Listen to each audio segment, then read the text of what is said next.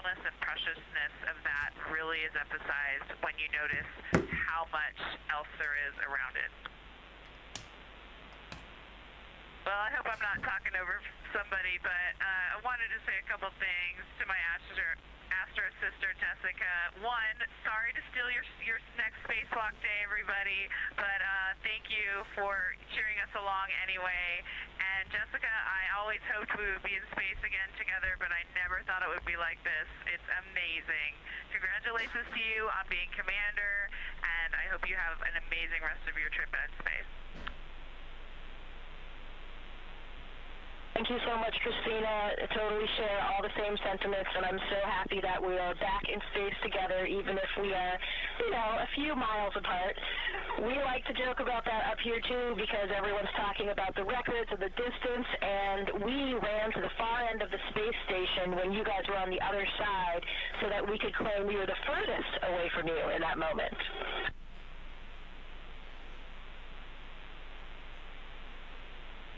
Love all four of you so much. We were doing the same shenanigans here when we got to the furthest point from the moon. I tried to get to the furthest, the furthest point from Earth. I tried to get to the furthest point in the spacecraft, and my crewmates were clawing me down. And I know that's a joke. We were busy doing science, but we had that same conversation. It was a lot of fun. I don't know how much longer we have here, but from the four members of the spacecraft integrity, we really want to just say our deepest appreciation to the 7 members of the International Space Station, and this has been a true treat. It takes the entire world to do amazing things like this, and to get to come together as this group of people and talk for just a minute at these distances. We are all off the planet Earth right now, and we're all going to go home to that planet, and that is a very special thing. So thank you all for tying in. We are loving all four of you from here, from the space station in low Earth orbit. We'll keep the fires burning here.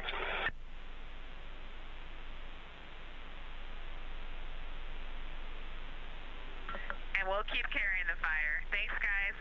Over and out. Coming up next for the Artemis II crew is a conference with the science team. They will be reviewing what they saw yesterday during their lunar flyby, sharing any findings or interesting information with the science team while it's all still fresh for the crew members. Of course, they have quite a lot of audio recordings that have been downlinked to the science team, and that team has been reviewing and will continue to do so to help them understand what the crew saw and formulate new thoughts about our moon. Integrity science, I have to start with a giant wow. Our whole lunar science team and the broader science community has been pouring out positive feedback and gratitude, so know that what you did yesterday really made a difference scientifically.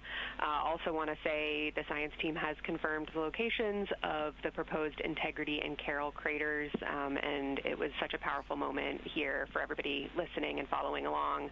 And then also, just before I dive into the list of questions, we heard both Christina and Victor yesterday commenting that being able to discuss with each other amongst your crew, taking things from observation to inference to hypotheses, really added scientific value, and so we'd love to build on that here. So we'll ask specific questions for you guys, but please treat it like a discussion, as we heard you yesterday that enhanced value. When you're ready, I'll dive into our questions. Good. Okay, for Christina and Victor, during Earth set, we heard you say that the Earth was so bright it made the moon look dark. So you all had the Earth in view during the majority of your flyby. Did you notice any time when the brightness of Earth began to change your view of the moon's brightness? And can you describe how your perception of the moon's color changed as the Earth came closer to the moon? Yeah, absolutely. And essentially, as soon as the Earth became in the view, the easy view, where I didn't have to turn my head, when it was in what I'll call my field of view, not my field of regard, when I could just see it looking straight, the moon was already at a point where I was losing our subtle albedo differences. I think it's the angle of incidence. The angle, the sun to the moon didn't change much, but we moved to the side, so we were seeing a different angle, and the color was less apparent. Oriental had also rotated really close to the limb, so a lot of the features that I was looking at were moving away, but I think the change in lighting was due to the angle of incidence, but then when the Earth became apparent. Its brightness, it was so bright. It was so bright it looked out of place. The gray of the moon and the black of space kind of seemed to go together, but then more in the dull sense, but then the vividness and brightness, like the difference between an LED display and a painting, right? You can just do things with light that you can't do with paint colors. The Earth looked out of place, and it just continued to dim the albedo and color that was earlier apparent in the moon. I'm passing to Christina. You saw me nodding vigorously back here. That wasn't just my fantastic listening skills. I was nodding to make sure. Oh, we're not on video. This whole time I've been putting on a show. I was nodding, now you know, because I agreed with everything he said. I'll add a couple thoughts that popped into my mind, which was, I think I made the comment that the moon turned into a sponge of light. In my mind, before the Earth came into view, the moon actually was reflecting light, and it was lit up. As soon as the Earth got close enough to be in my field of view to take them both in at the same time, exactly what Victor said, it dulled, it turned into a sponge. It's almost like it went matte. Next question is for all of you. Ohm crater was observed by all four of you, and we're interested in whether your different viewing angles resulted in how you observed Ohm. Jeremy and Reid saw it first. Were you able to see the ejecta rays, the central peak? And then Christina and Victor, you were next, and you observed Ohm later in the past. Could you resolve similar or different features than what you're about to hear from Jeremy and Reid?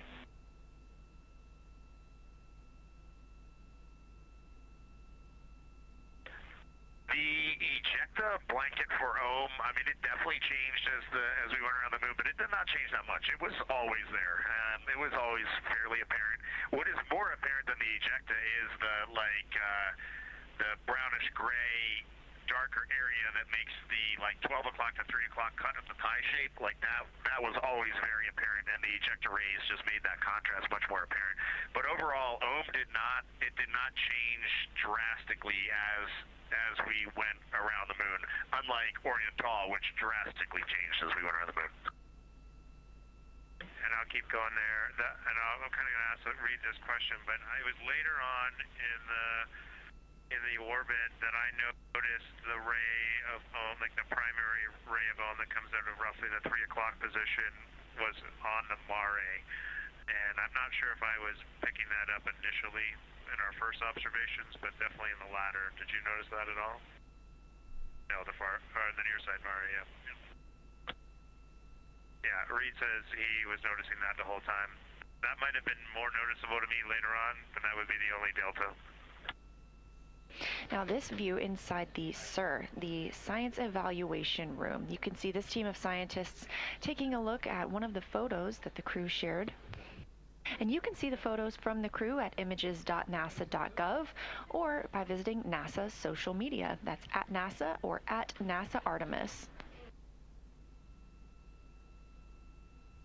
You're now looking at a live view outside the Orion spacecraft, solar array wing positioned to look at the spacecraft itself. This is Artemis Mission Control at Johnson Space Center in Houston, Texas. The voice you hear on the ground is Capcom and NASA astronaut Stan Love speaking with the crew aboard Orion, specifically Canadian Space Agency astronaut Jeremy Hansen. We are targeting the RTC-1 burn today. That's Return Trajectory Correction 1. That is targeted for about 7:03 p.m. Central Time. This is a small burn using the reaction control system thrusters on the service module of the Orion spacecraft. This helps us fine-tune our path back home. Stan Love was letting the crew know that we are canceling their first preliminary burn targeting conference. They have another one of these in a couple of hours when they will have the final burn plans uplinked and the final targeting complete. here's a video from the outside of Orion, and as we mentioned, pilot Victor Glover is exercising. We do see the spacecraft move a little bit when the crew is exercising, and so the teams here park the solar arrays into a safe harbor position. That means any motion that they experience due to the exercise doesn't damage the solar arrays. You're looking at a visualization of the spacecraft. Now 48,670 miles from the moon and 228,090 miles from Earth, continuing to grow closer. You can keep up with this data at any time by visiting nasa.gov/track-Artemis. Down and to the left, line 17, the DAP load is 3 for burn maneuver.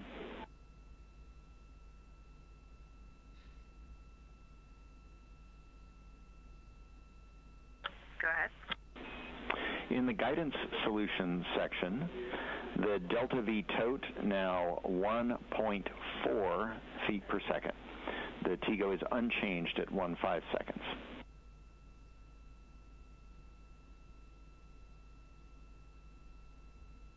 Good, go ahead. Attitude, yaw, 154. Pitch, 2.6. Roll, 2.87.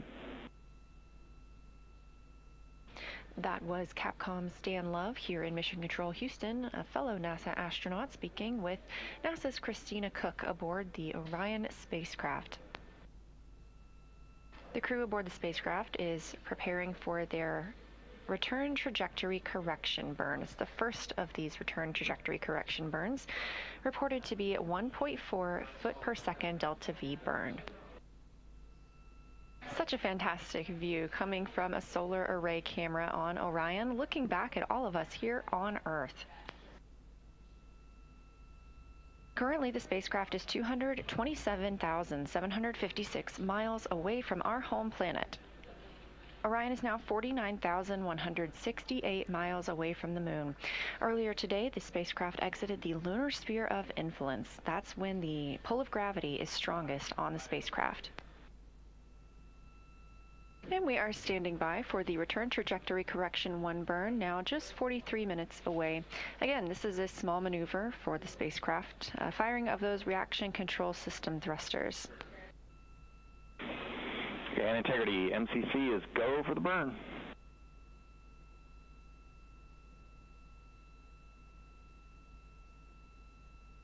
Okay, we copy, you're still go, and we're go up here.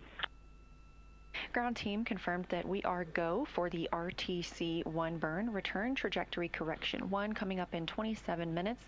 That will be at 7:03 p.m. Central Time. Integrity, tank pressures are good for the burn. Standing by for the RTC-1 burn.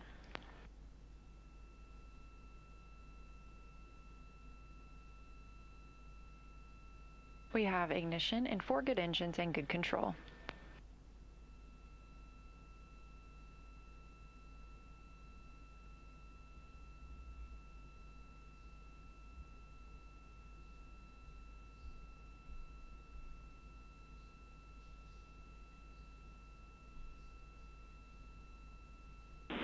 Integrity, preliminary look is a good burn.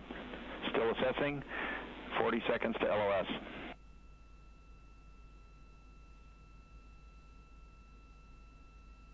Okay, Stan, we saw a good burn on board as well. Roger. Confirmation from the crew that they also saw a good return trajectory correction 1 burn, coming at 7:03 p.m. Central Time. This view coming from the spacecraft, looking down at the European service module and the solar arrays. This is Artemis Mission Control. We did get final confirmation of that return trajectory correction 1 burn being a successful burn, and it ended up being 1.6 feet per second delta V. We We are in a forward link LOS, or loss of signal, and the crew aboard the Orion spacecraft is, Christina Koch specifically, is going to get into some exercise. Again, this is a quiet day for the crew as they had a very busy day yesterday and have some busy days coming up as well.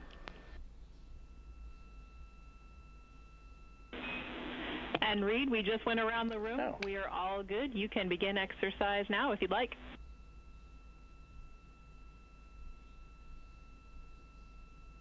Okay, we will. It is pretty interesting up here. I'm sure you see in the data, but we can definitely feel the vehicle moving around when folks are exercising.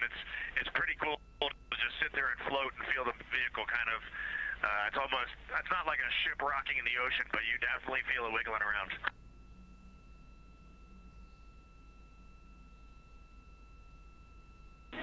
We also see it in the SAW video as well as our data, but good to hear your report on it as well.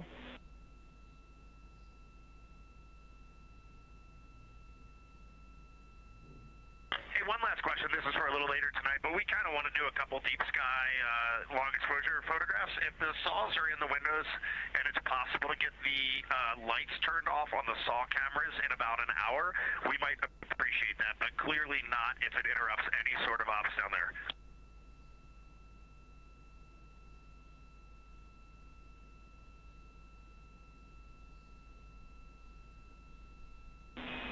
Reid, we think that will be doable. We will double check and we'll let you know when you're done exercising.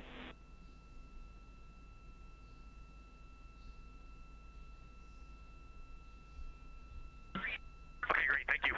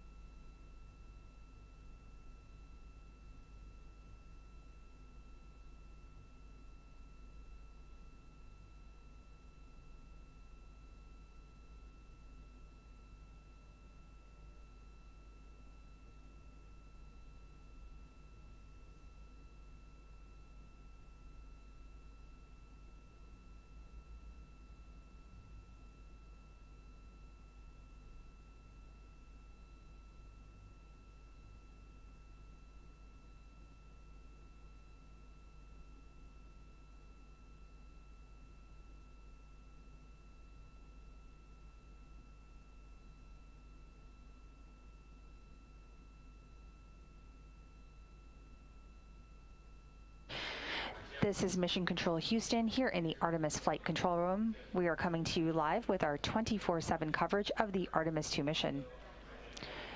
The Orion spacecraft, named Integrity, is 83,000 miles and counting away from the moon and 200,000 plus miles away from the Earth. We continue to provide you live coverage at a mission elapsed time of 6 days, 16 hours, and 57 minutes. The crew is getting ready to wake up and kick off flight day 8 of the mission. 2 minutes and 30 seconds counting down from now. We'll continue to stand by for that wake-up call. This is Mission Control Houston.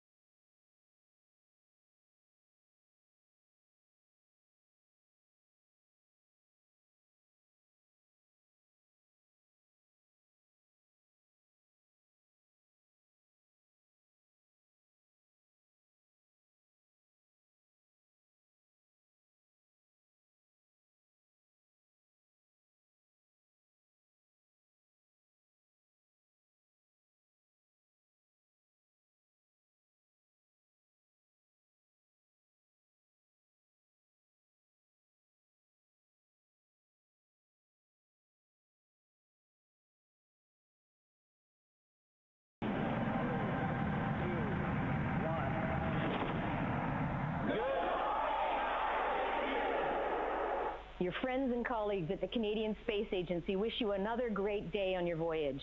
Canadians everywhere are inspired by your journey, and we're with you every step of the way. Let's go.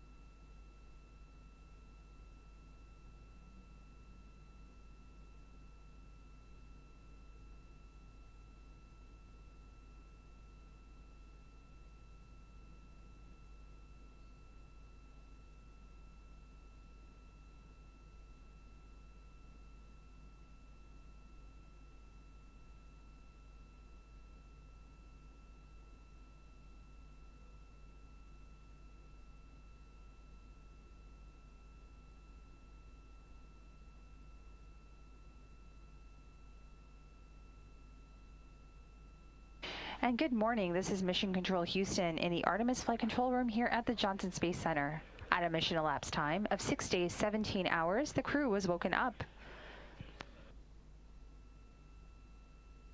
This marks the start of Flight Day 8 activities. Today's wake-up music was Under Pressure by David Bowie and Queen, as well as a message from Canadian Space Agency employees, which was kicked off by saying, "Go Artemis II." We'll stand by for crew wake. This is Mission Control.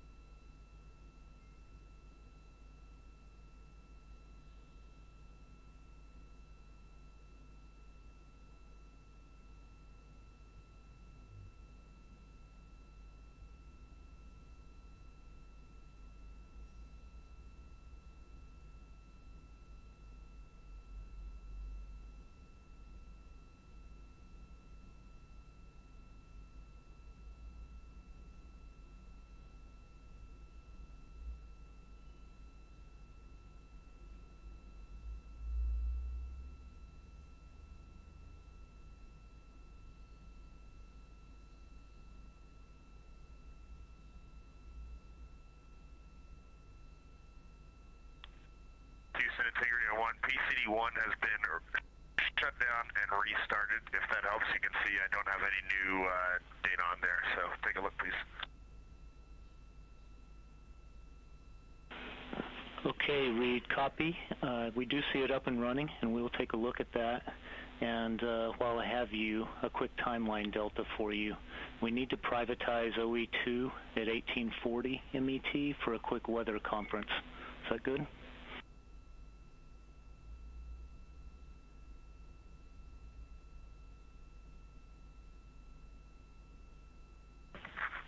Yes, that's great. Okay, and then accordingly, we'll go ahead and delay the ACU power cycle until after that is over.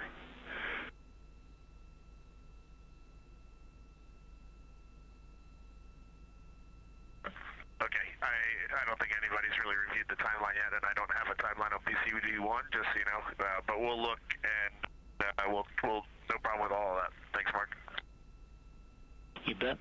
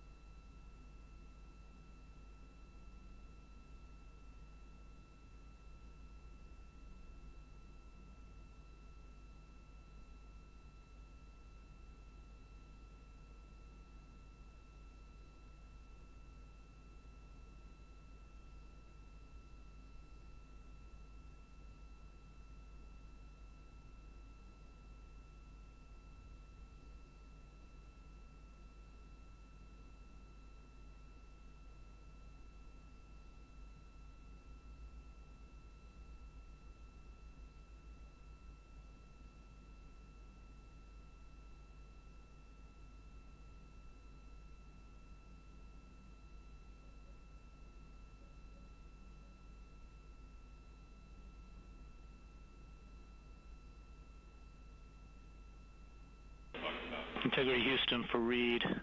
We are going to go ahead and sync your PCD now and your email.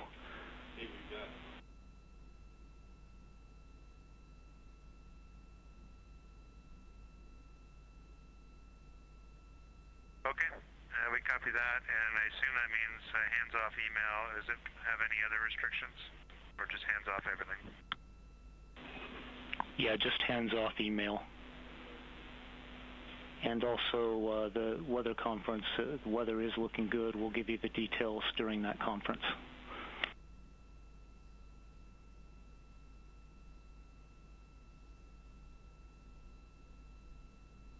Okay, yeah, thanks. We appreciate that.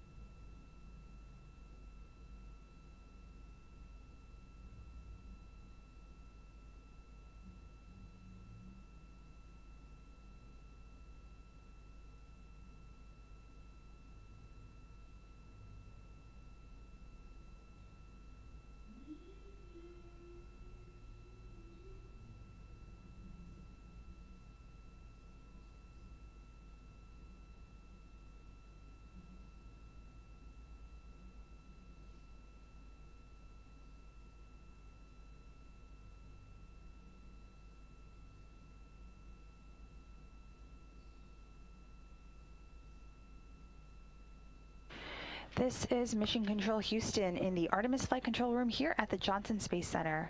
At a mission elapsed time of 6 days, 17 hours, today's wake-up call for the Artemis II crew aboard the Integrity spacecraft marked the start of Flight Day 8 activities. Today's wake-up music was Under Pressure by David Bowie and Queen, as well as a message from Canadian Space Agency employees, which kicked off by saying, "Go Artemis II." Activities today are focused on a Orion crew survival suit detailed flight test objective where all 4 crew members are scheduled to test an orthostatic intolerance garment. During the test, the crew will evaluate the garments, which is specialized equipment designed to help astronauts maintain blood pressure and circulation during the transition back to Earth's gravity. An on-orbit news conference comes up later on in the day at 8:45 p.m. Central Daylight Time, today, Wednesday, April 8th, to speak with media as the crew is heading back to Earth in 2 days, 7 hours, and 49 minutes and counting down. There's a second detailed flight test objective that will focus on manual piloting, where the crew aboard Integrity will take manual control of the spacecraft using Orion's field of view to center a designated target before guiding the spacecraft to a tail-to-sun attitude and comparing Orion's control modes. The manual piloting demonstration will begin at 9:55 p.m. Central Time. The crew aboard Integrity remain on a free return trajectory as they make their way back home to Earth. Meanwhile, in Artemis Mission Control, the Orbit 3 team here has handed over to the Orbit 1 oncoming flight control team. I'm Nilofer Ramji, handing things over now to our Orbit 1 commentator, which includes Leah Cheshire Mustachio, who'll take you through the next few hours as we kick off Flight Day 8 of the Artemis II mission. And later, our Orbit 2 commentator, Anna Schneider, who will be taking you through the rest of the crew's day. Signing off, this is Mission Control Houston.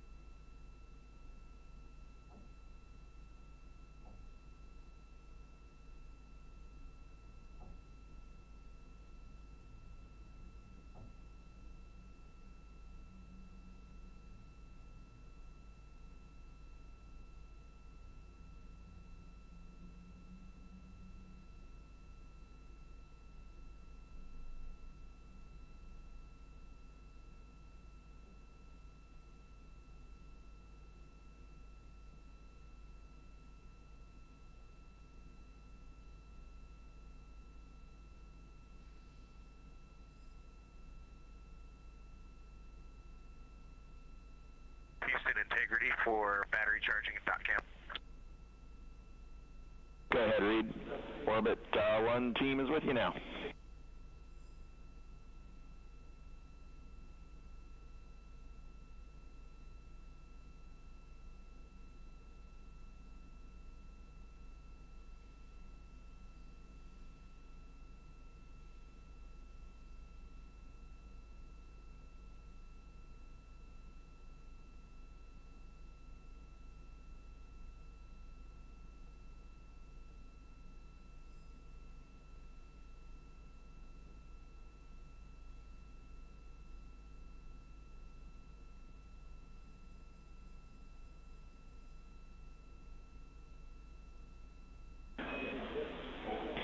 And Reid, go ahead. Orbit 1 team with you now.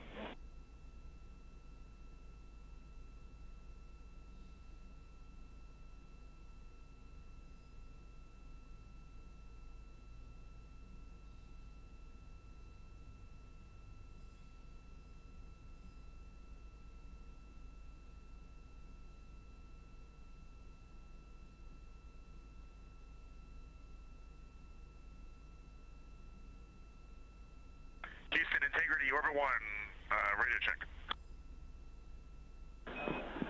Reid, we have you loud and clear. How us?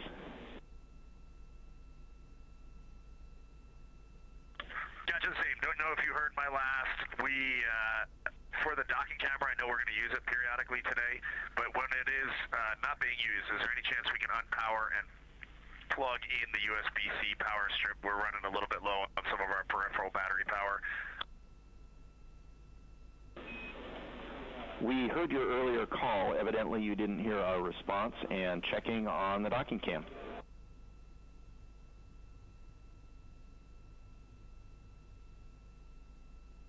Okay, thanks.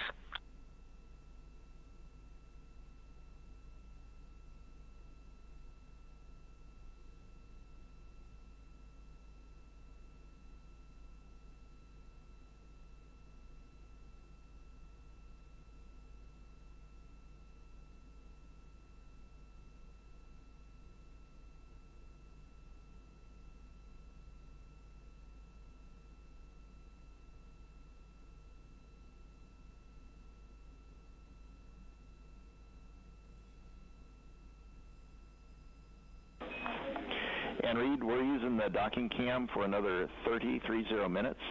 After that, you can unplug it and use the USB charger.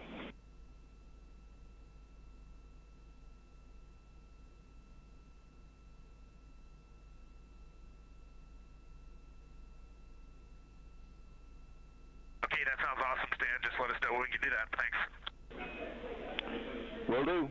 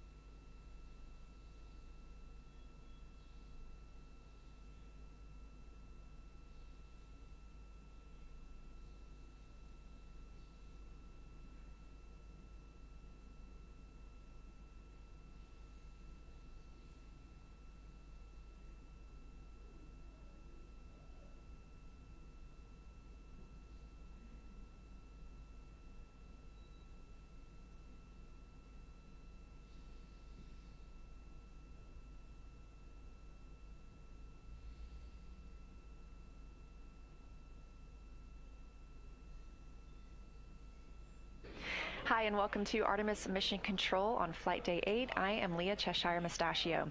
The Orbit 1 team has just taken over in the room, led by Flight Director Jeff Radigan. We are on Flight Day 8, and the spacecraft is now just under 200,000 miles away from home. Our 4 astronauts, Reid, Christina, Jeremy, and Victor, all beginning their journey back to Earth. It's going to be a busy day for the crew. They are going to have some exercise timelined, as well as a chance to check out their orthostatic garments, part of their Orion Crew Survival System suits. They'll also have a couple of public affairs events when we look forward to hearing and seeing the crew.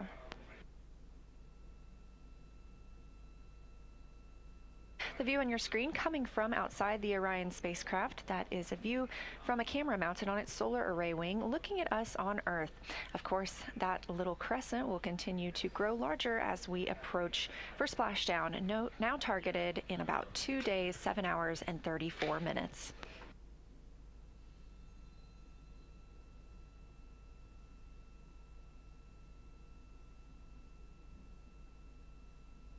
The crew woke up at 10:35 a.m. today, Central Time, to the song Under Pressure. They are now in their post-sleep period, conducting any hygiene, configuring their cabin by putting up their window shrouds and their sleeping bags, as well as enjoying breakfast.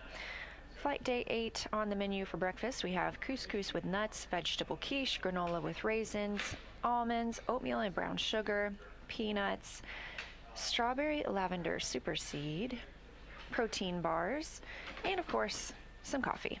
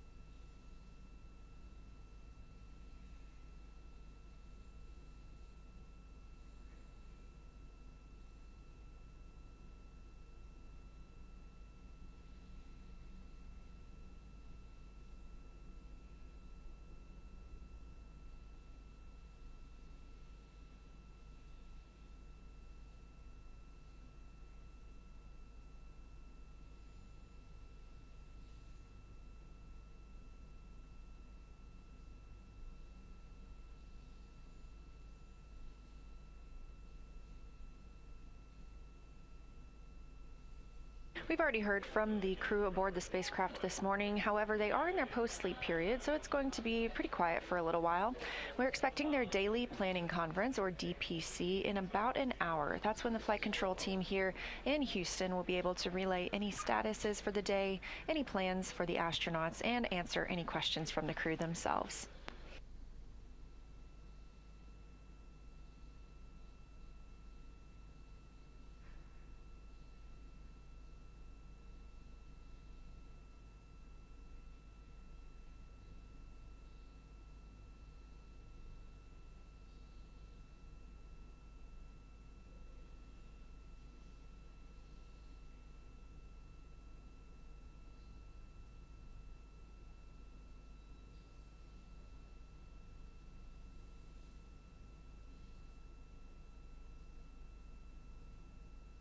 We are a mission elapsed time of 6 days and 18 hours since the launch of Orion atop the Space Launch System from Kennedy Space Center in Florida, but we are on Flight Day 8, so before we get into the flight day, let's take a moment to get reacquainted with our crew.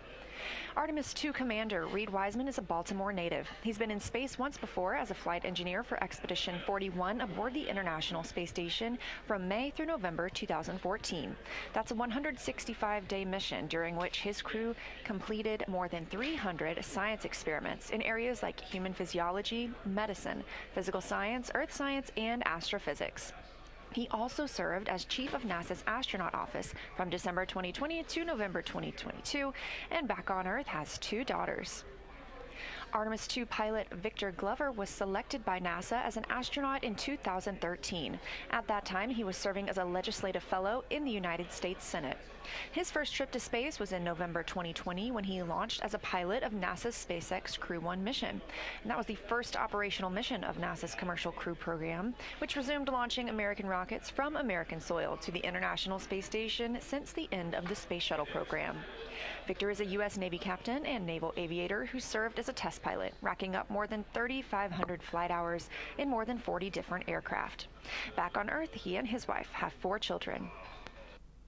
Mission Specialist Christina Koch is a native of Grand Rapids, Michigan.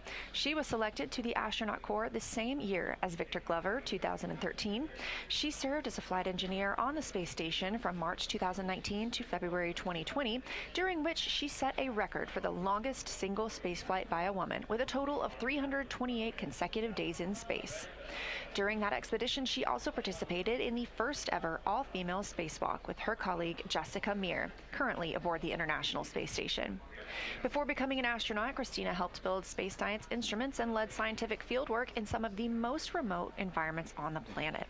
Her hobbies include surfing, rock climbing, community service, yoga, travel, and photography. First-time flyer Canadian Space Agency astronaut Jeremy Hansen is flying to the moon as a mission specialist on the Artemis II mission. This London, Ontario native was selected as an astronaut in 2009 and then worked as a CAPCOM, or Capsule Communicator, here in Mission Control. CAPCOM stands for Capsule Communicator. Again, that's the sole direct voice communicating with the astronauts in space. Jeremy also participated in training exercises like living on the ocean floor off the coast of Florida to simulate deep space exploration for 7 days. And in 2017, he became the first Canadian to lead a NASA astronaut class. He enjoys getting out on a sailboat, rock climbing, and mountain biking, and back here on Earth, Jeremy and his wife have 3 children. That's your Artemis II crew, now 6 days, 18 hours, and 3 minutes in space.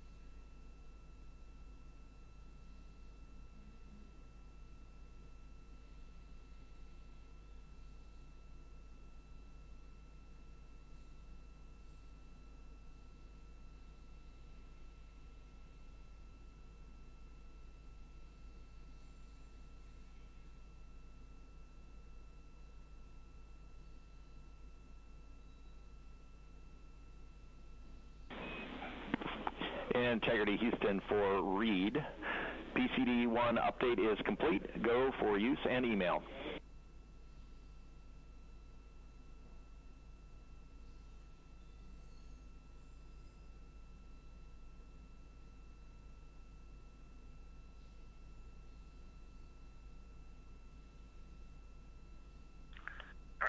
That is outstanding. We also had a couple items for PAO from yesterday in the imagery for downlink on that PCD, 3 folders with GMT097.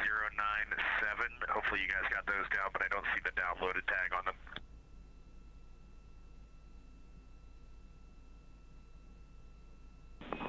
Reid, we'll start bringing those down now.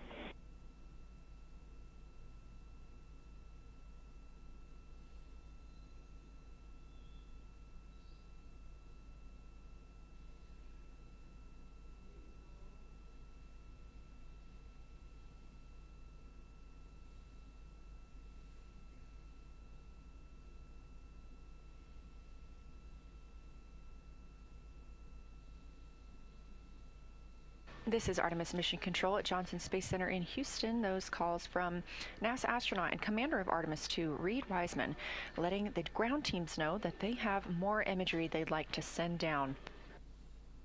We really look forward to seeing that, and we've really enjoyed seeing all of the photos that they've sent so far. If you've missed any of them, please visit NASA's social media. That's at NASA or at NASA Artemis, or just go to images.nasa.gov.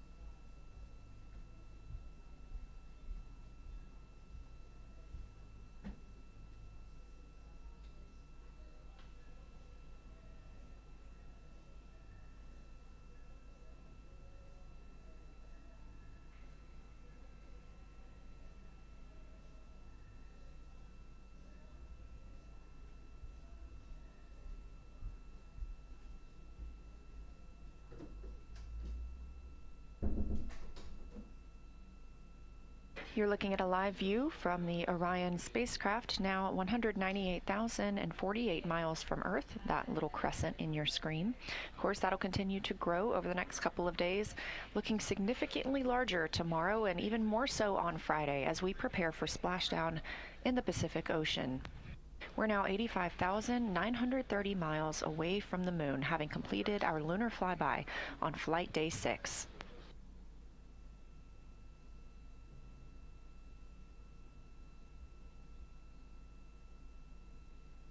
In this live view, you can also see Orion's European Service Module.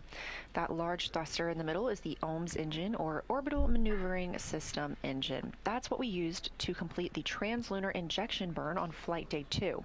That translunar injection burn is what put us on this path that sent us around the moon and also committed us to our splashdown.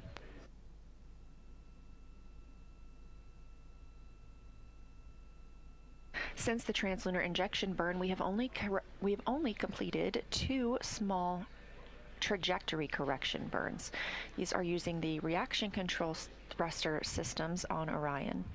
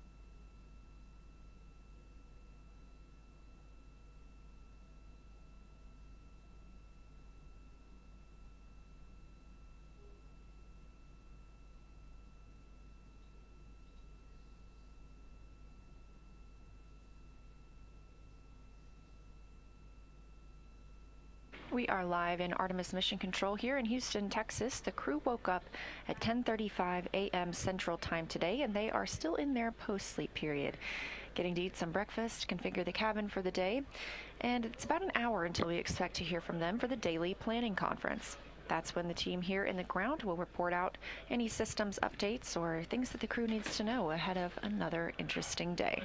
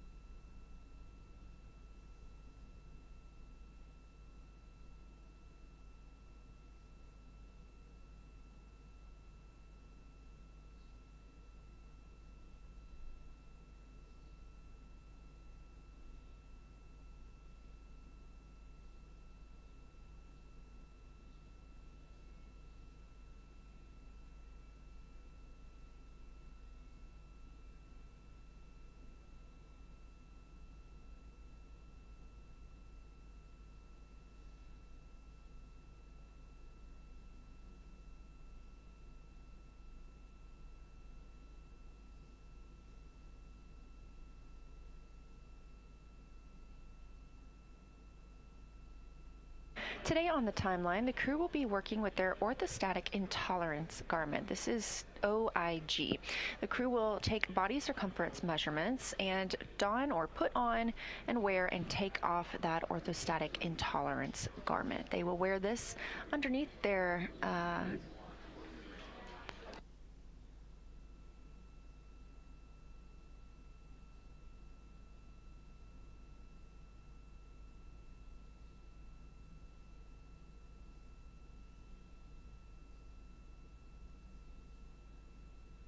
The crew will each take turns taking these measurements for each other, and at the same time, a couple of other crew members will be exercising.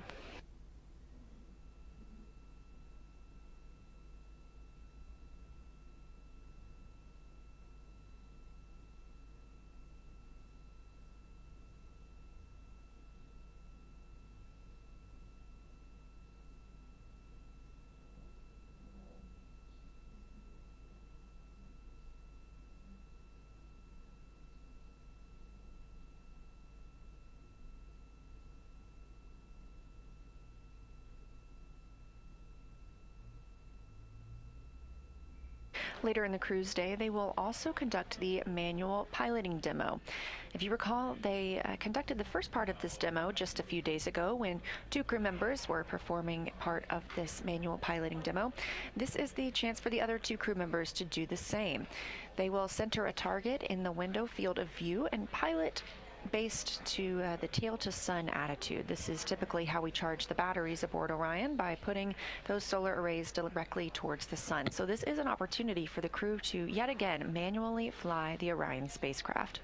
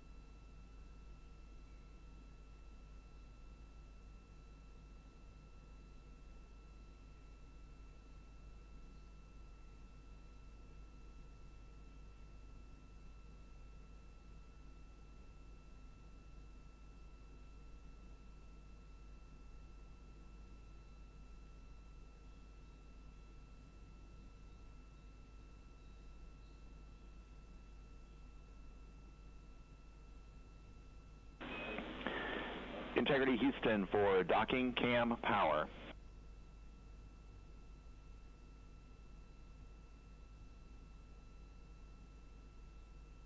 Go ahead, Stan. The docking cam is shut down. You can unplug it and plug in the USB charger. If you're taking the camera out, please leave the bracket installed.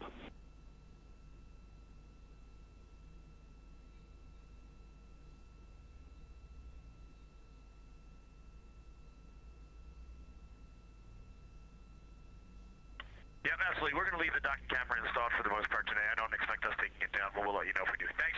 We're turning it off. Roger.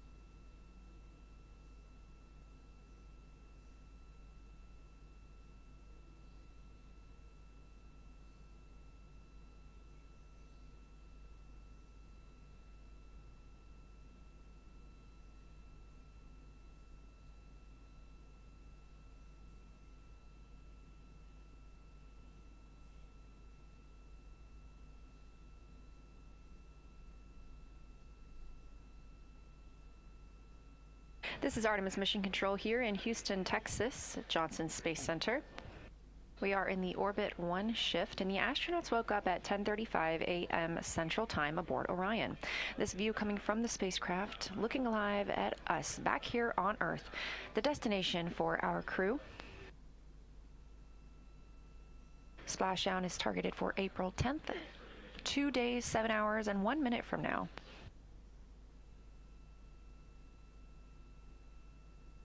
The crew is in their post-sleep period, so they're taking time to get ready before their day. So it's going to be a little quiet for the next approximately 45 minutes to an hour.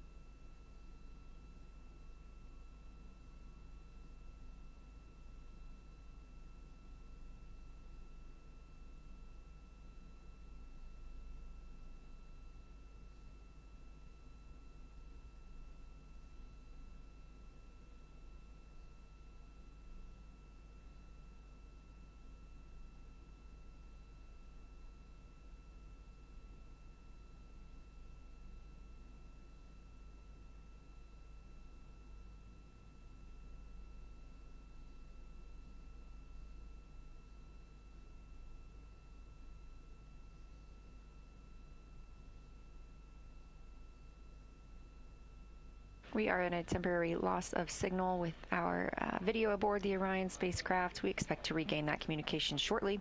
6 days, 18 hours, and 33 minutes into the flight of Artemis II. Again, the crew is waking up in their post-sleep period.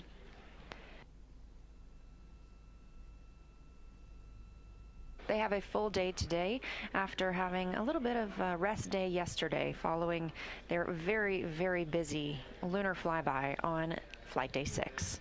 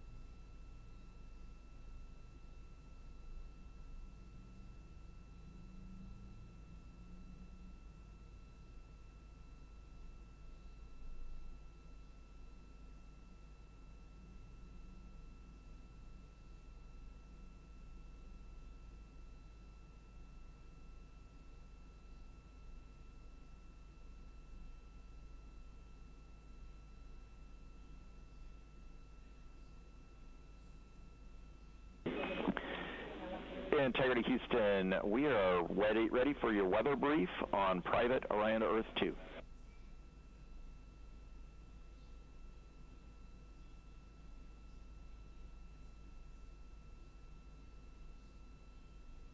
over now.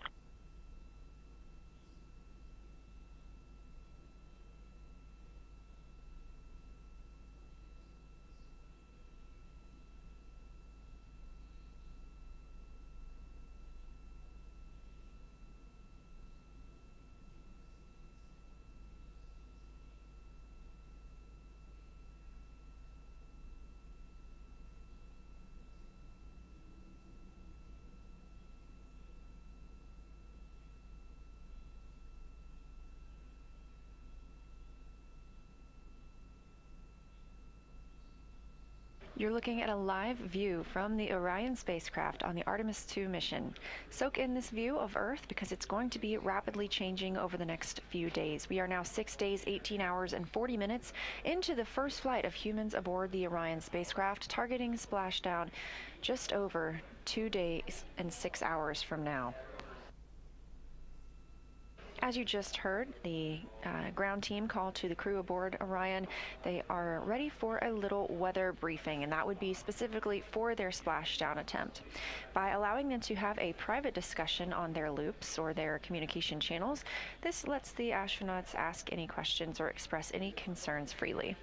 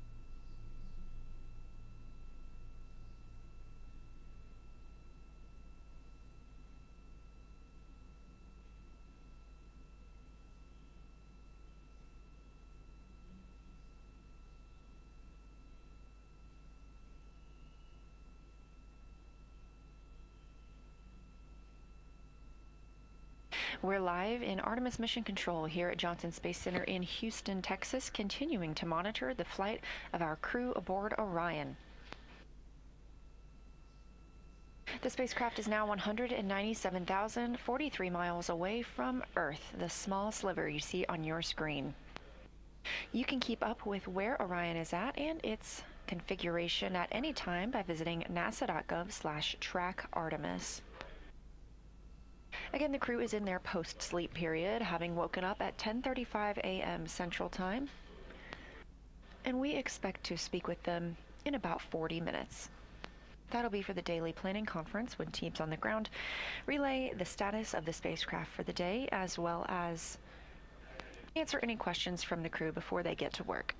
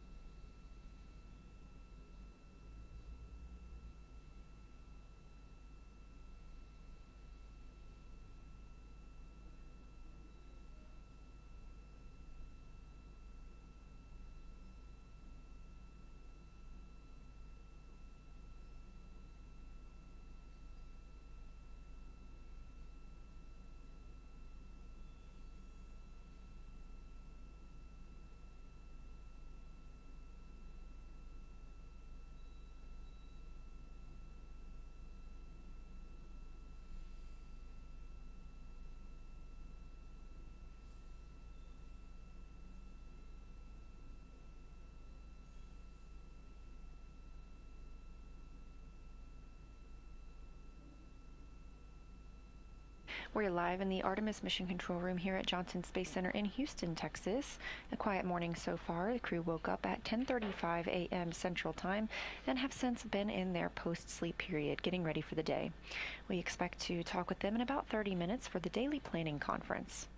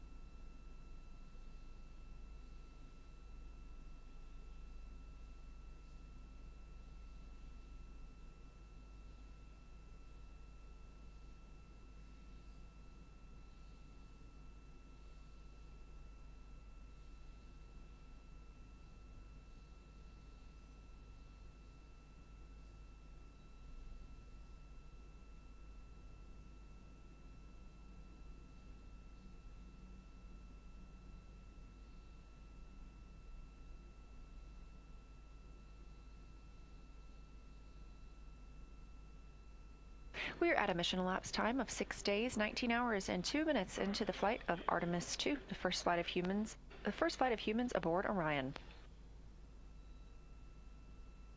We are now 87,479 miles away from the moon, a number that continues to grow. A reminder, at closest approach just 2 days ago, we were only about 4,067 miles away from the moon's surface.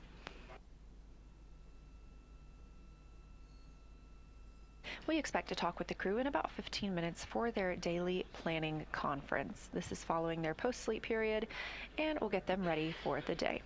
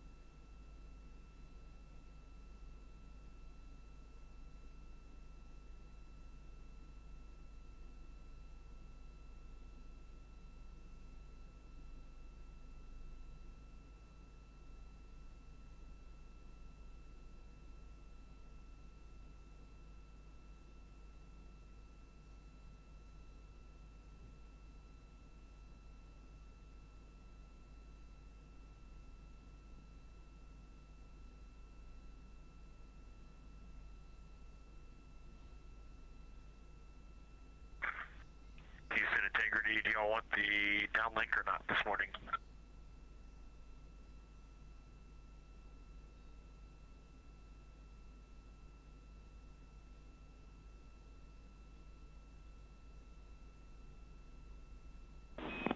And Reid, we always love to see you, but we won't have the bandwidth. Stand by.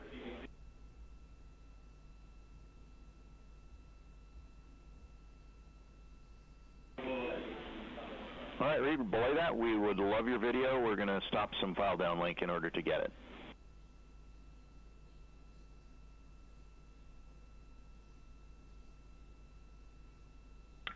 Okay, sounds good. We'll get it on in just the next minute or two. Looking forward to it.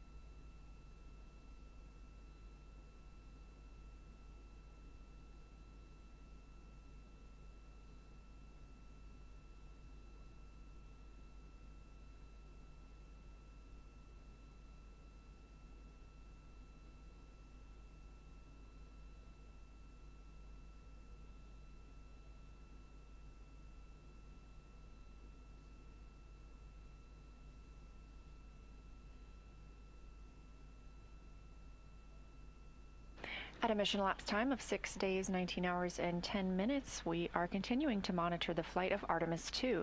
Now, before the crew launched, you'll recall seeing them suit up in their bright orange spacesuits, and those are called the Orion Crew Survival System Suits, or OCS. They also put those on inside the spacecraft the other day to do some testing on what they would do if there were an emergency depressurization event. They will also put these suits back on before they return to Earth. So the astronauts are dressing for space in these orange suits, helping confirm the performance for long duration use. Let's take a look. The Artemis II mission will be a 10-day mission to the moon and back. The purpose of this mission is primarily to test out the Orion spacecraft for the future missions where we will go and land on the lunar surface. One of the fun things that we will actually be doing is donning the suits while we're in microgravity and actually experiencing them in the true pressurized weightless environment in the vehicle. I'm Dustin Gomert. I'm the Orion Crew Survival System Manager, NASA Johnson Space Center, and this is how you dress for space.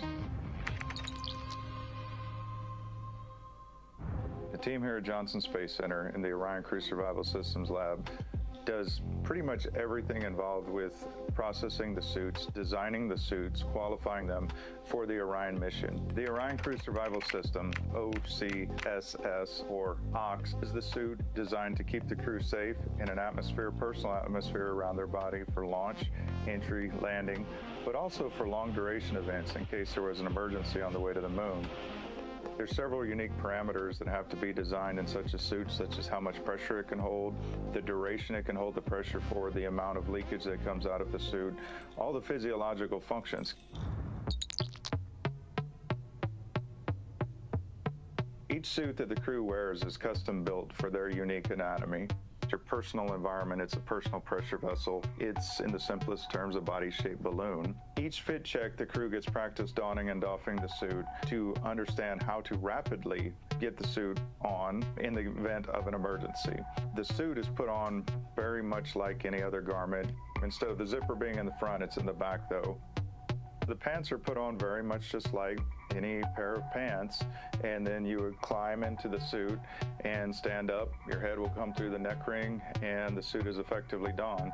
Generally, you get a buddy to help you zip it up from behind, and then you can don your gloves, your helmet, and at that point, you're effectively sealed inside the suit.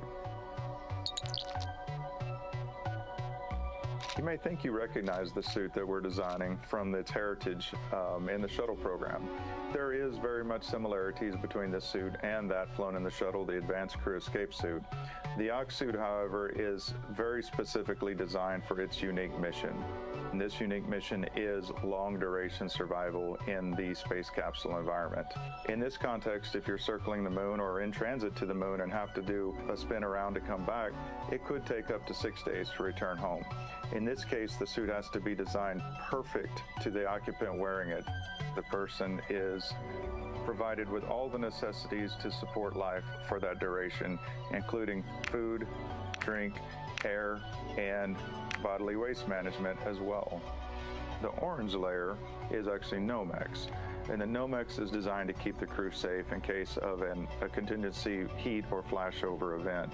The orange in particular is chosen because the capsule lands at sea, so international orange is very, very visible for maritime recovery. The blue V that runs down the chest of the suit is part of the torso harness that's sewn underneath the cover layer.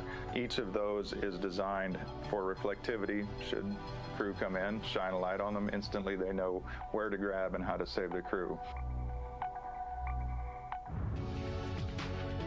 Working here on these suits is an absolute privilege. The weight of it is also incredible in knowing the ultimate responsibility that you and the team share. That crew is the #1 priority.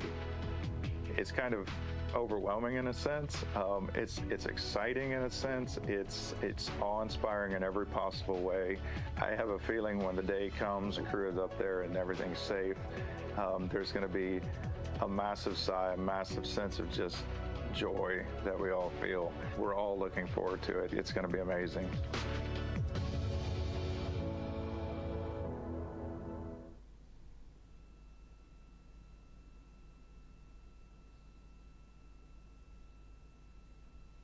You're looking live at a view inside the Orion spacecraft, now on flight day 8 into the first flight of astronauts aboard Orion. All 4 crew members are just wrapping up their post-sleep period, getting ready for the day and getting ready for their daily planning conference. We're expecting that here momentarily when they'll talk down with teams in Mission Control Houston, getting an update on their systems aboard the spacecraft, any plans for today, and asking and answering any questions.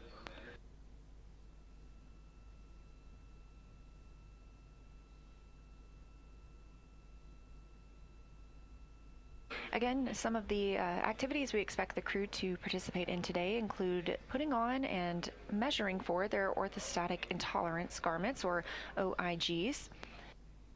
They'll also get in some exercise, and we will see them in a couple of public affairs events as well. Later this evening, they will continue that manual piloting demo where the crew members get a chance to manually fly the spacecraft. It's looking more like a regular timeline today for the crew following yesterday's mostly rest day.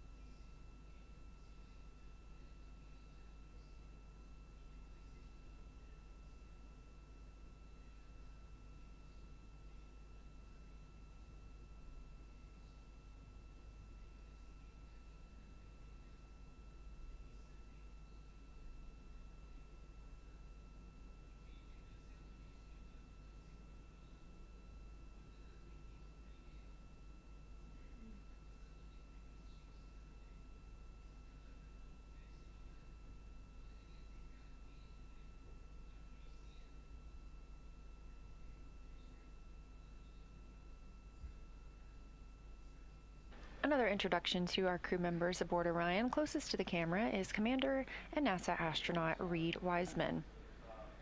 Next to him is Canadian Space Agency astronaut Jeremy Hansen making his first trip to space. To Hansen's right is Victor Glover, pilot of the spacecraft, and all the way in the back currently, NASA astronaut Christina Koch, mission specialist.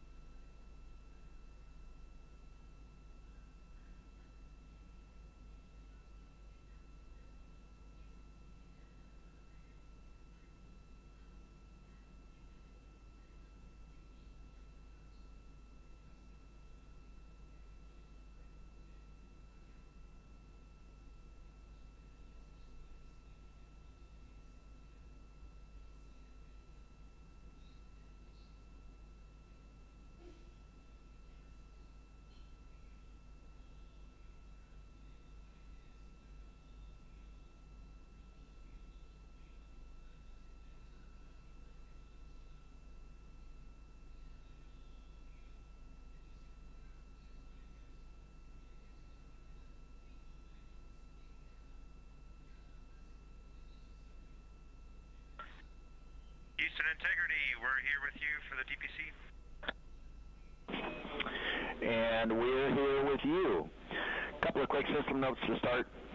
We put a routine state vector update on board about 30 minutes ago.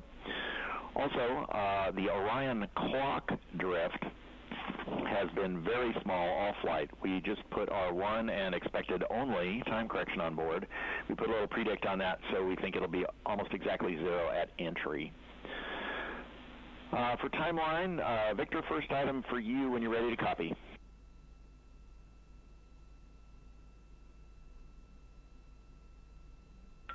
Okay, we copy clock, drift, and the state vector, and Victor's ready. So we'd like to make a change to your flywheel axle stow activity later today.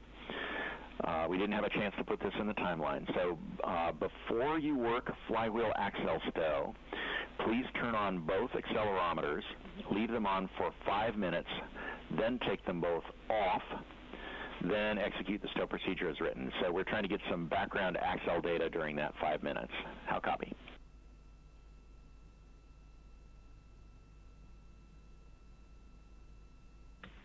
Okay, we got it. All right, next, you are carrying a flag from Apollo 18. We'd like you to pull it out and make it visible for the news conference after lunch, MET 7 days, 3 hours, 10 minutes. That flag is in locker Bravo 2, CTB B2, labeled OFK emesis bags and contingency tools. No comment on the emesis bags. For microbial concerns, please don't take the flag out of its packaging. The packaging is a triangular bag. One side of that bag is clear so that you can display the flag without opening the bag.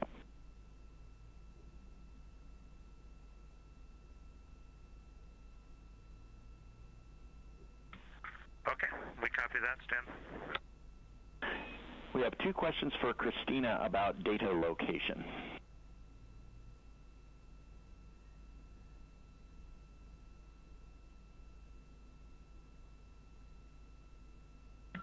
Yes, go ahead. All right, question number 1, which PCD has the imagery from yesterday's opportunistic observations?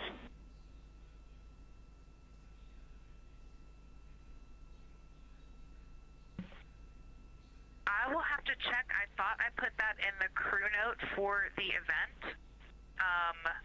Let me think about that as a PCD rover. I'm not 100% sure at this time. I will check and let you know. What next question? Copy. For your next question, we saw your note in Optimus for the post-flyby crew conference saying that you may have an additional card of data to downlink. Do you know if there is one or not?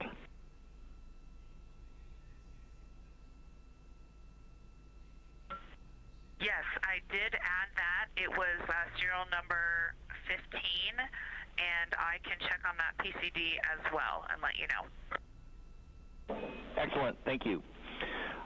Looking ahead for timeline at MET 1955 and 1945, we have two overlapping activities for Victor's 4K video and Christina's T5 camera urine vent that call for both of you to use the same camera lens. So we're sorry for not catching that conflict. You can either hand the lens off in real time, or if it's not practical, it's okay for Victor to use the 35mm lens instead.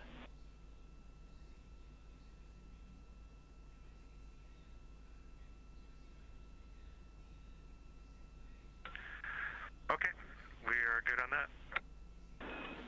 Great, and we see the flag. Thank you for pulling that out. Reid, can you please tell us what time you took the historical photos for saliva collection this morning?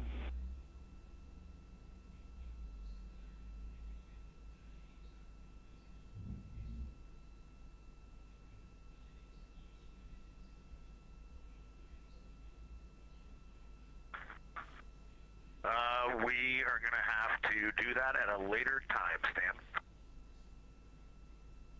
Roger. Next, a favor for the prop console when you're ready to copy numbers.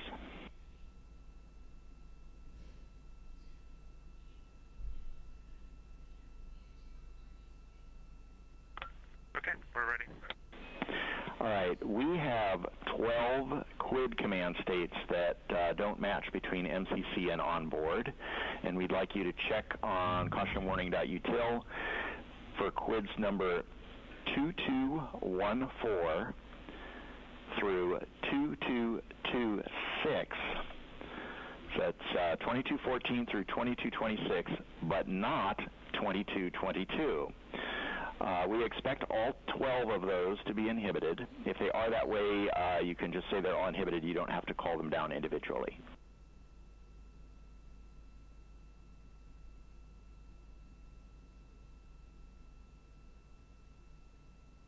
Okay, you want all the QUIDs between 2214 and 2226, excluding 2222, to be inhibited. And we're just going to report their current state. Yes, please. That's a good readback. Getting near the end here, did you dispense any water from the secondary line yesterday? About this time, we saw about 350 mils come out of the tank.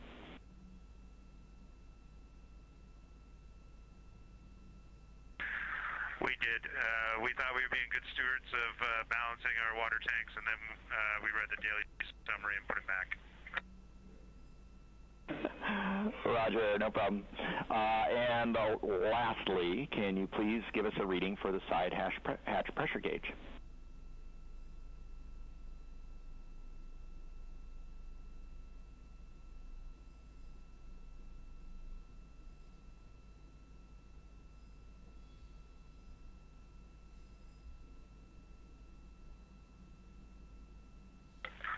Okay, it is just over 2,000. Copy, just over 2,000. Thank you. That is all we had for you. What do you have for us?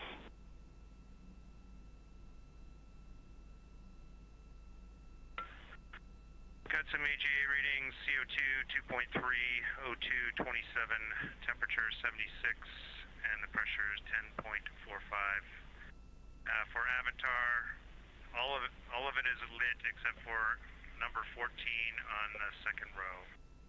And then D5, just in case you've got any ideas, a couple of times yesterday when recording exercise, we know for sure we started the recordings and the camera was not bumped, but it stopped recording around the 4-minute mark in 2 occasions, and we're not really sure why. The battery didn't die. If anyone's got any troubleshooting tips, we'll take them. Copy AGA, Avatar, and mysterious D5 behavior. We'll go look into that.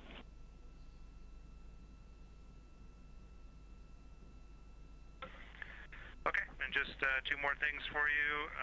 The permanent comm loss message you sent up today, really like that. That's excellent, really useful. Great job on that. And it was really fun to see the team photos in the daily summary. That just lit us up, and we're looking forward to seeing Orbit 1 and 2 photos tomorrow, I hope.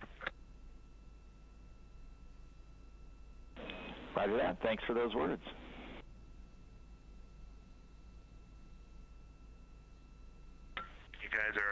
looking bunch. All right, we're ready to get after it. Please do. We will be watching and waiting to help.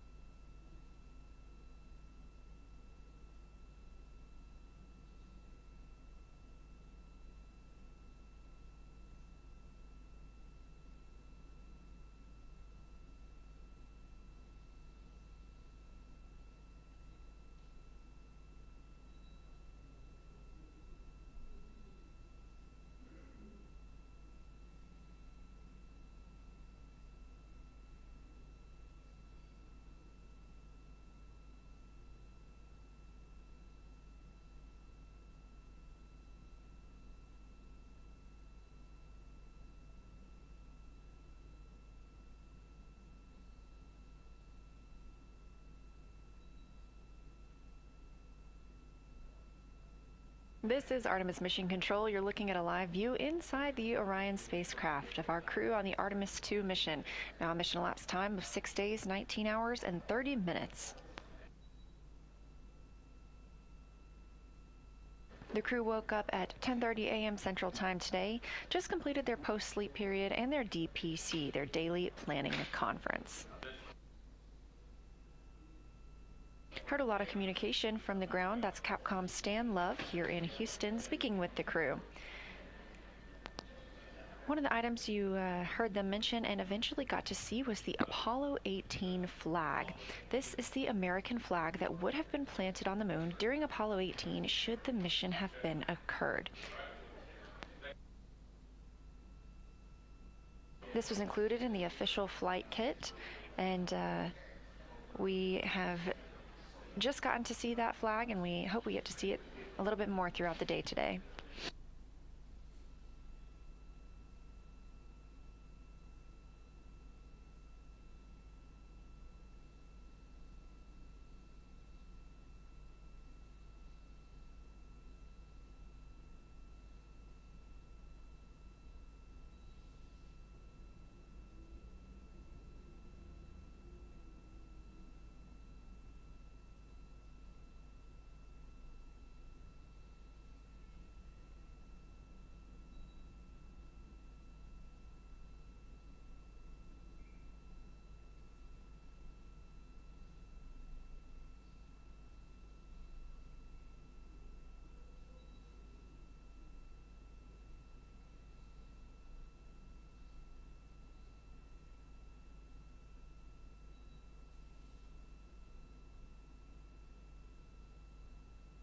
You also heard the crew call out some AGA readings. That's Anomaly Gas Analyzer.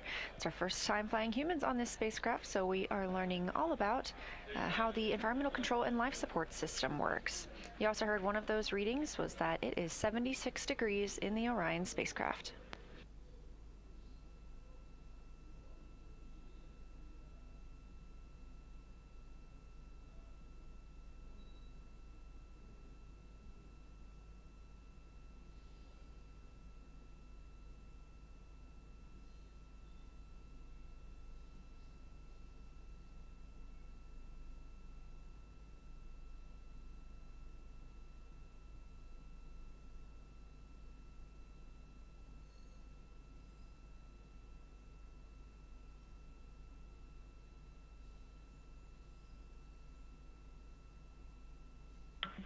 Houston, integrity for answers and one question. We're listening.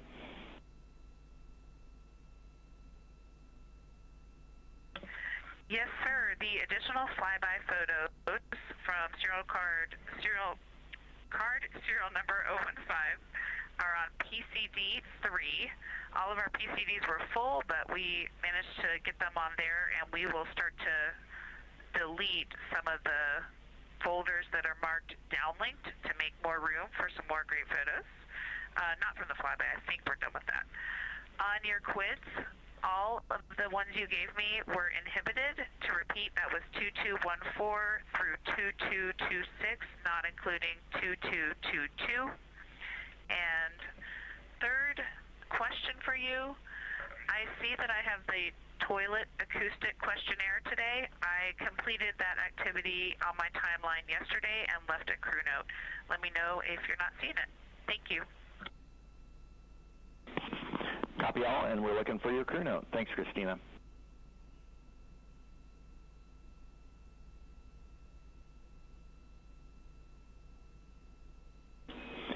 And Christina, did you find a location for the opportunistic observations?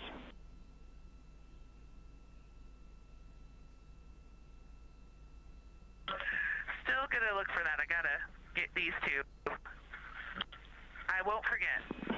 Maybe. Roger. Don't worry, science won't forget.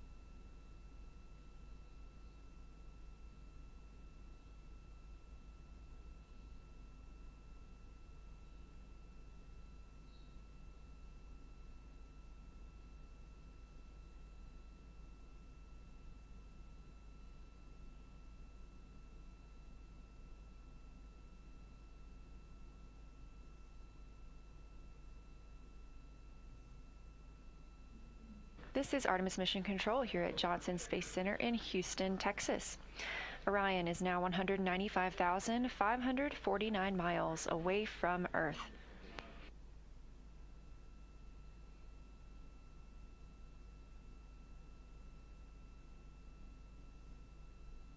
The crew aboard Orion getting set up for the day, taking some pictures and checking off some items on the list that was called during their daily planning conference.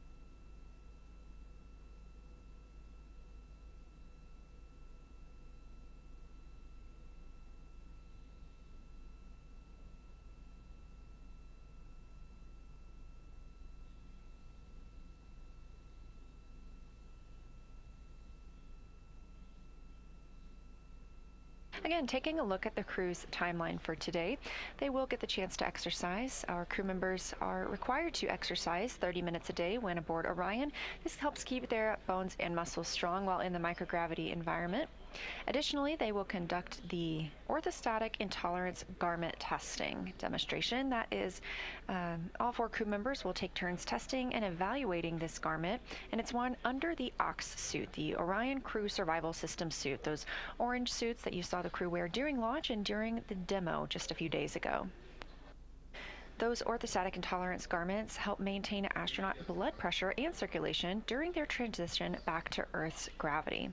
After an extended time in microgravity, some astronauts experience orthostatic intolerance. This is a condition that can make it difficult to stand upright without some dizziness. So this orthostatic intolerance garment applies lower body compression to counteract this effect and help support a safe return.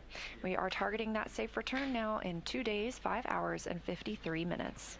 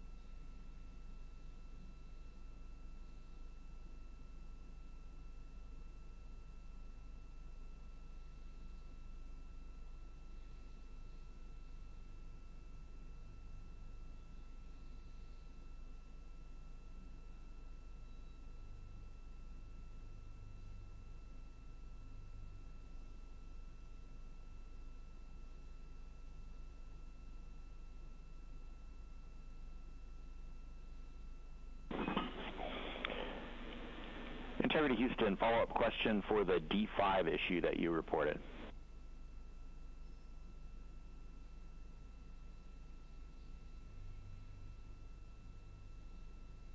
Go with the question. So we understand that at least twice you set up recording which stopped on its own at 4 minutes.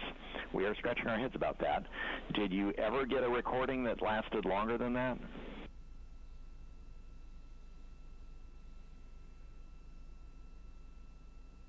We do think that we have at least 2 sessions that were successful for the entire exercise session duration, and then at least 2 that were between 3 and 4 minutes long.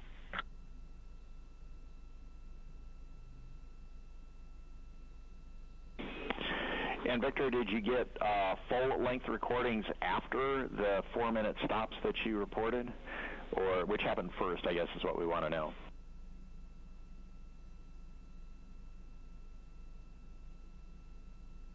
They were interleaved. When I was completed with my session, when I noticed that my recording was only 3 minutes, 18 seconds or whatever, and so I didn't try anything else. I deconfigured and moved on, and then someone else did a session and was able to get a full length, and then another session happened that was between 3 and 4 minutes. So not sure, but they've all been on the same D5, the one that's currently configured with the wide-angle lens, the short D5. All right, Victor, we're going to have to think about that for a while. In the meantime, we'd like to ask you to use the other D5 for exercise recording.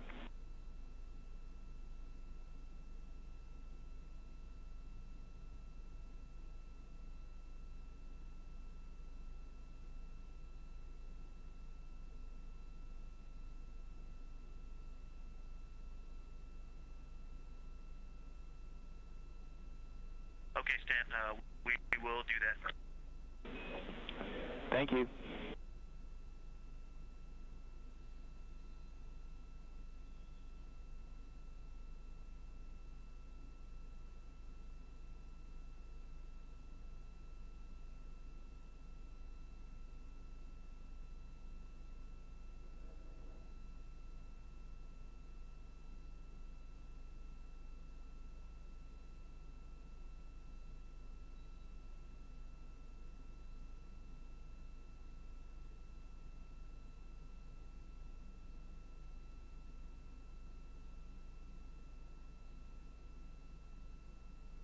Those communications coming from Capcom Stan Love. The Capcom, or capsule communicator, is the only person in the room that speaks with the crew. That allows them to receive streamlined and gathered information from all flight control members.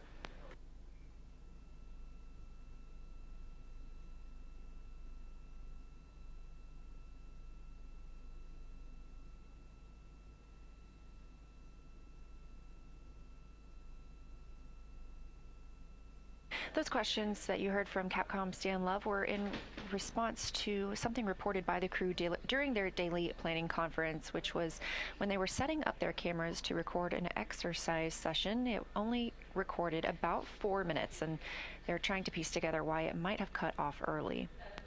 As this is a test flight, the first flight of humans aboard this spacecraft, we are looking to gather data in all ways, and that includes watching how the crew members exercise on this spacecraft.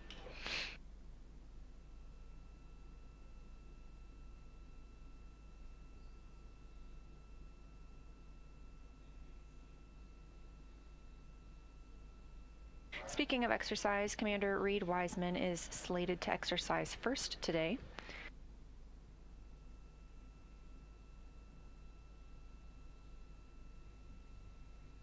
For this mission, the crew has the flywheel device. It's very small and installed directly below the side hatch that the astronauts use to enter and exit Orion. This flywheel is a very simple cable-based device, and they can use it for aerobic exercises like Houston, integrity for photo location and DFTO question. Go ahead.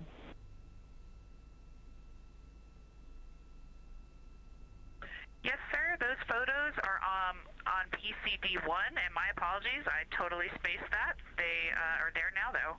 And secondly, for Jeremy and my CCU dump filming activity, we have the sun directly out of window 3 right now and window 1. The view that had looked great for imaging the vent is now completely washed out. I checked to see, it looks like we're not in a maneuver. So any thoughts on how we can best knock this out?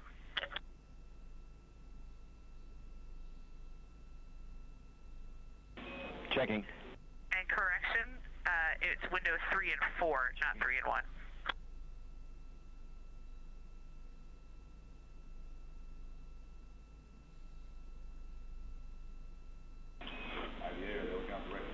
Christina, we're talking about it.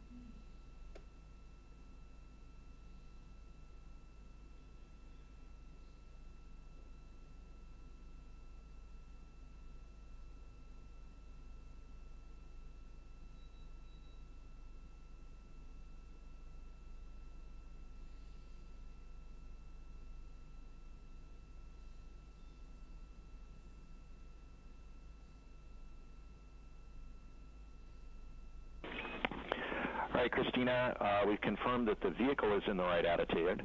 The SAW view is exactly what we expected. I guess crew discretion for choosing the best window for videography from inside.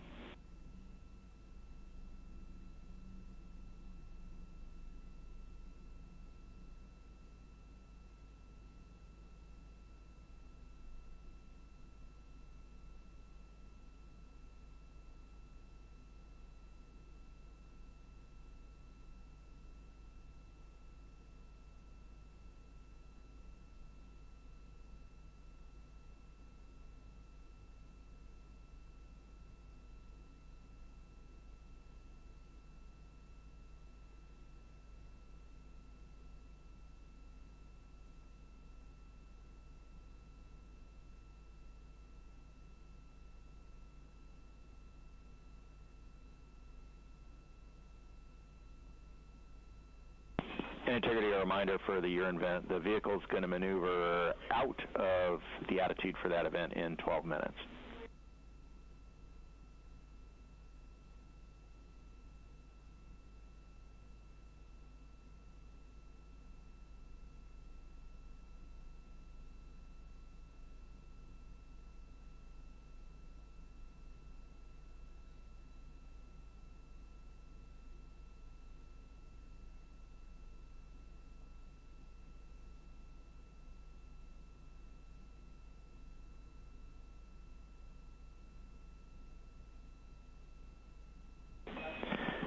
And Christina, one more thing for the urine vent. The crew imagery is considered a nice to have, so if you cannot get good pictures, don't worry about it. The primary view is from the SAW.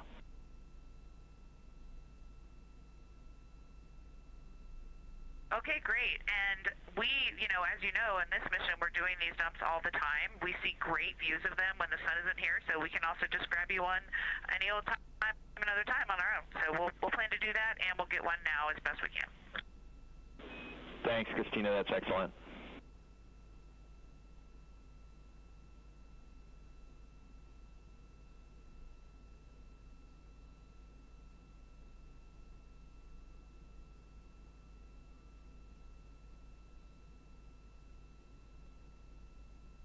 That's NASA astronaut Christina Koch calling down to Capcom Stan Love here in Artemis Mission Control in Houston. One of the tasks for today was to take some photos of the wastewater venting, and Christina reporting that the solar or the angle of the spacecraft was making that a little more difficult based on the location of the sun. The team's here letting them know that the SAW, or the solar array wings will be primed to capture that footage.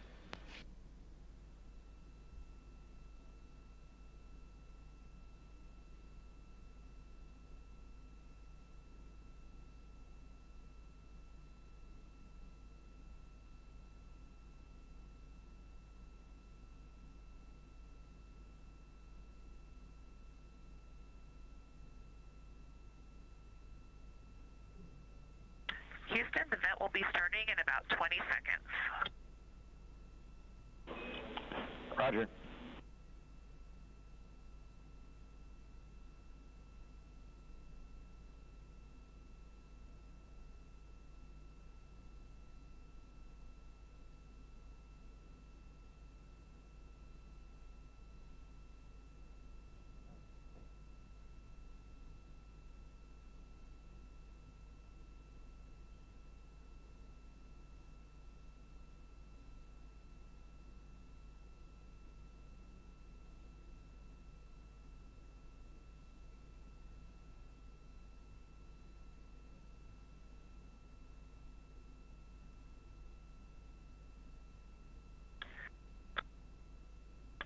Houston Integrity, the CUD valve is closed.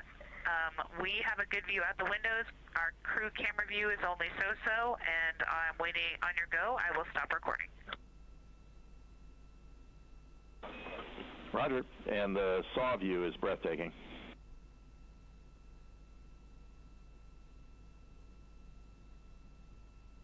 We love a good blizzard. The less said about the snow, the better.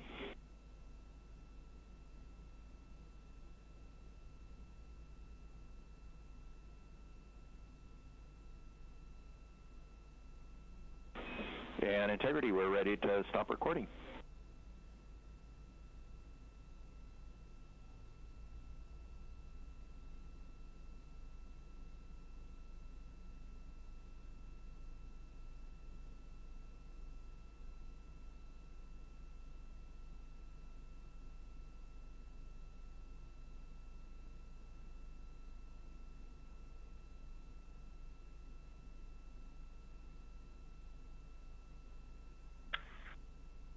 Okay, and Houston, recording ended. However, unfortunately, I think I might have made it go away because it wouldn't end the recording by pressing the record button. So I changed the live view button back to camera to stop it, and it looks like it didn't record it. I will get you a good recording of a future dump when we don't have this sunlight. It'll be better anyway. Christina, no worries, and we like your forward plan.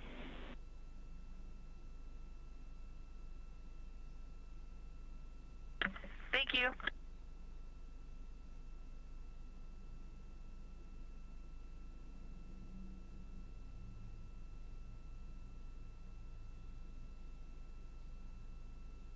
This view coming to you live from outside the Orion spacecraft, now 195,000 miles away from home. The spacecraft is traveling 1,929 miles per hour on their way back to planet Earth. Again, targeting splashdown in 2 days, 5 hours, and 38 minutes.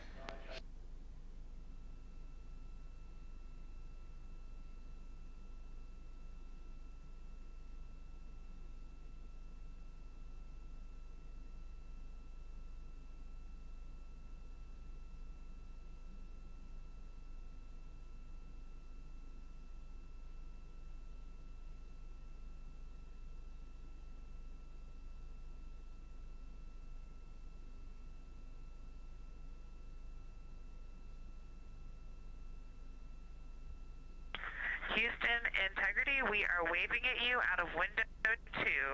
It's a beautiful blue little crescent out there. Thank you. We can't quite make you out, but we appreciate the thought.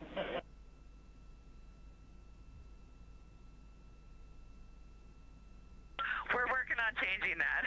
Thank you, Stan. And while I have you, can we do another dump just for purposes? Yes, you may. This time. Please do.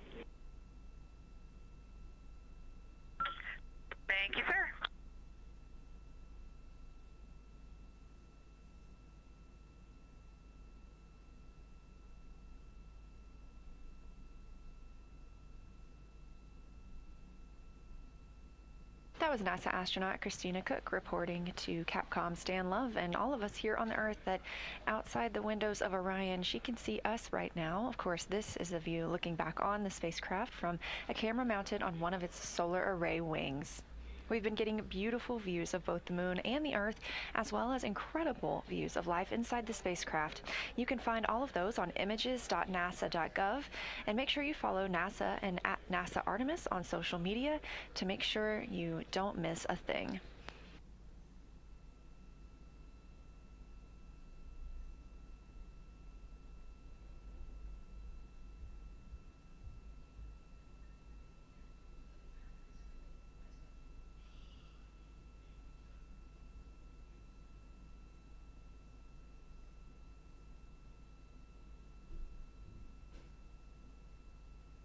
What you see coming off the spacecraft right now is a vent, a urine vent dump. The astronauts are able to clear this out as needed with permissions from the ground.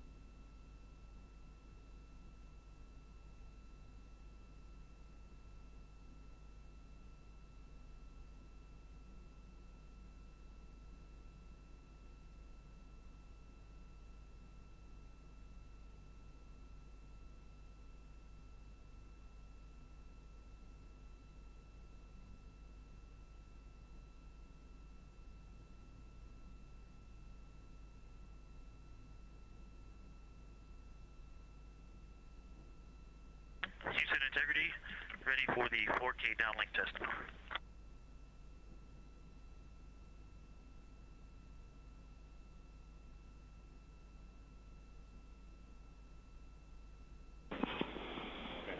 All right, Victor, you are okay to set it up. We're checking on how long it'll take to gain OPCOM.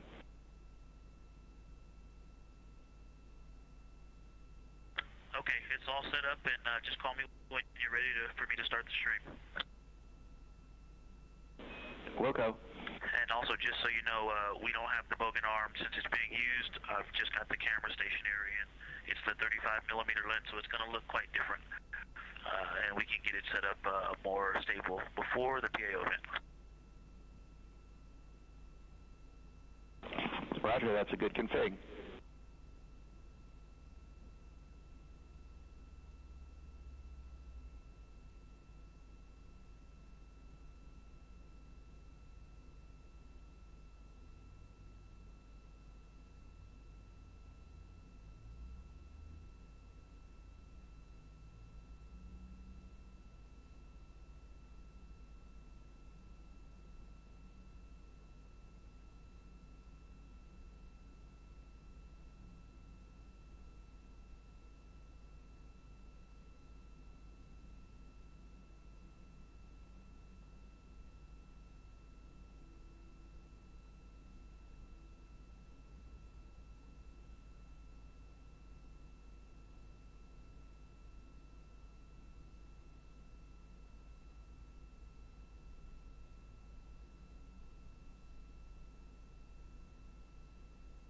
You just heard some communications between teams here on the ground and the crew aboard the Orion spacecraft, visible on your screen from a camera on one of the spacecraft's solar arrays about the OPCOM system. This will enable Orion to send back video and high-resolution images using an infrared light rather than traditional radio waves to send data to and from space.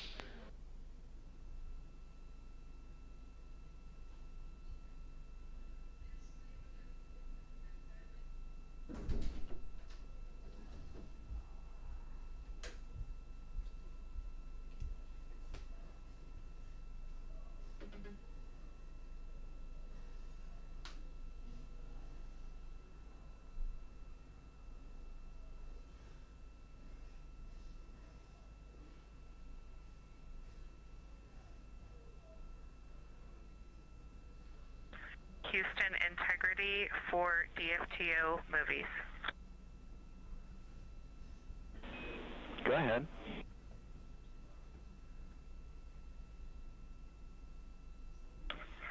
Yes, wanted to let you know both videos actually did record, and the second video has a star, something stealing the show, which is Crescent Earth coming in from the right side.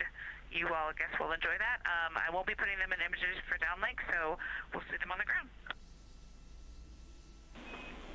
Excellent. Thank you.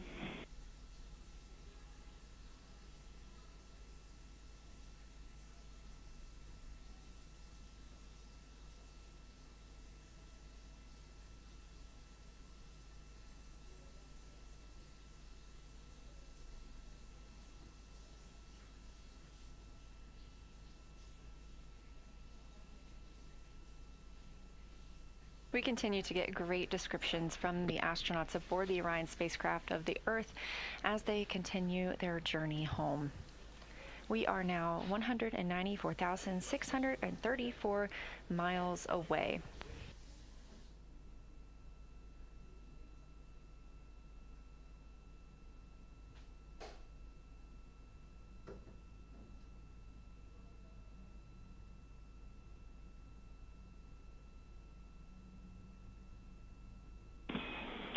Integrity Houston for Victor, you can start the 4K stream.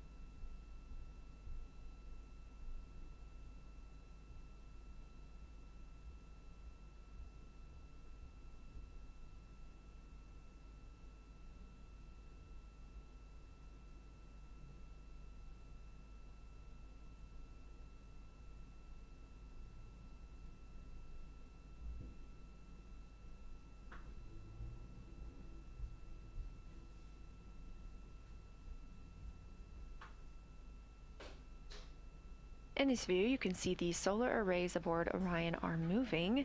That is a command sent by the teams here on the ground to park them ahead of exercise. Commander Reid Wiseman will be first up to exercise today, and parking these solar arrays makes sure they're in a safe position. That way, any movements that are imparted on the vehicle don't damage the arrays.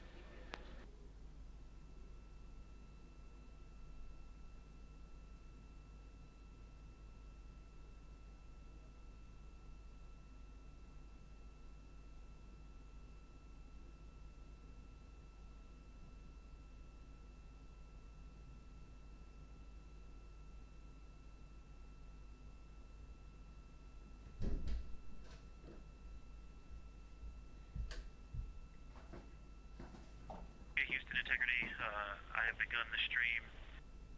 It's not a great view. We may shuffle around lenses and get you the wide angle if we can.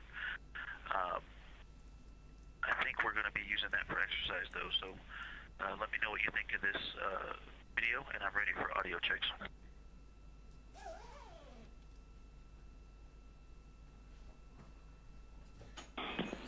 And Victor, your lens choice is fine. We appreciate that, and we'll let you know when the 4K is locked up.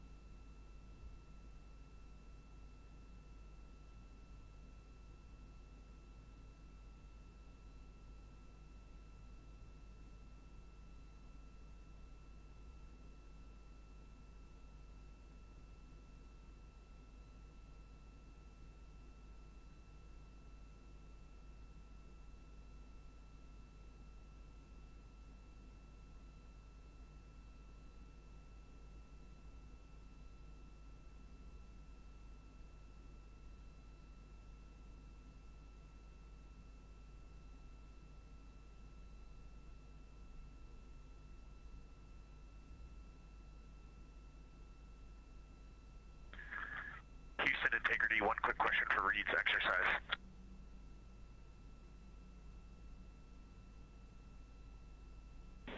Go ahead.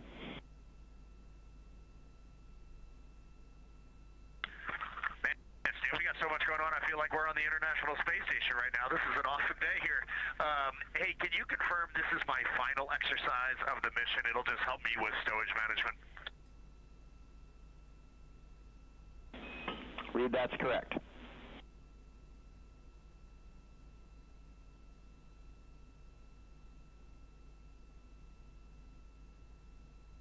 Okay, thanks, Dan. And for what it's worth, today's exercise is the last exercise for all crew members. Starting tomorrow, we will not have the time.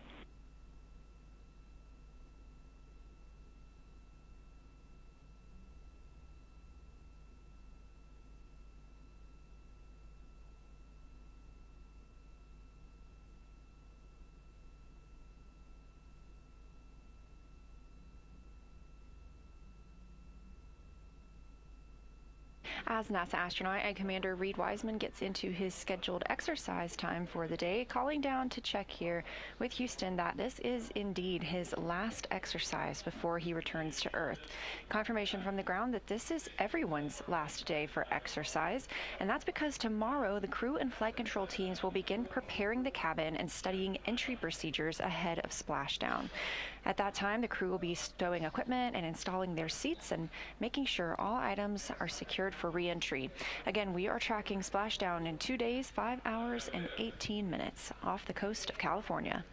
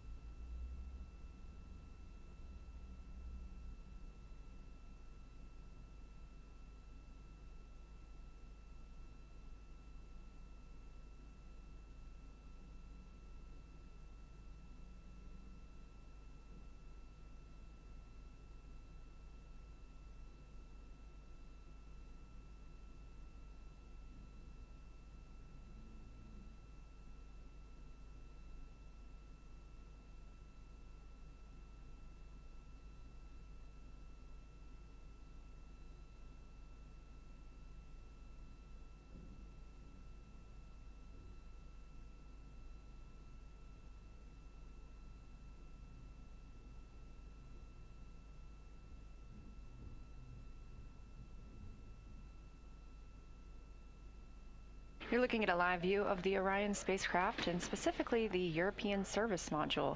That is the OMS engine, the Orbital Maneuvering System engine, the biggest bell-shaped thruster you see right there. And that is what powered us on the translunar injection burn on Flight Day 2, putting us on the trajectory that we are on now. We have completed our lunar flyby back on Flight Day 6 and are now headed toward our splashdown. Again, we don't have essentially a deorbit burn because that's what the translunar injection burn was. This is considered a free return trajectory using the Moon and Earth's gravity to bring us back home.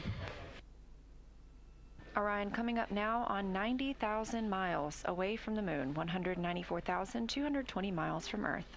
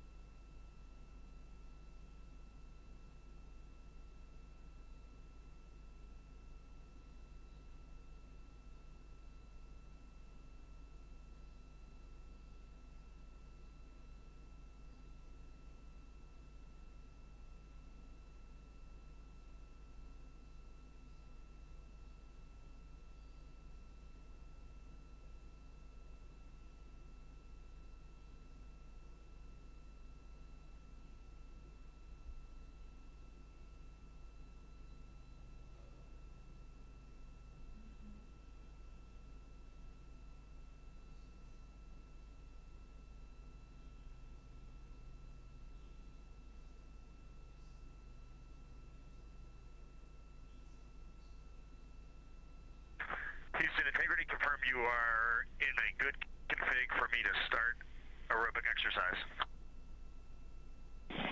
We're ready for you to start exercise.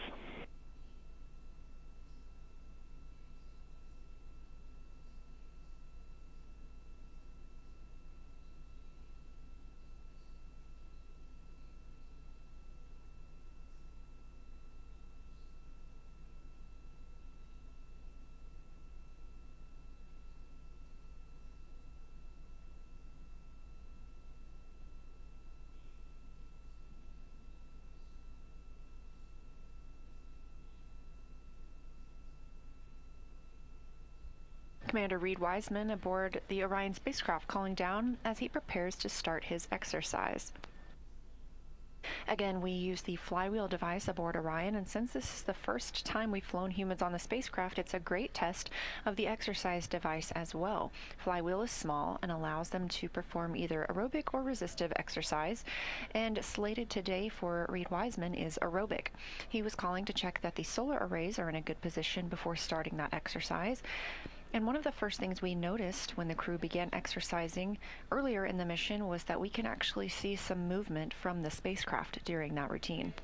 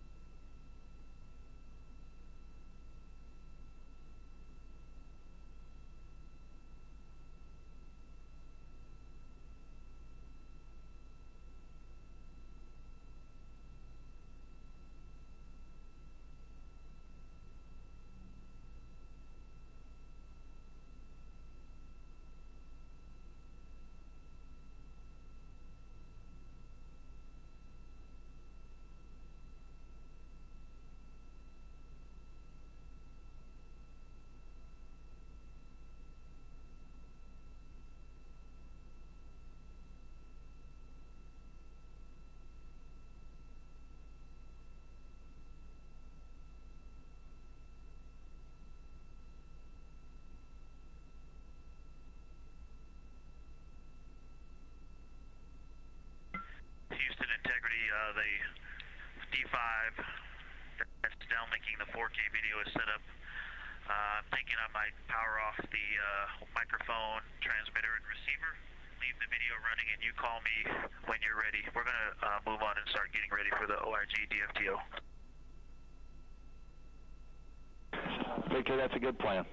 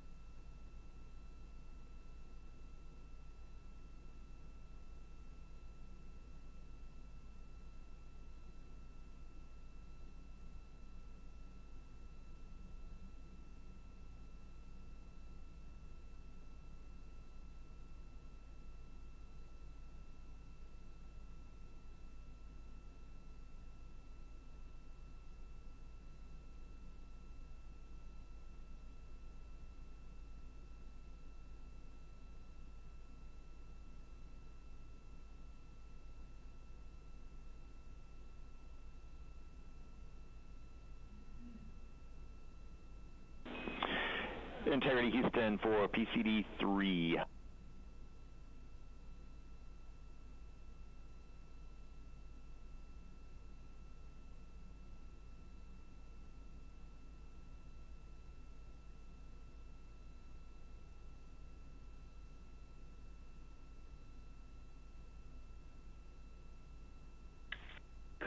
Stan, we're with you. Go ahead for PCD-3. Victor, we saw that PCD drop off the network. We think it might have been unplugged. Could you please run the wireless script on that PCD?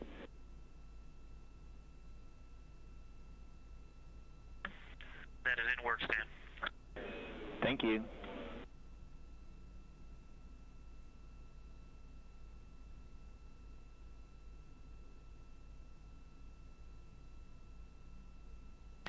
You're looking at a live view inside Artemis Flight Control Room in Houston. You've got a suite of astronauts at the Capcom, or Capsule Communicator console. Seated and communicating with the crew is Stan Love. Standing is Tracy Caldwell Dyson, and next to her is Akihiko Hoshide.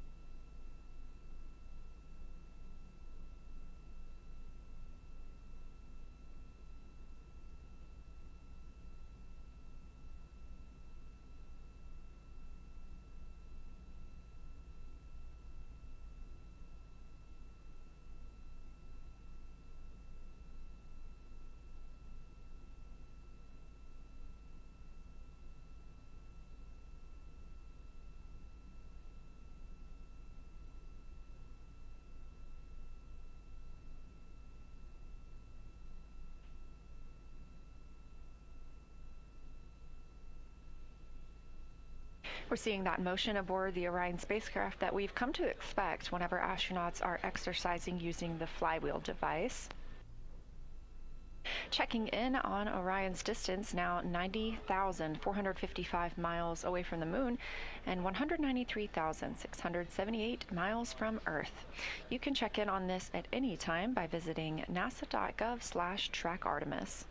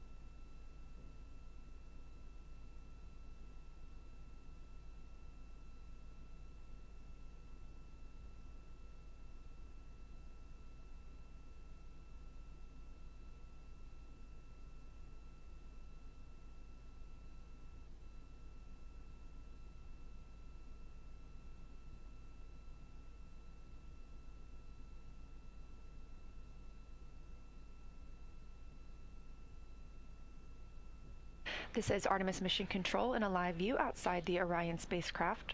Looking back on the spacecraft's service module, as you can see some movement on your screen, which has come to indicate that the crew is exercising inside. Specifically, that's Commander Reid Wiseman right now. Today is everyone's last opportunity to exercise before re-entry. Tomorrow, the day will be full of cabin configurations and re-entry preparation. Elsewhere in the spacecraft, pilot Victor Glover and mission specialist Jeremy Hansen are conducting their orthostatic intolerance garment demonstration. They are taking measurements and trying on their orthostatic intolerance garment. This is worn under the OX suit, those orange Orion Crew Survival System suits that you saw at launch. These help the astronauts maintain blood pressure and circulation during transition back to Earth's gravity. Again, we're targeting splashdown in about 2 days, 4 hours, and 51 minutes.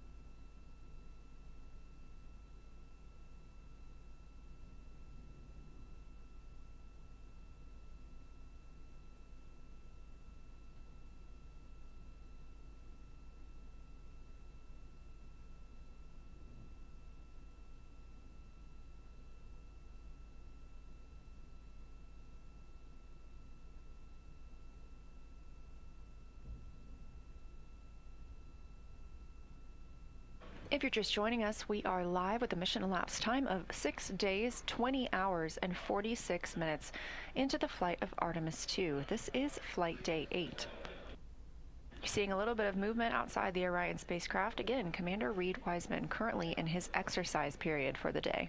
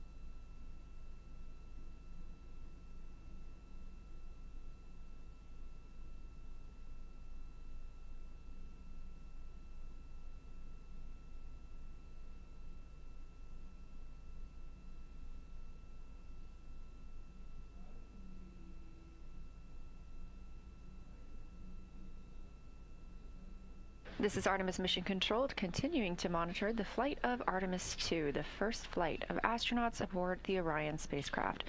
Our 4 astronauts, Reid Wiseman, Victor Glover, Christina Koch, and Jeremy Hansen, woke up at 10:35 a.m. Central Time today.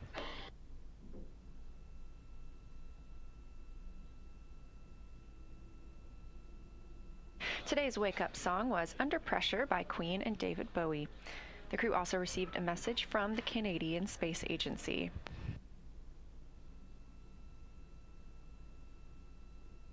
Yesterday was a little bit quieter for the crew following their lunar flyby on flight day 6.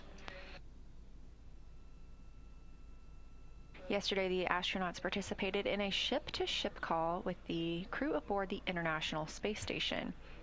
They also discussed their lunar flyby observations with the science team. The rest of the day was mostly an off day and gave them an opportunity to rest.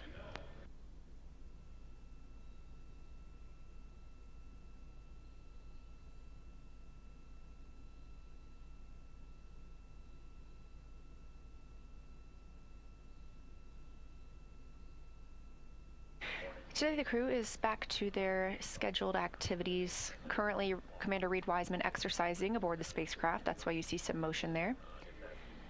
Victor Glover and Jeremy Hansen conducting their orthostatic intolerance garment fit checks. Each astronaut will have an opportunity to exercise today. We also have a couple of public affairs events. Later this evening at around 10 p.m. Central Time, the crew will get into the manual piloting demo. The other day, we saw them complete the first part of this demonstration when the crew members were able to fly Orion manually. Another 2 crew members will get that chance this evening. This is a test flight of the Orion spacecraft, our first flight of humans on this spacecraft, and therefore we want to fully understand how the vehicle handles in space ahead of future Artemis missions.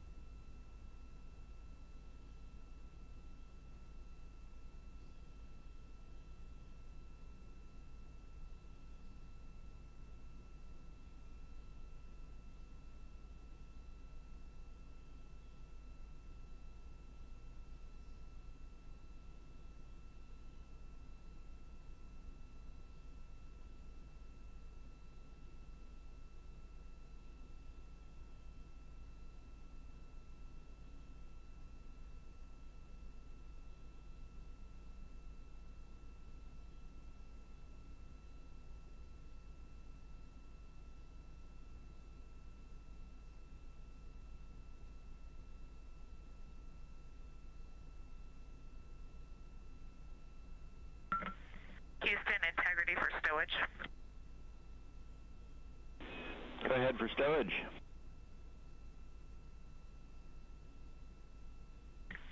Yes, sir.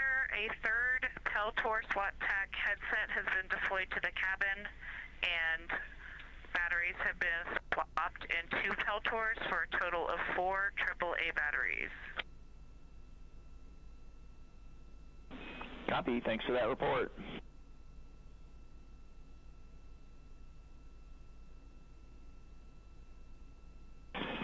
And Christina, while we've got you, for your upcoming exercise, if you want to record that, we think that the problem with the D5's recording stopping at 4 minutes might be because the camera is overheating. If you turn the live view off, which turns off the back screen, we think the camera will stay cool.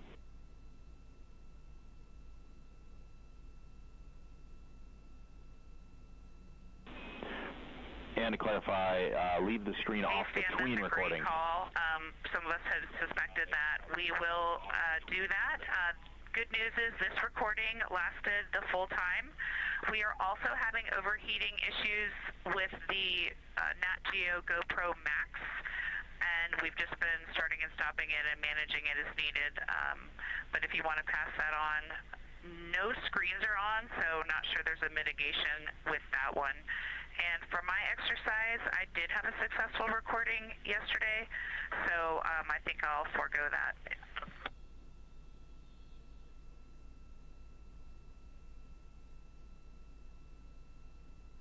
And Christina, copy the Nat Geo overheating, and for recording, we are asking for recording of both resistive and aerobic exercise, so we would like you to record your session today.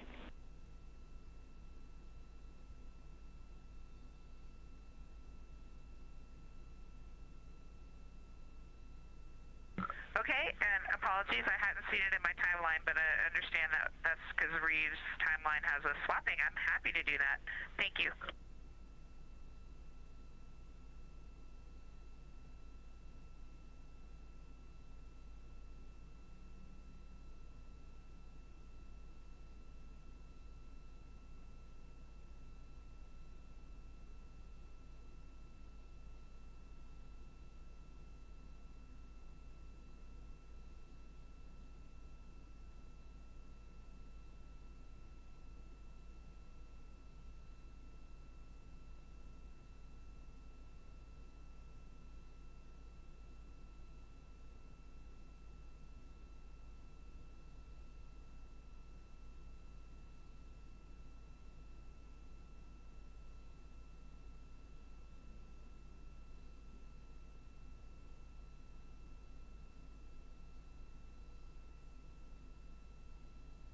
This is Artemis Mission Control, hearing those calls from NASA astronaut Christina Koch down to Capcom, or Capsule Communicator Stan Love, here in the flight control room.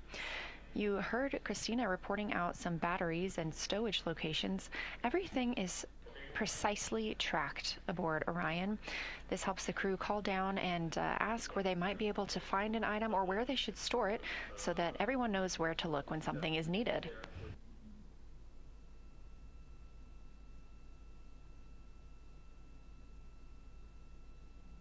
Additionally, you heard Christina inquiring about whether she needed to film her exercise today. Because this is the first flight of crew aboard this spacecraft, we take everything as a data point.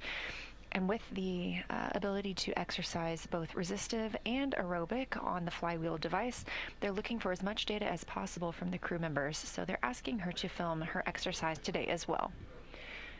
NASA astronaut and commander of the spacecraft, Reid Wiseman, should be wrapping up his exercise soon, and Christina Koch will start hers.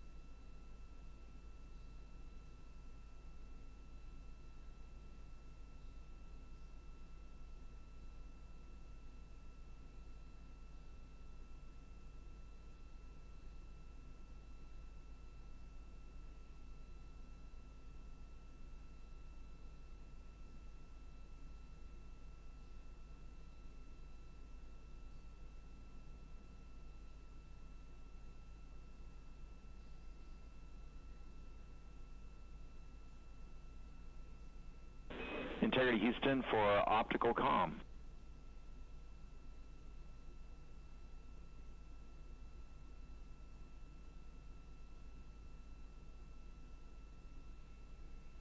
Go ahead, Stan. Okay, Reid, long story here. We are still not locked up on optical comm. We suspect solar array blockage. So between exercise sessions, between when you're done and Christina starts, we want to put a 25-degree roll on the vehicle, about a 1-minute maneuver to an attitude where we think optical comm can see the ground terminal. Now, when we do that roll, we will have only one phased array antenna pointed at Canberra. So if that antenna fails, we'll lose comm, and a string swap will not recover it. So if we lose comm while we're in that attitude, you will have to maneuver the vehicle back to bias tail to sun, where a second antenna will be available. And I have a procedure number and some check MCC numbers when you're ready to copy.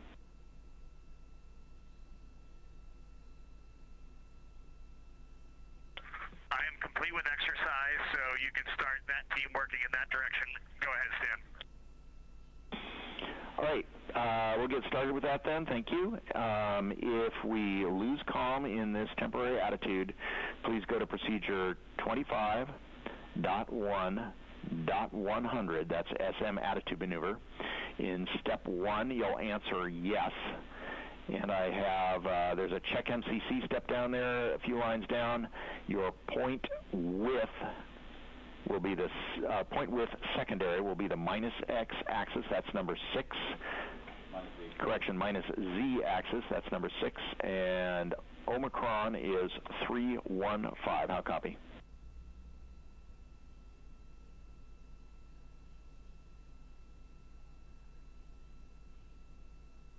Okay, Stan, if we lose comm, and only if we lose comm, we will execute 25.1.100 SM attitude maneuver. Step 1, answer yes. Point with secondary negative Z, number 6, Omicron 315. That's a great readback. So while we're in that attitude, you're looking for loss, caution warning, loss of ping, that's number 926, or if you get antenna cautions or warnings, go work that GNC procedure we just gave you. Then, if we still don't get comm back, you would work the comm messages.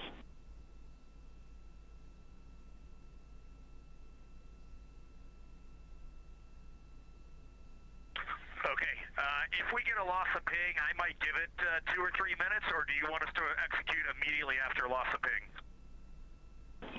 2 or 3 minutes, please. Good idea.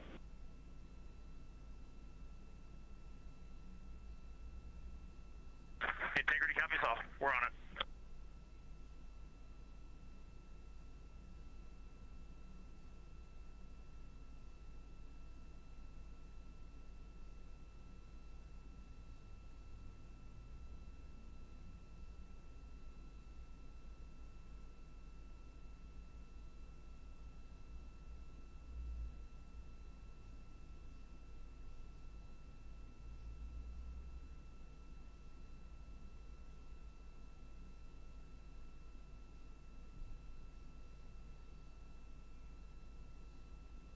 On your screen, a few key players here in Mission Control Houston. Near the top of your screen, Flight Director Nicole McElroy, and to her right, Lead Flight Director for Artemis 1, Orbit 1, is Jeff Radigan. Down at the Capcom console, NASA astronaut Stan Love, and to his right, NASA astronaut Tracy Caldwell-Dyson. Those calls to the crew letting them know we are going to be maneuvering the spacecraft for OPCOM monitoring. This is the optical communications, which allows laser communications to use infrared light to send data to and from space rather than the traditional radio waves. So this higher frequency will allow more data to be sent in a single transmission to Earth. They want to be able to maneuver the spacecraft to give a better line of sight for those lasers.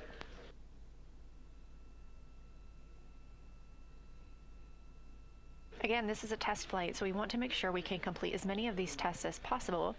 And the team letting the crew know that they may lose communication with Earth and the procedures that they can take to regain that if necessary.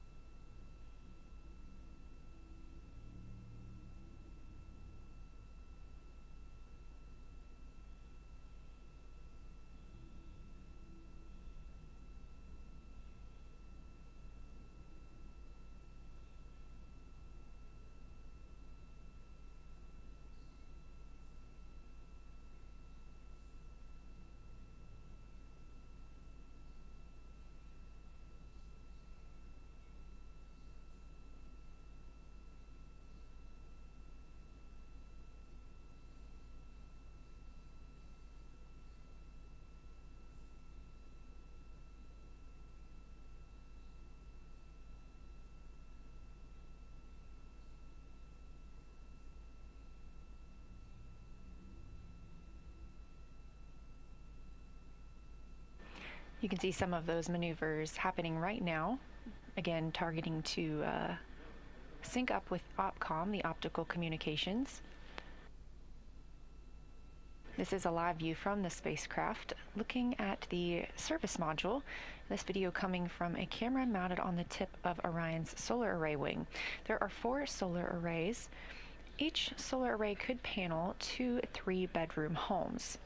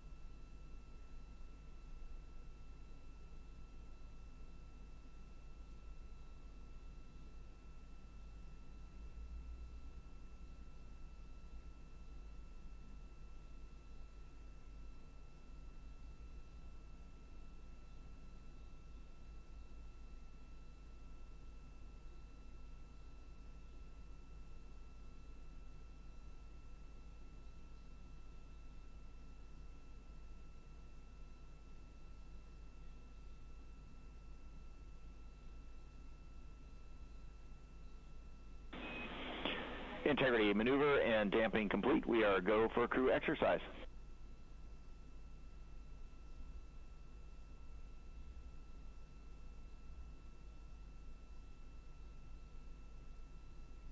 All right, we copy. Thanks, Dan.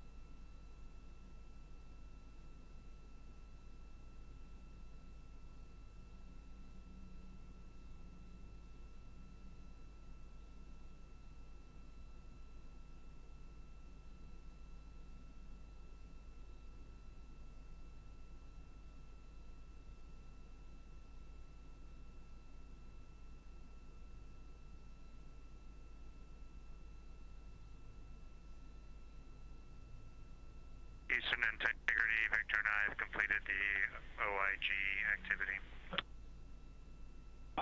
Copy OIG, thank you.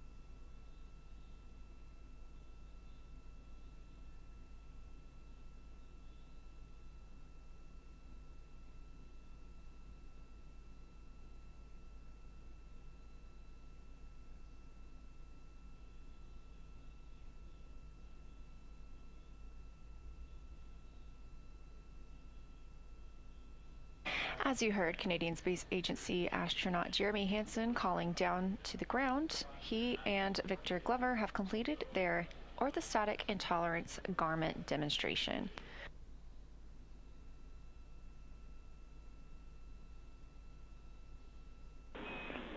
Integrity Houston for OPCOM. We have a good optical communication link now. We're watching video from the SAW, but we don't see 4K video.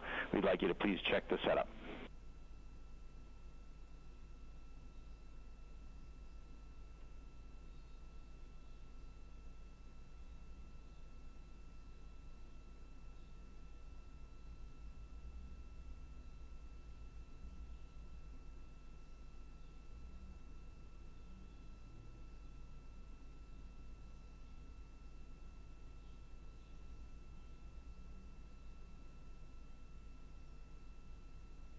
Confirmation that we are streaming video from this solar array camera through the OPCOM, or optical communication system.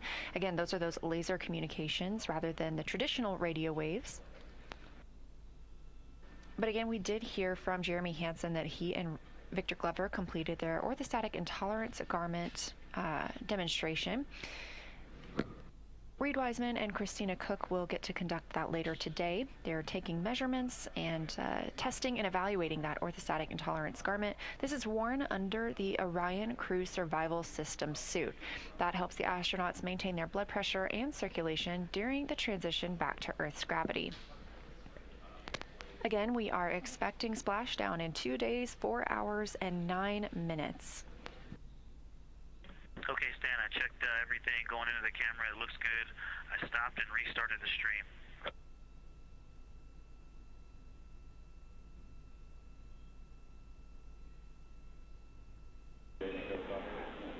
Roger, Victor. We're talking about batteries here. Just a second.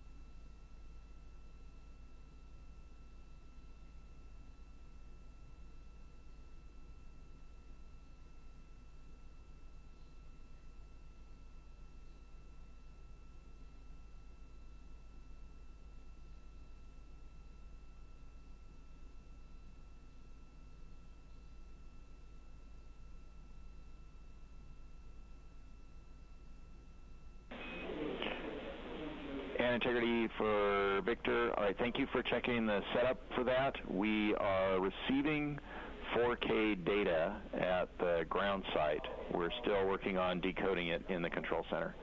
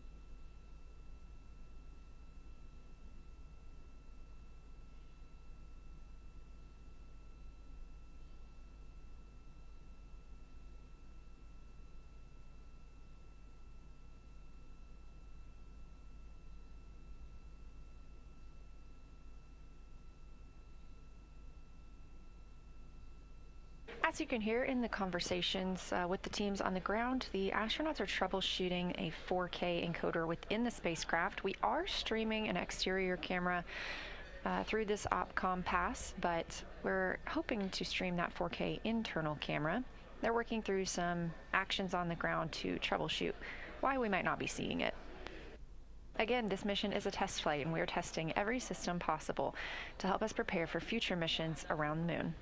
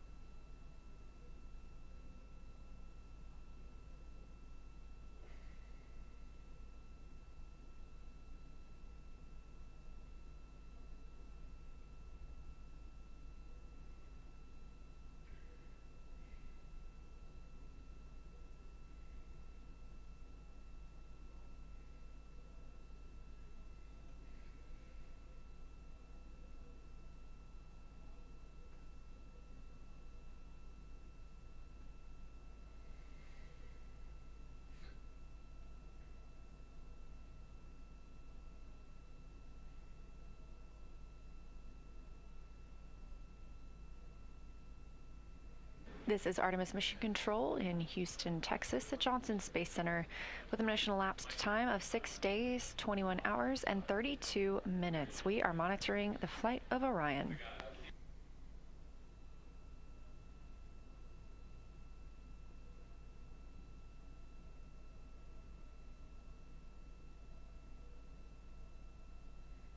The astronauts woke up today at 10:35 a.m. Central Time, got into their post-sleep period, and then their daily planning conference. Since then, the crew has gotten into their activities for the day, including exercise, as well as conducting the OX suit, or Orion Crew Survival System suit, or the static intolerance garment test. That orthostatic intolerance garment applies lower body compression to counteract an effect that can make it difficult to stand up without some dizziness upon return to Earth. The crew members are taking turns conducting measurements on each other and then trying on those garments. The crew confirmed today that this is their last day that they will all be exercising. Currently, NASA astronaut Christina Koch has exercise on her timeline. Tomorrow will be full of preparations ahead of return to Earth. They'll be configuring the cabin and studying their re-entry preparations. Later this evening, they'll conduct the manual piloting demo. If you recall, we saw this happen a couple of days ago as well. This is the second part of that demonstration, where 2 other crew members will get a chance to manually fly Orion.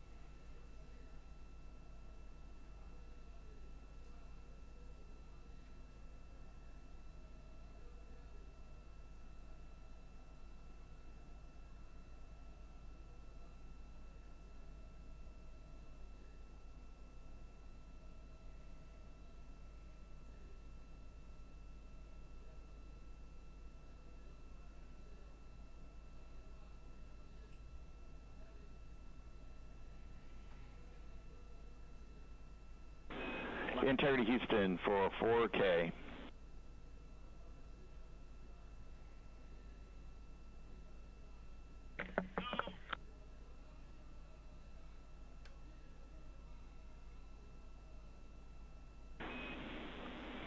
Integrity for 4K. We're still having trouble getting 4K data on the ground. We'd like you to check in 26.4.2902 that the IP address is set correctly on the web page. And correction, that's step 3.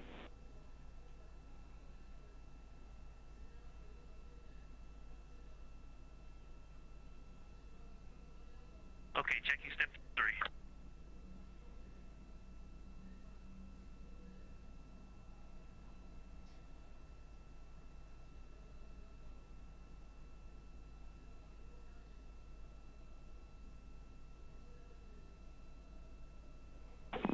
And integrity correction in step 3, that's the destination address.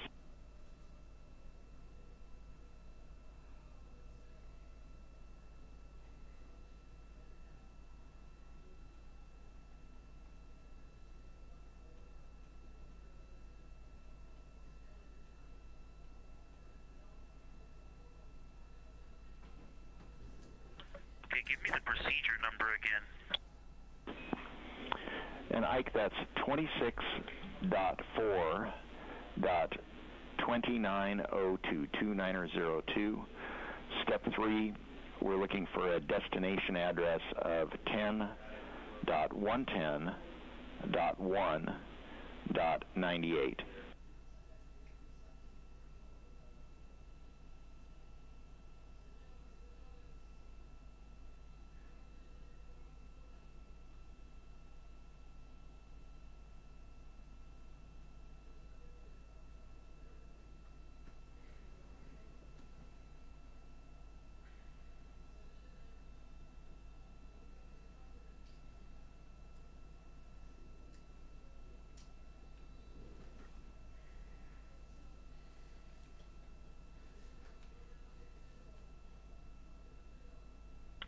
Okay, Houston, yeah, I apologize for taking so long to get in sync with you. I was actually just looking to see where this procedure would have come up, and so I'm not finding it referenced in either the 4K downlink setup procedure or the 4K downlink test.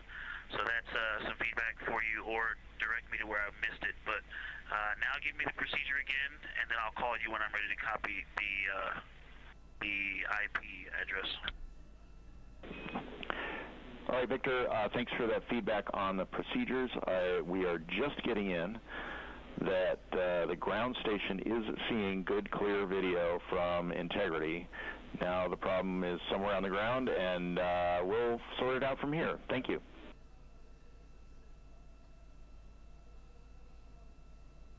Okay, I'd still like to go check that setting and not do anything with it, but can I have that procedure? Victor, it's 26.4.2902, 26.4.2902.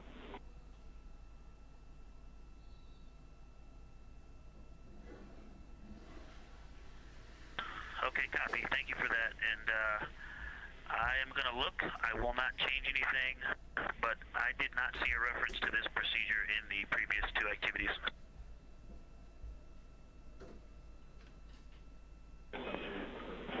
Roger. You should not have to get into this particular procedure for the setup. This is troubleshooting.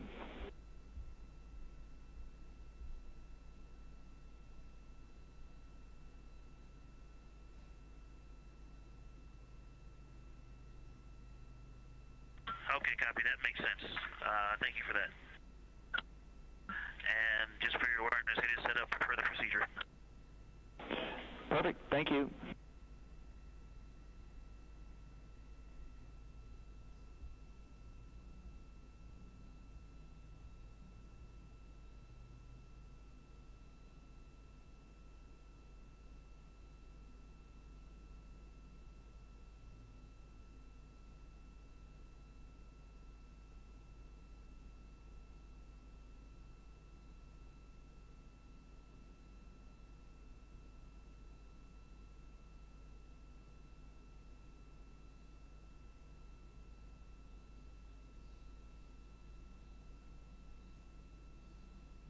This is Artemis Mission Control at Johnson Space Center in Houston, Texas. You heard the IVA, or Intravehicular Activity Officer, troubleshooting with the teams here on the ground why we might not be seeing the 4K video that is being routed. Got confirmation that one of the ground sites is able to receive that video, so teams here are troubleshooting why we might not be getting it in the room. Meanwhile, aboard the spacecraft, NASA astronaut Christina Koch is in her exercise period.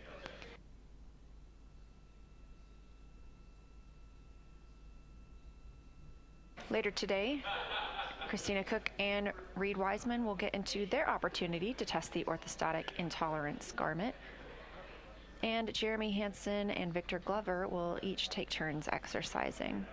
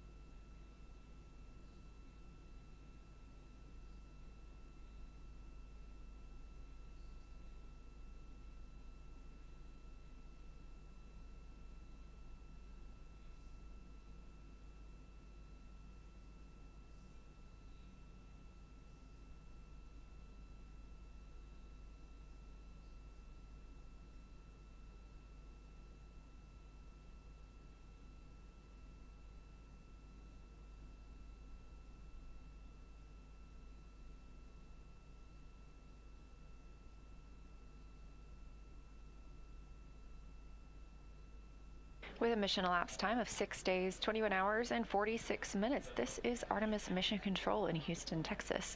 You're looking at a visualization known as ARROW, Artemis Real-Time Orbit website. You can access this on your own at any time by visiting nasa.gov/trackartemis. The spacecraft is now 92,744 miles away from the moon.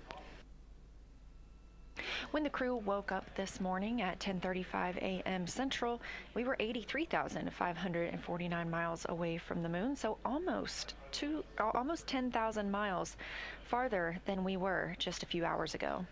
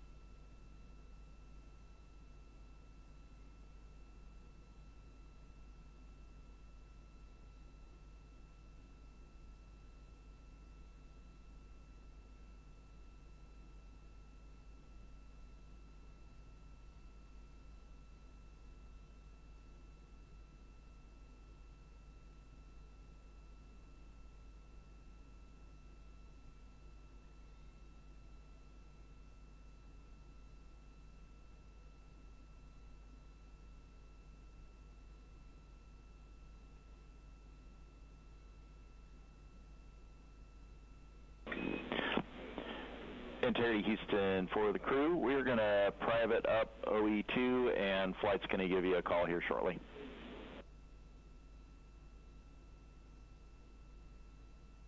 Copy, we're switching.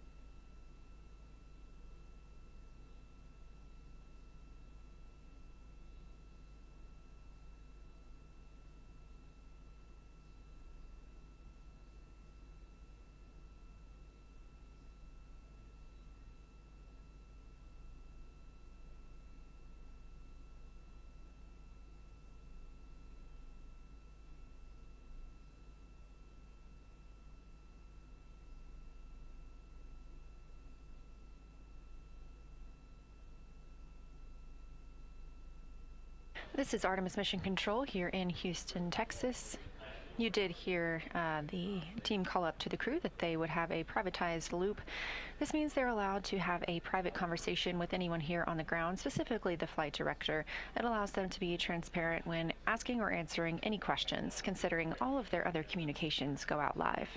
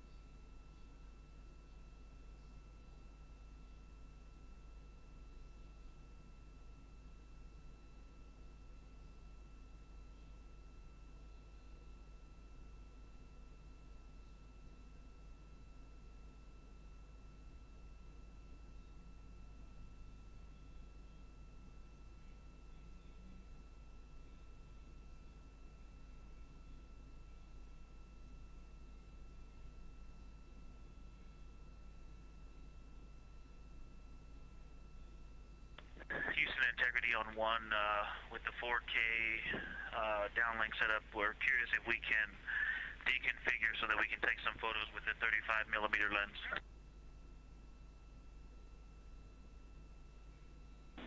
Checking.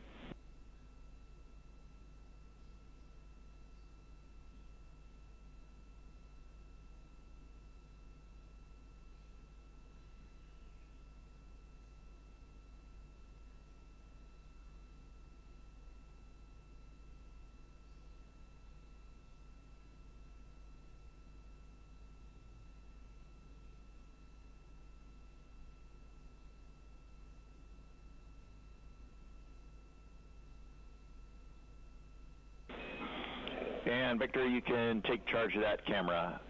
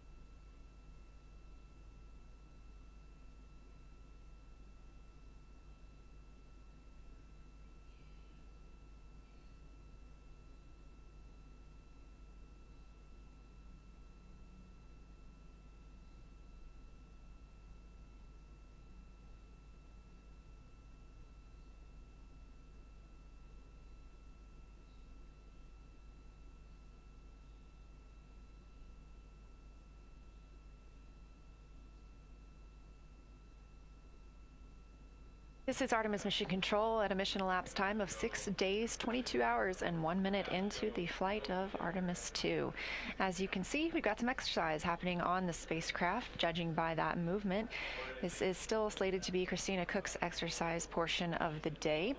And to avoid any damage to the solar arrays, because of this movement, they park them in a safe harbor or a safe configuration ahead of exercise.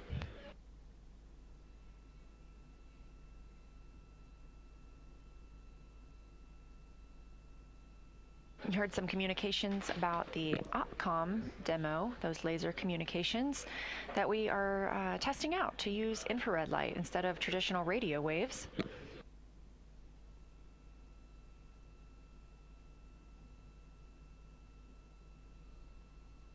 We weren't able to access that 4K video streaming here in Mission Control Houston, but we did get confirmation it was received elsewhere.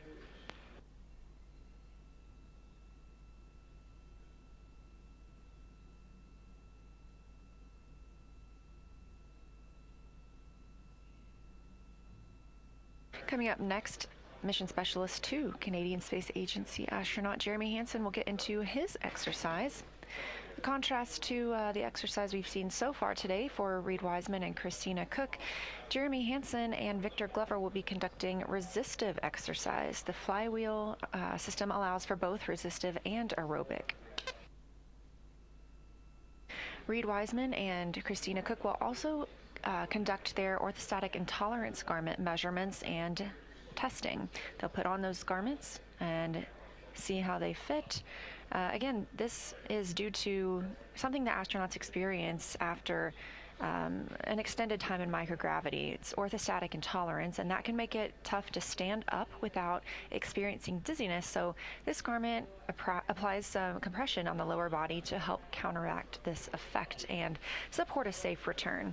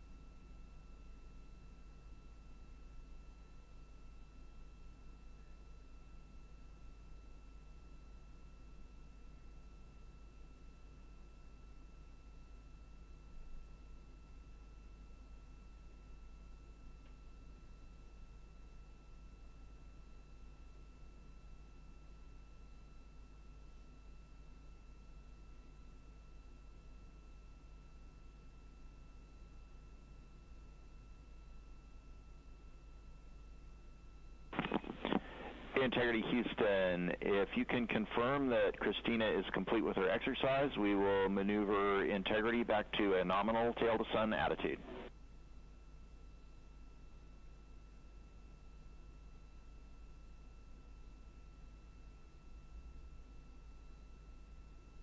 She has just stopped right this second.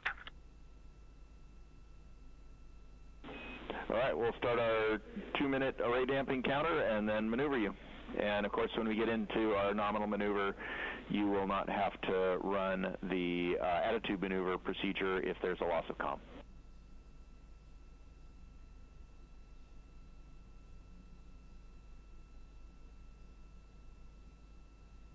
Understood. Thanks, Dan.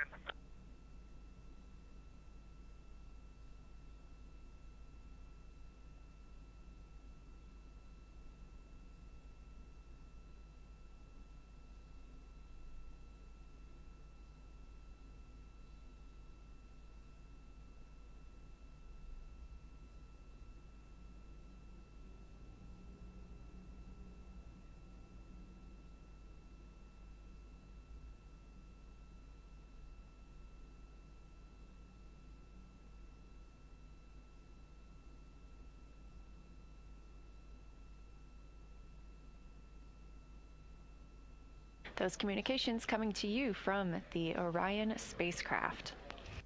Also named Integrity. The Artemis II crew members named their Orion spacecraft Integrity and announced that last year. They say it embodies the foundation of trust, respect, candor, and humility across the crew and the many engineers, technicians, scientists, planners, and dreamers required for mission success. Integrity is rooted in a shared core value of NASA, the agency's astronaut office, and the Canadian Space Agency.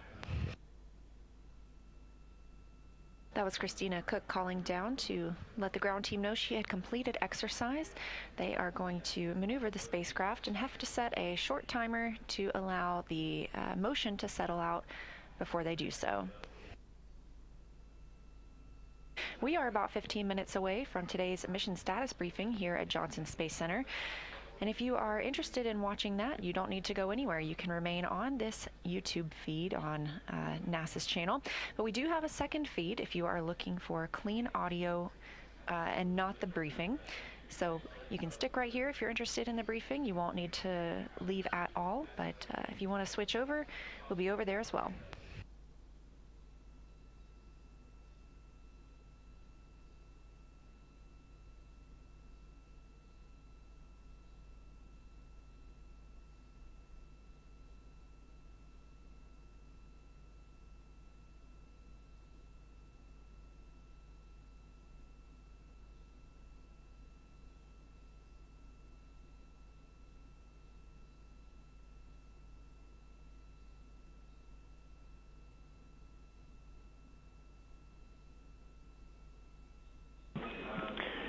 Integrity Houston for Victor and repress acoustics.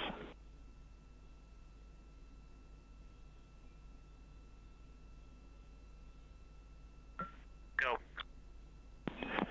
Victor, it's in the procedure, but we really need to make sure when you start the acoustic monitor, please give us a time hack for the repress acoustic.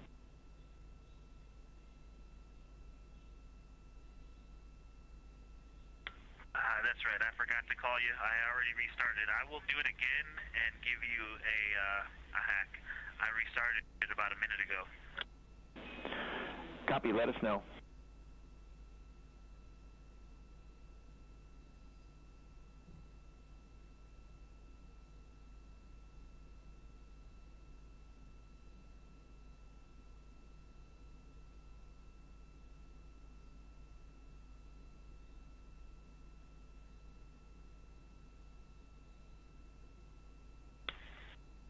Integrity restarting the acoustic monitor for the repress recording in 3, 2, 1, hack. Recording started. Got it. Thank you, sir.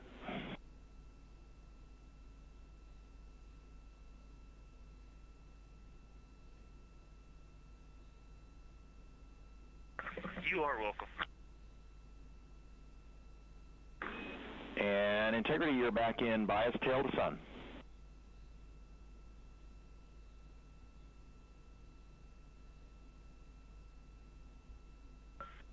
Okay, copy that, Stan. Is the vehicle ready for me to start exercise?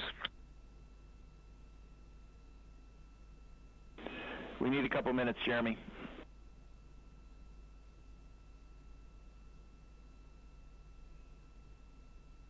Okay, just call when I can go.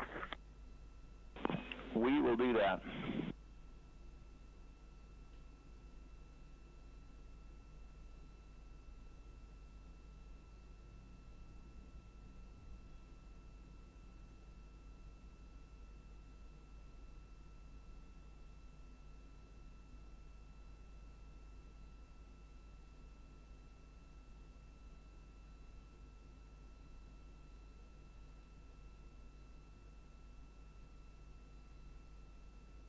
Here in Artemis Mission Control, the team's changing the attitude of the spacecraft and configuring the solar arrays yet again for another exercise opportunity, this time for Canadian Space Agency astronaut Jeremy Hansen.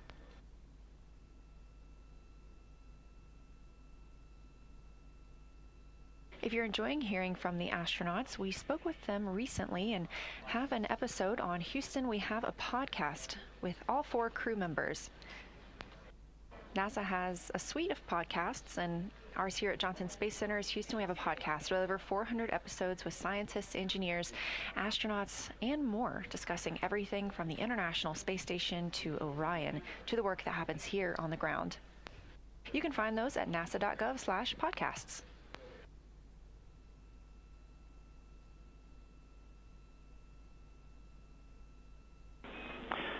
Integrity, Jeremy, you are go for exercise.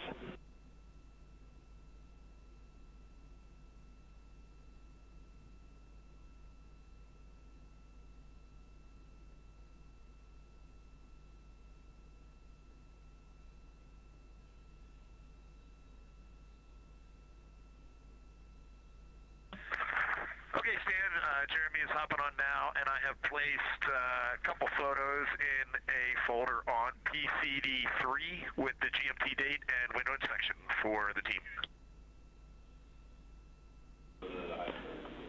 Copy, we will start getting those down ASAP.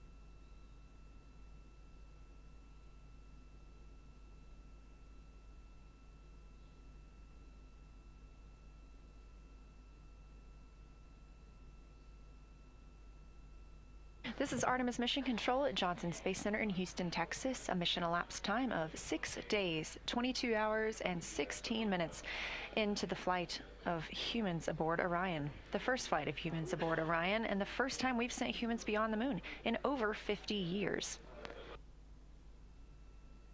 Currently aboard the spacecraft, Canadian Space Agency astronaut Jeremy Hansen getting into his exercise period, while Reid Wiseman and Christina Koch will be stepping into their orthostatic intolerance garment testing. Again, a lower body compression garment to help support a safe return.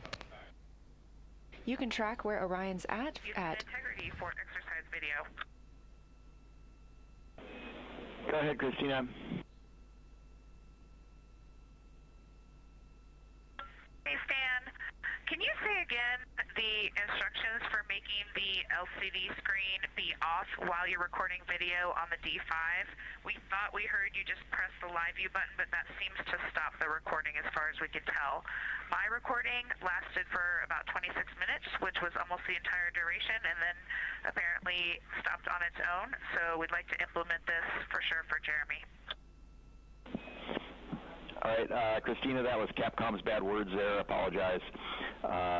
you will turn off the recording if you turn off live view while you're recording. The actual correct thing to do is to turn off live view in between recording sessions to give the camera a chance to cool down.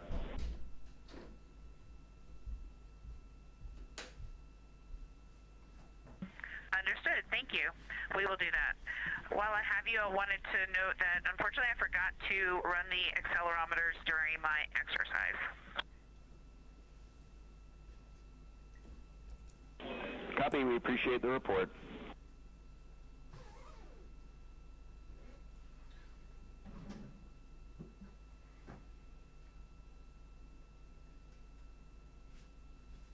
Those communications from NASA astronaut Christina Koch down here to the ground. Now, we are just about 7 minutes away from our daily press conference here at NASA's Johnson Space Center. And if you're interested in watching, you don't have to go anywhere. This NASA YouTube stream will automatically switch over to the briefing at 4 p.m. Central.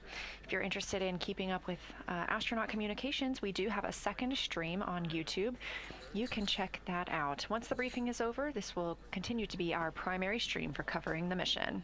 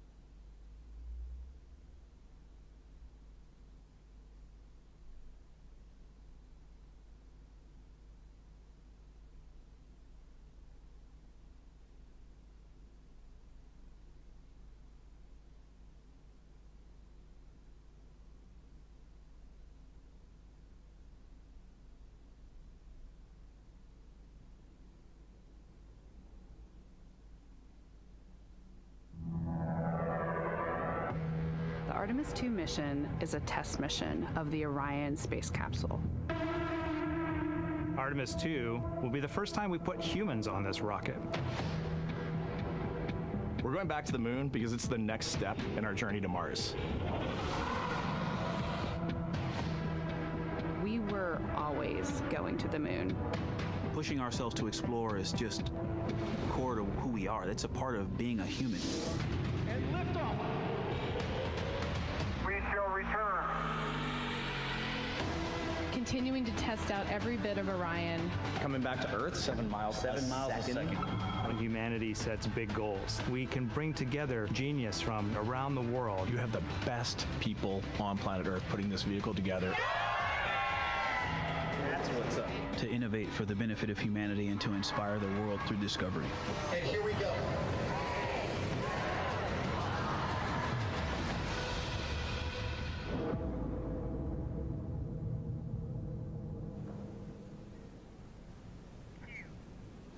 Good afternoon and welcome to NASA's Johnson Space Center in Houston. Welcome to our Artemis II status update. I'm Rachel Kraft with NASA Communications, and I'm joined by several NASA leaders here this afternoon to talk about how the flight test has been going as the crew heads back toward Earth. They are Lakeisha Hawkins, Deputy for Artemis, Rick Henfling, Entry Flight Director for the mission, Debbie Korth, Orion Deputy Program Manager, and joining us by phone from the USS John P. Murtha, Lily Villarreal, the Artemis Landing and Recovery Director. We'll have some opening remarks as usual, and then we'll get into questions, and we'll start with Lakeisha. Thank you. And thank you for your continued interest in our mission and in Artemis. So we're into flight day 8. And the mission continues to go well as the crew prepares to transition back to Earth and we get ready for entry day. After an exciting day of science on Monday and a day for the crew to recover and then achieve some other flight objectives yesterday, the team is turning our attention to the return and getting the crew safely home. Now, because this is a development flight, we are thinking about what we can still learn in the remaining days to better understand the systems and to inform future missions. And we're still getting a lot of imagery down from the spacecraft and from the crew. And I wanted to share a couple of the imagery highlights today. The crew was able to send down a group photo, and it's great to see them doing so well and in such great spirits. And I'm happy to see Rise there front and center with the team. We can't wait to welcome those smiling faces home. Now, the crew also took an image yesterday of the Milky Way, which is stunning. And free from atmospheric interference, the crew could see the glowing ribbon of stars and filaments, a clear view of our home galaxy. So I also wanted to highlight a few additional things that we're learning through this test. That are directly feeding forward to our next missions, including Artemis III. Now, in the area of science, in addition to the lunar science activities that we saw on Monday, our other science and payload activities continue to progress as planned. At the Marshall Space Flight Center in Huntsville, Alabama, our Payload and Mission Operations Division is operating our Avatar, or Avatar, also the immune biomarkers experiment, as well as the standard measure activities. And these activities are going to really help us understand how the deep space environment impacts the astronauts during the Artemis missions. The experiments about human health are going to give us data that we need to be able to live on the moon longer as we develop the moon base and be able to prepare for farther trips like going on to Mars. During Apollo, they didn't gather this kind of human health data, and we can't get this information during low Earth orbit missions. So in terms of performance of the hardware, as we heard from the administrator yesterday, the mobile launcher is in good condition overall. And while we need to fix a few things, having the mobile launcher in good condition really ensures that we'll be ready to start stacking the Artemis III vehicle according to the timeline that supports launching that mission next year. You heard previously that the SLS performance was about as good and flawless as we could have expected. And the SLS team already has begun digging into all of that data for detailed post-flight analysis to see if any refinements need to be made going forward. And the data that we're getting from the Orion manual piloting demonstrations, including the proximity operations demonstration we had after launch, are critical to ensuring that we can dock with human landers during Artemis II and beyond. And we heard in real time from Victor during the ProxOps demonstration how precise the handling appeared to have been, and the other demonstrations are proving us with even more data. We have lessons we're going to address before Artemis III, including some of our water valve operations, the wastewater venting that you've heard quite a bit about, as well as the service module pressure control assembly operations. And we're also learning about how long some of the activities inside the cabin should take. Our suit demonstration from several days ago provided helpful insights for future suit crew emergency operations if we should need them. We've also elected to skip the radiation shielding or parts of it, the demonstration, to allow more time for transition of the cabin to prepare for entry. And Rick will talk a little bit more about that. And these learnings are helping us get ready for our next mission. And when the mission goes well, it can look like flying to the moon is easy. It certainly is not. We can't forget that this is a test flight and are taking everything that we're learning forward to support the next mission. This has been a good mission so far, and we're nearing the end, having retired a significant number of risks over recent days. But the team remains focused, and we're making sure that we don't take our eye off the ball. Countless hours of people working together behind the scenes have been preparing for these moments, and people are still giving their all to ensure mission success. We continue to improve to make our ultimate goals of going to the lunar surface, building the moon base, and eventually sending the first humans to Mars a reality. So I appreciate your continued interest, and with that, I'll pass it to Rick to provide an update on operations as we get ready to bring the crew home. Thanks, Lakeisha. So since we last got together, there's been a number of activities completed last night as well as today. Our primary activity yesterday evening was to perform our first return trajectory correction maneuver, RTC number 1. That was 1.6 feet per second. It lasted 15 seconds, and it was using the service module reaction control system thrusters. That burn was initiated at 8:03 p.m. Eastern Time last night. As far as today, we were able to get the crew in their orthostatic intolerance garments. These are special garments designed to help ensure the proper blood flow for the crew members when they return to the pull of Earth's gravity. It was important to get this and try this out today so that the crew has an understanding of what it's like to put this on entry day. We also were able to successfully stream a 4K video using the optical communication system, which continues to prove to be an extremely valuable tool in our beyond Earth orbit space flights. The crew also performed a couple of recordings for their National Geographic payload activity. They did a few PAO events, and later this evening we're going to do a couple of manual piloting demonstrations. One will be to use the docking camera to point the spacecraft towards a celestial body. And the celestial body we're going to use for that activity is Arcturus. Once that activity is complete, we're going to do another manual piloting demonstration where the crew is going to center the Earth in the field of view of one of the windows, and then they're going to fly the spacecraft to an attitude where the tail points towards the sun. This is important in order to be able to show that the flight to get power and generate power so they can continue to power the subsystems on board the spacecraft.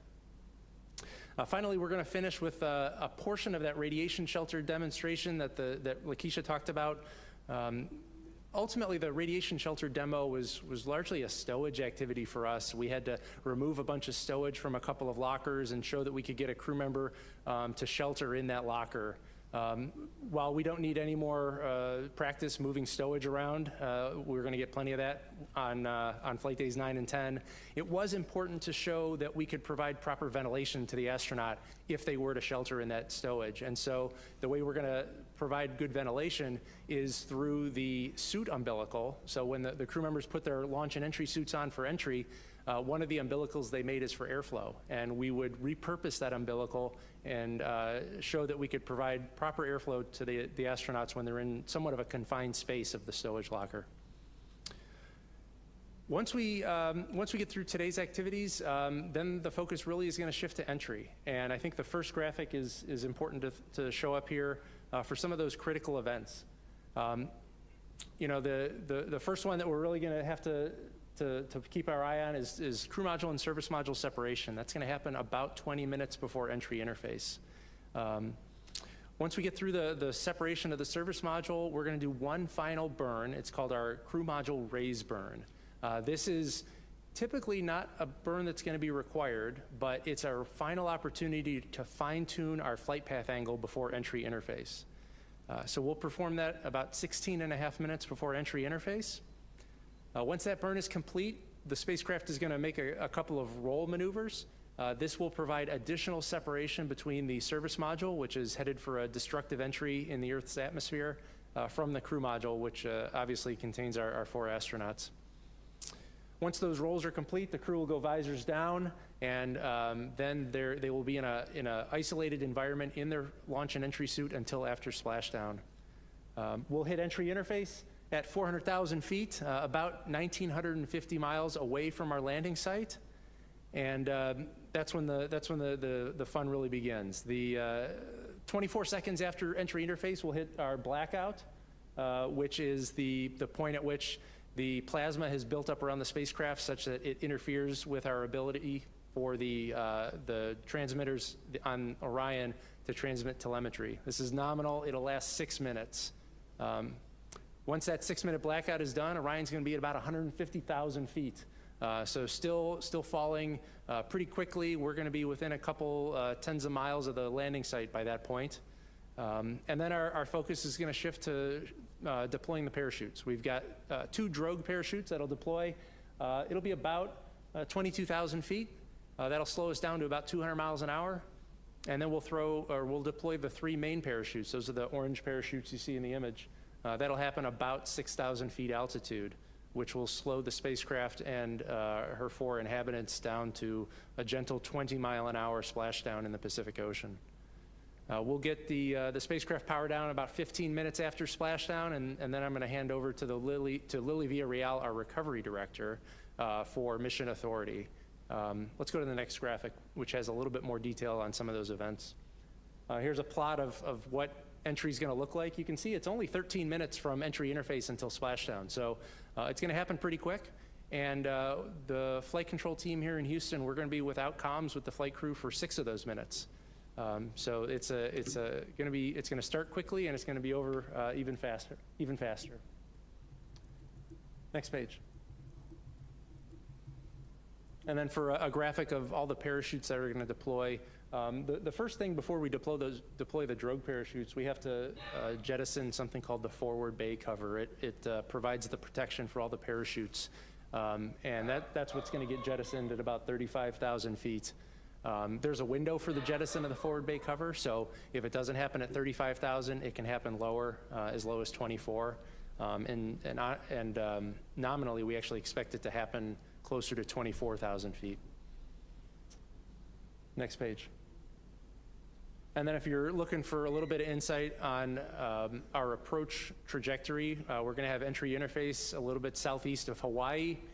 And after we fly 1,957 miles over the surface of the Pacific Ocean, we'll be landing in our targeted landing site off the coast of California.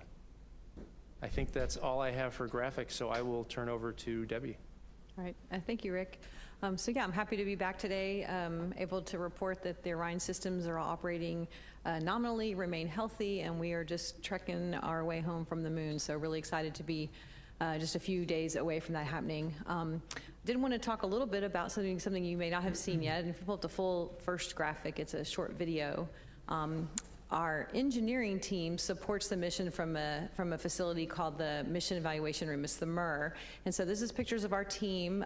There's 24 separate consoles, so this is different than the flight control room that you see a lot on NASA TV. These are our engineering expertise that supports Rick's flight control team. And so they've been on console since about 48 hours before launch, keeping close eye on all of the systems, looking at all the data, modifying procedures as needed, and then just watching how the systems are performing. So providing all really deep technical insight to that operating team. So that's also located here in Building 30 in the Mission Control Center. And so that's our MER team working hard round the clock supporting the spacecraft. Second graphic I have is a few days ago I showed you some imagery of the crew module images we got down from our first external survey that was right after the TLI burn. So we actually do another external survey on the way home. This is our inbound external inspection. So I think go to the next slide. Yeah, so this is kind of two different views of the spacecraft. Again, did a comprehensive review of all the imagery that we were getting down off the surface of the crew module. No concerns, no issues seen that would make us have any pause for the re-entry phase. Everything is in excellent condition for that entry. So that's our pretty crew module. I think we have a couple of pictures of the service module as well. Yeah, so we obviously don't bring the service module home. As we mentioned, that gets separated about 40 minutes before splashdown, but we did get some nice imagery. And the next one I thought was interesting. It's a picture of the solar arrays, but it's actually the back side of the solar array, which we don't normally see. So anyway, poured over all this imagery, and everything looks really good for the return. Operations-wise, there's a few other things going on in the cabin. One interesting test that we're doing today is when you pressurize the cabin, the panels and things that are connected there, kind of shift around a little bit. And so we're having a demonstration of, can you actually remove some fasteners in those panels and put them back in? Do the structures still line up enough that you can do that? This is to help us prove out if we needed to do any kind of maintenance or contingency access to like our ECLS system. So we'll be looking at that today to see if that demonstration works out well. We're also doing some demonstration what's called 20 by 20 degree dead banding. This is pointing the spacecraft a little bit different throughout the day to test thermal responsiveness of the systems externally to see if we can expand our operating envelope for future missions. So I guess some other things, we've collected a lot of data on this mission. We'll be getting a lot of that data back when it comes back, but did want to mention a couple things. We've consumed 2,964 pounds of fuel in the service module. We have 4,285 to go. So clearly we had put a lot of margin into this mission to make sure we could fly it properly. 9,855 commands have been uplinked, so been busy for the flight control team and the MER team doing all of that. And then we mentioned the optical comm and how effective that has been in getting data down. 122 gigabytes of data downloaded. That was a record. That was in a single day. That was today. And a total of over 312 gigabytes of data coming down on that optical comm system. So that's been really helpful for us getting down some of this beautiful imagery. Cabin is currently at a 76 Fahrenheit degree, so the crew's quite comfortable. Everything looks really well. And I think that's probably it from me. Spacecrafts continue to operate nominally, and we are hard at work monitoring it till it gets home. So with that, I will hand it over to Lily. Hi, good afternoon. Just checking to make sure you guys can hear me first. We hear you, Lily. Okay, great. Thank you for joining us today. I'm currently at sea aboard the USS John P. Murtha with the joint NASA and military team who are ready to safely recover the crew once they splash down off the coast of California. The ship departed from Naval Base San Diego on time, and we are currently maneuvering the ship to the landing zone. Over the past couple of days, we have been completing final preparations on the ship, including training with the joint NASA and military team to refresh the skills and procedures that we've been practicing during underway recovery tests. I want to quickly walk you, however, through the process of how we will safely recover the Artemis II crew and the Orion spacecraft once they return from their trip around the moon. The ship and the small boats will be positioned at a safe distance at splashdown until the team has determined that their path of travel will be clear of any of the jettison hardware that Rick talked about. Splashdown, the crew in Houston will follow their post-landing procedures while our divers maintain a distance of about 120 yards to the capsule once we're cleared to go to the capsule. After handover from the flight director to the landing recovery director, the divers will approach Orion and they will conduct assessments of the air and water surrounding the capsule just to make sure that it's safe to approach and help the crew exit Orion. After ensuring the area is safe, they're going to go ahead and open the Orion hatch and help the astronauts from their seats to a large inflatable raft that we call the front porch. Once all 4 astronauts are on the front porch, we will tow the capsule away from the front porch, and the team will pick up from Navy helicopters which are deployed from the recovery vessel. 2 helicopters are going to rotate, picking up all 4 crew members before they return to the recovery ship within a few minutes of each other. Once the crew has exited the helicopters, they will proceed to the ship's medical bay to undergo routine post-flight medical checkups. We expect to recover the crew and deliver them to the medical bay within 2 hours of splashdown. With the crew safely out of the capsule and in tandem to the recovery, teams will work on towing Orion into the well deck of the ship using procedures that were very similar to those that we used on Artemis I.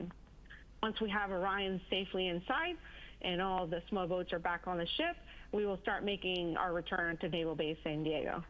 Depending on our distance, by then the Artemis II crew will fly off the ship back to shore, we anticipate within 12 to 24 hours post-splashdown.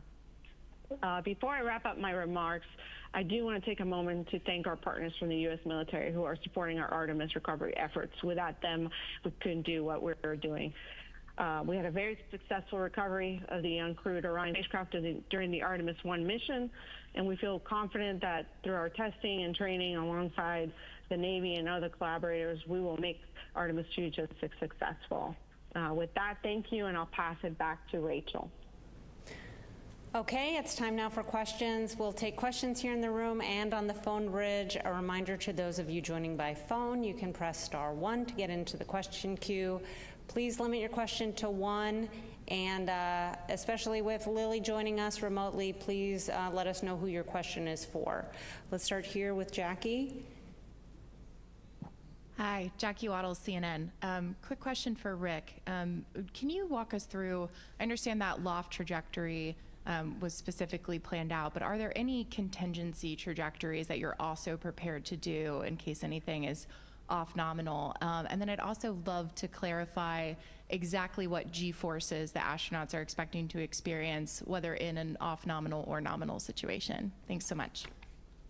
Yeah, good questions. I'll start with the more straightforward one with the G loads. For a nominal landing off the coast of San Diego, we're expecting 3.9 Gs. But we have a number of contingency trajectories which would land us further uprange or further away from our targeted landing site.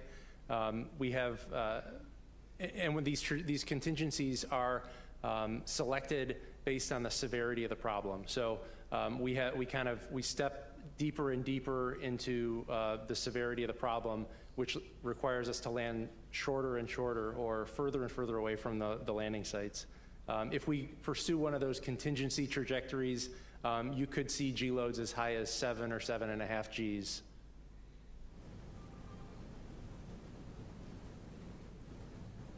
Okay, we'll go with Josh here. Hi, Josh, dinnerspace.com. What kind of data is lost by skipping the radiation sheltering test, and what's the impact of not being able to practice those procedures beyond low Earth orbit until the lunar landing mission on Artemis IV? So I would, I see the radiation shelter as not really being a lost set of data.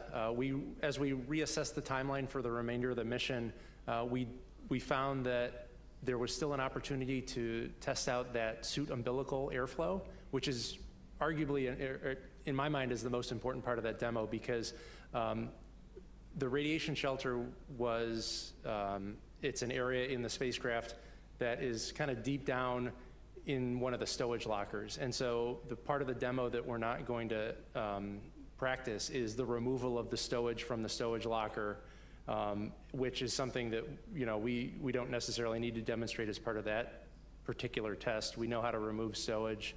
The really important thing is to make sure that we can provide a habitable environment when the crew member is down in that locker. And airflow is critical to that. If you're in zero gravity, you can develop pockets of carbon dioxide if you don't have sufficient airflow, because there's no convection to move the air around when you're breathing, and you end up having kind of a pocket of CO2 forming around your face. So the airflow is the most important part of that demo, and we did find a way to achieve that objective. Yeah, and I should maybe add too, the stowage part of that is practiced quite a bit over in the mock up here in Building 9. So the part of that you can really do in 1G, they've practiced many times. So feel confident it'll work. I'll just add that we will also still get data with respect to radiation, as well as the Avatar data, where we are getting effects of radiation on tissue chips from the crews. So in terms of actual better understanding of the impact of radiation, we will still get data associated with that. Okay, we'll go here to Eric Berger and then to Marcia. Eric Berger, Ars Technica. Question for Debbie, I think. You mentioned the external survey, there were no concerns, no issues that would give us any pause. Let's say in the very unexpected event that there was some serious MMOD damage, you know, on the edge of the heat shield that you could see, or with the spacecraft. I mean, I think I know the answer to this, but what is the contingency plan? That there isn't one, right? Correct. I mean, we aren't looking at the heat shield. Obviously, that's still covered by the surface module. So this is just your thermal protection system. My understanding is we would modify our flight profile to try and accommodate that, but I don't know. There's nothing we can do hardware-wise. There's no way to go repair, for example. I would add that depending on the nature of the damage, if that were even something that we would have to consider, you can assess the various flight profiles, the ballistic landing profile, the loads managed, and you could try to pick one that was the least stressing if there were something of concern. But as Debbie said, we did the survey, and there's nothing to be concerned about for entry. Marcia. Marcia Dunn, Associated Press. For you, Rick, what's the maximum speed coming back? Isn't it going to set a record? I think you promised us that. Yes, we did. Yes, and when and how will the capsule be coming back to Florida? So as far as the speed, our prediction for Artemis II, we're going to reach a max velocity of 34,965 feet per second, and that is less than the Apollo 10 record of 36,397. And the answer on how it comes back to Florida, we'll be trucking it back, so it'll get some conditioning done as soon as it gets back to San Diego. Some quick inspections and other things we do there, but immediately, as quickly as we can, put it on a truck and it gets driven back to Florida, back to the facility where we'll start doing the deservicing there. It's closer to two weeks. Mm-hmm. Mark. Mark Carreau with Aviation Week. The external imagery that you showed, was that what was taken yesterday morning? Yeah, that was our inbound inspection. So yes, that was the most recent pictures. Okay, go ahead. Mark Kirkman with NSF. Just want to drill down primarily with Rick, I guess, on the crew's experience for entry. Are they going to be heads down at entry interface? Is there any pre-bank? And also, if you can elaborate on the G spikes, the way I understand it is they do that first pull out, there should be a spike, and then there's another one as you come back down on the second side of that. And then just one other add-on to that is, are there any DTOs, any manual control inputs, any PTIs or anything like that that are going to be done in this time frame? So you're correct that the crew members are going to be heads down. That provides them a view of the horizon as they enter. If we were in a different attitude, you wouldn't have that horizon as a reference. Yeah, there are two different spikes in the G loads, but again, the max is 3.9, so you get about two similar 3.9 Gs on entry as you do the various roll reversals. Pre-bank, we do have, we will roll in to capture the atmosphere right at entry interface, but we're predicting 5 of those roll reversals on the way down. Jonathan. Jonathan Seri with Fox News. Follow-up to that. We're talking about the Gs that the Artemis crew will experience. How does that compare to crews coming back from LEO, say in a Crew Dragon, in terms of Gs and also duration of reentry? That's a really good question. I would hate to speculate on the numbers, and so maybe we could follow up with you afterwards and give you accurate numbers as opposed to me speculating.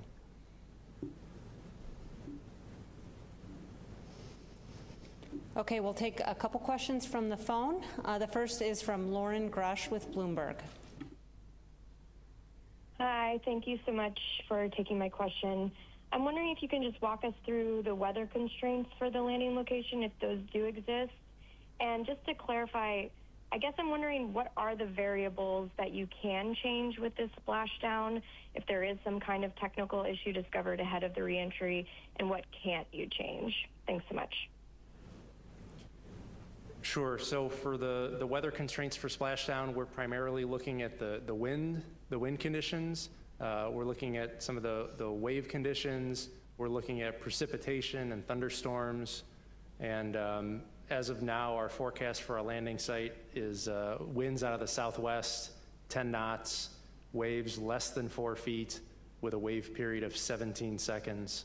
We're watching that cold front that I had mentioned over the past couple days. It's slowed down. It's also weakened in nature. And so the precipitation that we were watching is forecasted to be greater than 60 miles from the intended splashdown location. So we have some really favorable conditions. Should be a real nice day during the day in San Diego. That cold front will push through after splashdown, but it's looking like we'll have some favorable conditions for a nice landing on Friday. And there was another question, I think. Was there another? Maybe not. Okay. I think so. About what variables you can affect? Oh, that's right. Yeah. So as far as the variables that affect the landing down modes, we call them down modes. If you have a contingency, we're really looking at things that affect the guidance, navigation, and control, and the propulsion systems. So we want to ensure that the spacecraft can still fly safely home. So we have some ways to alter the landing, which shortens our entry profile. We land further uprange, but they are certified spacecraft guidance, navigation, and control modes that will ensure a safe landing in multiple failure condition contingencies. Okay, next we'll stick with the phone. We have Ken Chang with the New York Times. Hi, thank you. This is another question for Rick. What do you lose by not doing a skip reentry? Does that reduce the flexibility of where you can land? From an operational perspective, it's that reduced range within which we can assess the weather conditions. But I don't know if Debbie has anything from a heat shield performance perspective to add.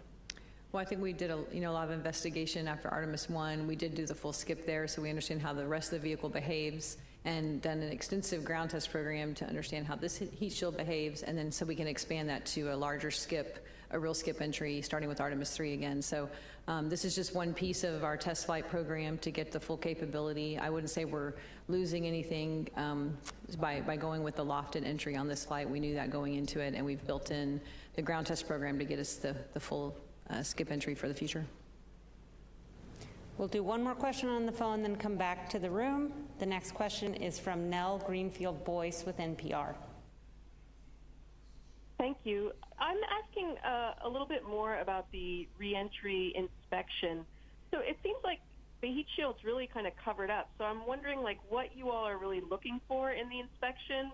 You said everything looked fine, but I'm wondering, what wouldn't be fine. And I'm also wondering, do we have any data on the heat shield that can't be seen? I don't know what it would be. I'm assuming not, but I'm just asking what, if anything's known about what's going on in the parts that are covered. Thanks. Yeah, so the inspection we did was primarily for the back shells, and so that's I think it's about 1,300 different back shell tiles that are covered with that SIOX tape in most cases.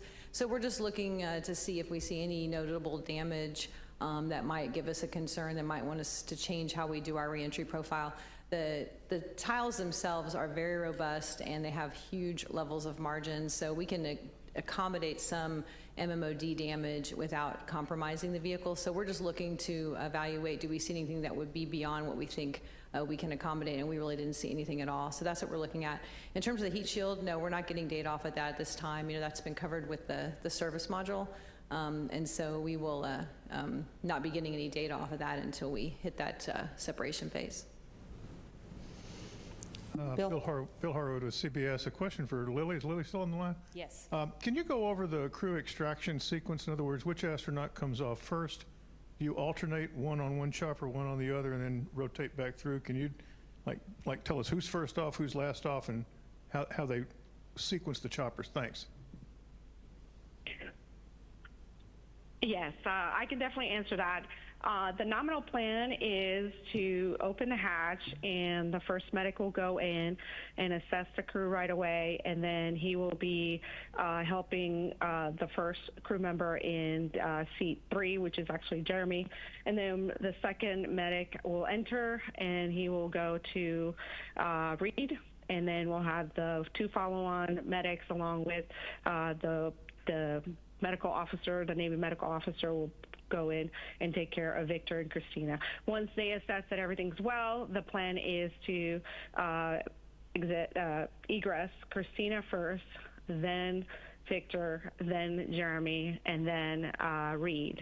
Of course, if there are any situations medically where there's some concern, the medical officer has the right to egress the person who is impaired first if needed. And that's pretty much the sequence that we will also pick up via helicopter. We'll go with Will.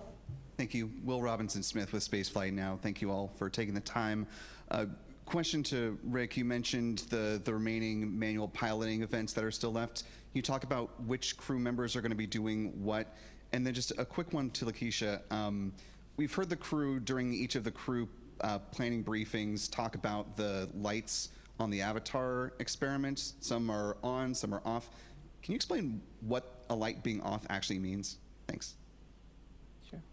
As far as the manual piloting demonstration this afternoon, all 4 crew members are scheduled for that event. And from what I recall pre-flight, Reid really wanted to ensure that this spacecraft could be flown by pilots and non-pilots. And so I would expect everyone to have an opportunity to have a chance to fly the spacecraft so that we can understand the handling capabilities of Orion, both from a pilot's perspective as well as from a non-pilot, because by demonstrating that Orion is capable of being flown by pilots and non-pilots, you open the door for a wider range of future astronaut selections and flight crew assignments, because you no longer have to be beholden to there being a test pilot in the commander and pilot seats. You can really allow anyone in the astronaut corps to help fly that spacecraft.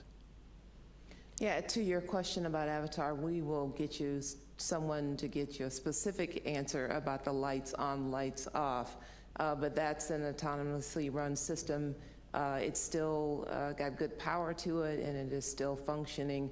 It reported back that it's still functioning as it should, right? So we'll be looking forward to getting that off of the ship to get the data from it at the end of the mission. Thanks. Hello, my name is Ed Lavendera with CNN. Thank you for taking the time today. Can you talk about, and this might be a question for Lily and Reid, how many aircraft, drones, kind of getting eyes on the capsule as it's coming back in for re-entry? And is that number kind of standard, or is it more because this is such the first time there's been a crew on this particular capsule re-entering? Lily, do you want to take that one? I think you would probably be better suited to answer it. I think it's good. Thank you. And Debbie can confirm that there's going to be at least 7 different aircraft, sci-fi aircraft at different altitudes imaging the vehicle. And Debbie, correct me if I got that wrong. No, that's correct. And it's a lot more than we had on Artemis I. We've added quite a few more air assets to capture more imagery as the vehicle is coming down. Correct. So besides those sci-fi planes, we will be using 2 of the Navy military helicopters, MH-60s, with our own gimbals They're going to be at different altitudes who will be much closer to the splashdown, taking imaging of the splashdown all the way until splashdown. If for some reason we have clouds, we also have additional gimbals on the bow of the ship to be able to capture that landing right when it happens right in front of the ship for us. Go ahead. Hi, Andrea Leinfelder of the Houston Chronicle. You know, I was hoping to talk a little more about this being a test flight. We've talked a lot about the toilet, but can you give us a little more information on the water valve and the service module issues that you hope to learn from? Sure. I think early in the mission we talked about a water valve in the water on-off valve in the potable water system that had we saw had inadvertently closed. And so because that's in the service module, you know, we will not be getting the service module back. And so we have designed a bit of a test to do. I think it's happening later today. The timeline's moving around a bit, but to kind of do some additional opening and closing of different valves in that system to learn more about those behaviors. Always taking into account we never will put us at risk of not having water available. So we're actually doing this, now that I think about it, it's later in the mission to make sure that we have all the water we need and we're done with any access to that system that's required. So that's one of the things we're doing, just to learn about the valves in that system, since we won't be getting the service module back. Irene Klotz with Aviation Week for Debbie. Can you discuss a little bit the applicability of the data that's going to be collected about the heat shield wear on Artemis II for the heat shields that are being changed for Artemis, actually 4 in particular, and also for 3 since it's not going to be coming back from a lunar orbit? Just what value is that information now? Thanks.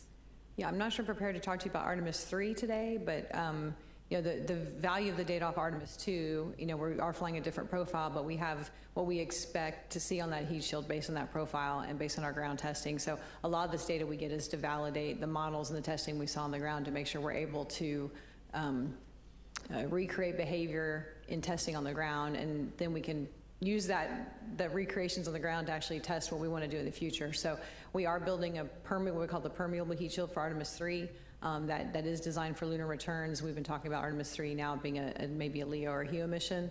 Again, we get data back regardless, and so we can look at the heating on that heat shield from return, correlate it to our models, correlate it to our ground testing, and so it's not you have to have those lunar returns. We can use that data to help prove out that design as we move forward.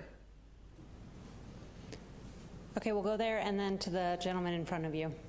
Hi, Dr. Allison McGraw from Mysterious Meteorites. This is perhaps a question for Debbie. How is the risk assessment for micrometeoroids or orbital debris completed?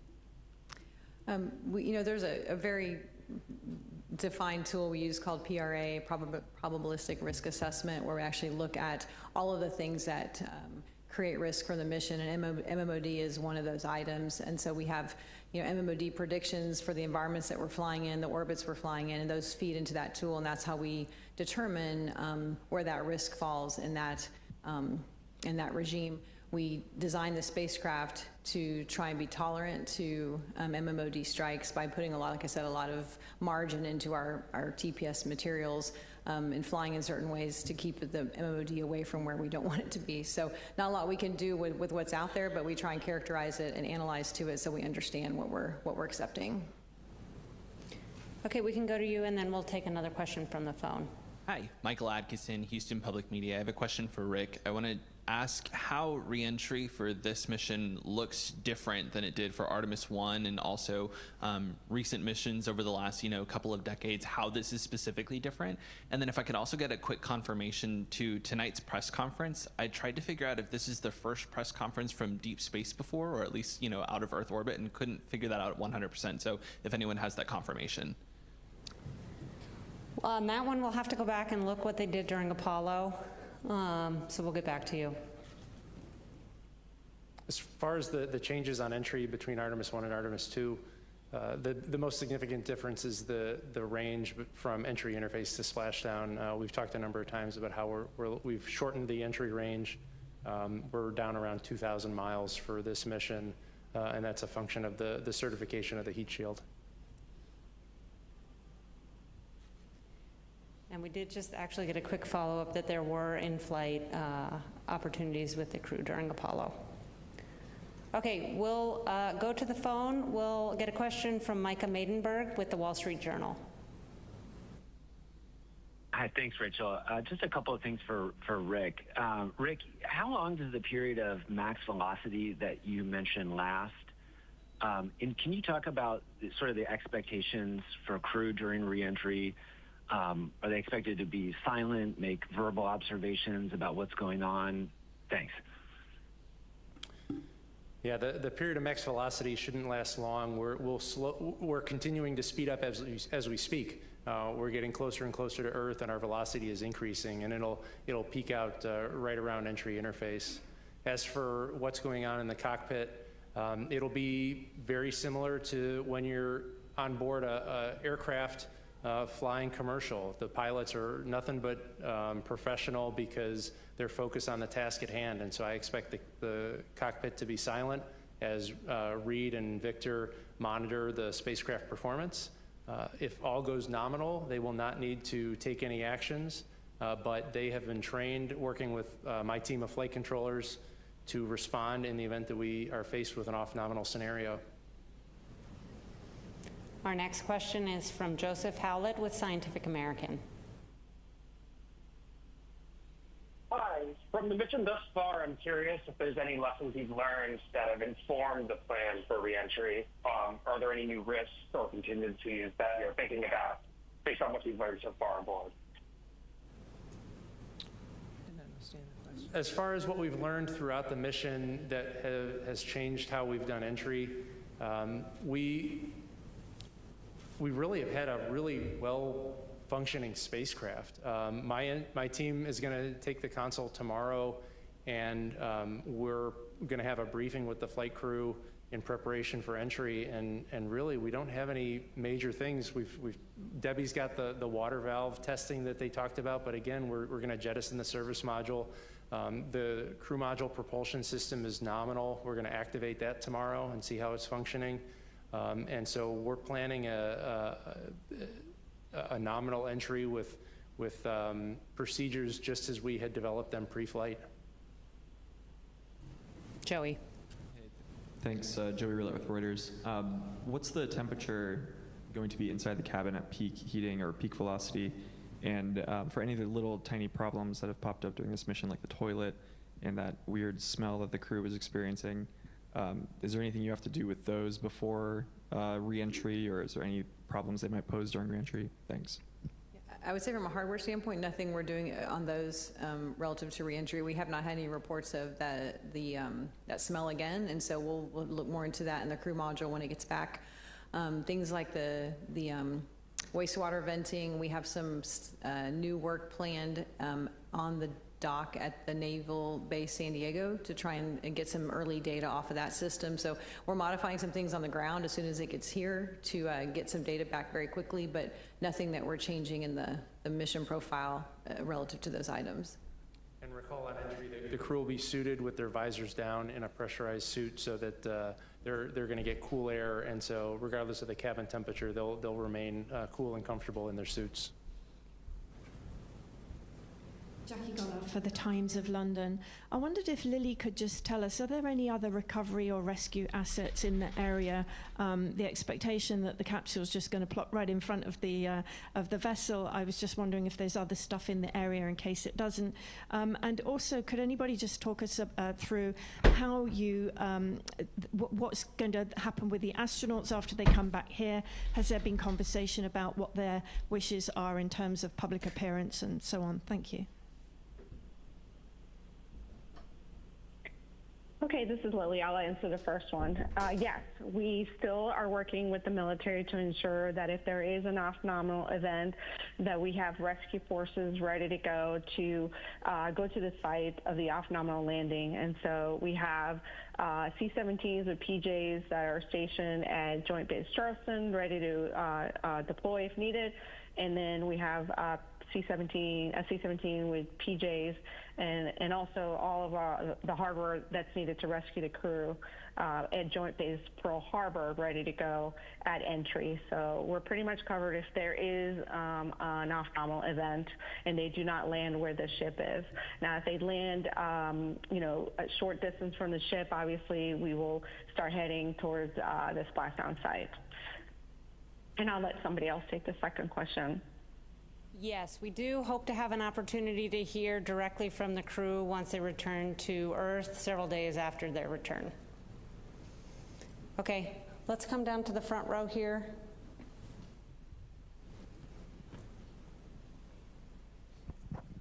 Zachary Albert with the Launchpad. Can you take us through the timeline of getting the experiments and science out of Orion? I know coming home from the ISS, there's some that we rapidly get back off the vessel. Is there any plans with that with Orion, or is it going to more just ship back with it when it comes back to Florida? It's a combination. There's early desto bags that come out right away. They get shipped back on aircraft. Some of the data storage that's got some of the imagery and other technical data will actually be downloading those cards onto computers, making copies there in San Diego. So it's a combination depending on the criticality, and then the vehicle itself comes back, with the rest of the equipment. TJ. TJ Mascara with the Epoch Times. Thanks so much. For Lakeisha, sorry if I missed it earlier. I know we were talking about radiation data. Have you all been able to gather, have any of that radiation data downlinked yet? And have you guys been able to take a look at it? Or is that all going to be after? So I think I was referring to the Avatar data, and that data will obviously be brought off of the ship once it's returned.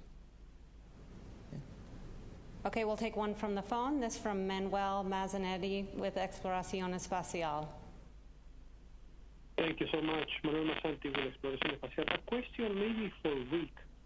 This is not regarding entry, but the simulation that the crew performed with the oxus. I would like to know if they provided some feedback after this exercise. I understand that they were doing in different speeds, how they felt about it, and if you received some feedback from this test. Thank you. Manuel, we have not, we're not hearing you quite clearly. Can you try again, please? Yes, I apologize. Manuel Mazzanetti with Exploración Espacial. I was asking Rick if he can provide if the astronauts gave some feedback regarding the test with the oxysuits on board the capsule a few days ago. They were doing at different speeds, and I wonder if the crew provided some feedback of improving the process, or if they felt okay with it. So I'm not particularly aware of any specific feedback that we've gotten yet from the oxysuits from putting them on before, from putting them on earlier in the mission, but the experience gained from having a chance to put them on during the mission and not just before entry is invaluable to the crew. They will have, no one's put an oxysuit on in zero gravity before, and so the lessons that they learned from doing it in a arguably less stressful time in the middle of the mission, it's going to pay dividends for when they have to put it on entry day, when there is a little bit of a time constraint, because we need to ensure that they're suited and seated before entry. Miles. Hi, Miles Doran, CBS News. One question for Rick and one for Debbie. Rick, how long before entry interface and roughly at what altitude, if you know it, are you switching back over to TDRS and getting GPS back? How quickly is that sequence of events happening?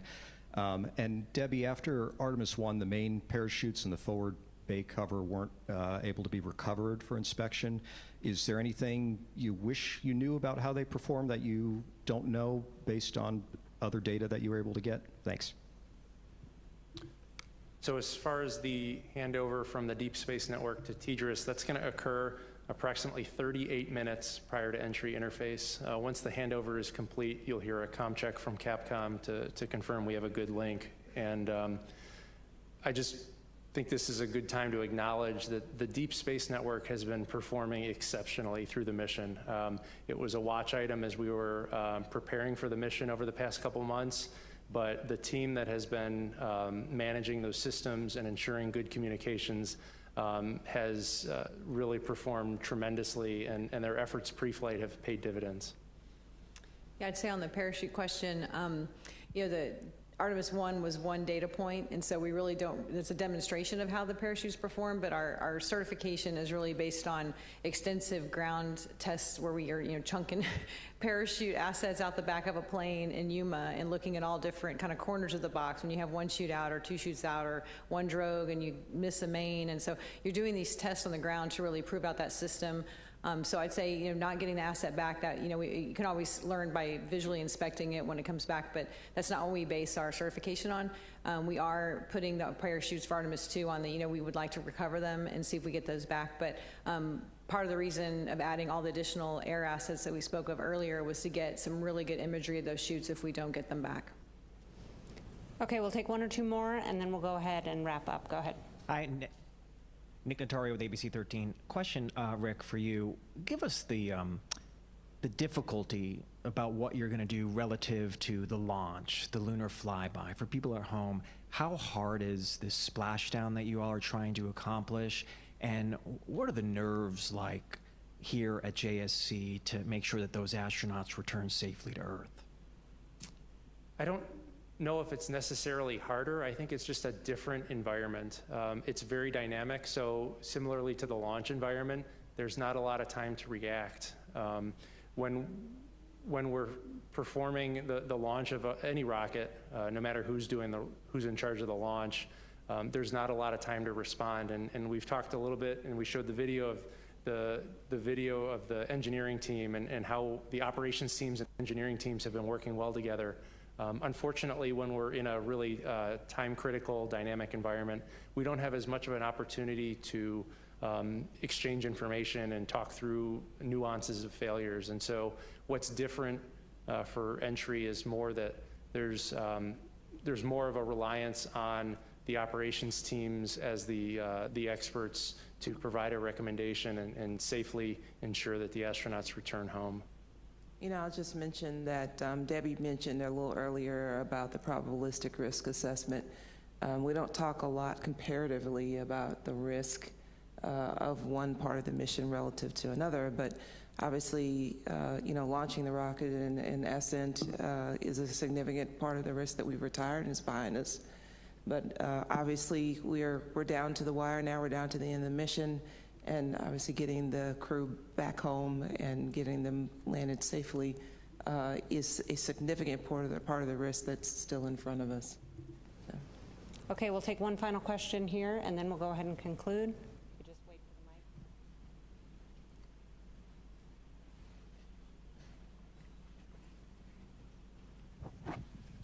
Thanks for taking my question. I'm very sorry, it brings up the dreaded toilet again, but there was some conversation between the crew and control, I think it was yesterday, about the volume in the tank needing to keep on top of that ahead of re-entry. I was just wondering if you could give me some more information about what that concern might have been, or whether it even is a real concern. I take it from your previous answers, you're happy about the conditions for re-entry, but why could that be an issue? And if it is an issue, has it been resolved?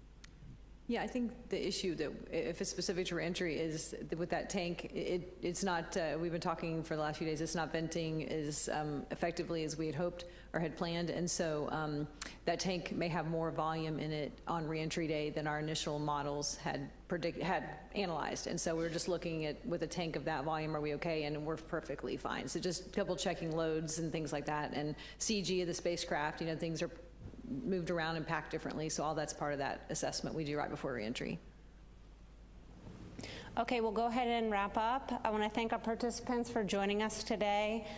We do have one time change coming up with the crew news conference scheduled for later this evening. That will occur approximately an hour later. Plan to start at 9:45 Central Time, 10:45 p.m. Eastern Time. You can stay tuned for all the latest updates, including imagery, at nasa.gov, and thank you for joining us.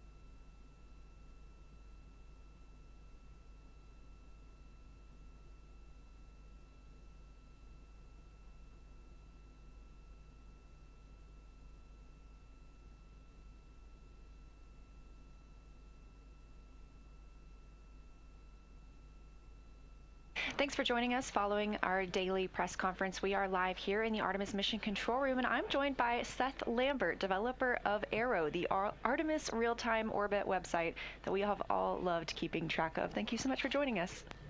Thank you, my pleasure. So can you tell us about how Arrow works? How do you get that telemetry from Orion and then turn it into something that we can all access? Yeah, absolutely.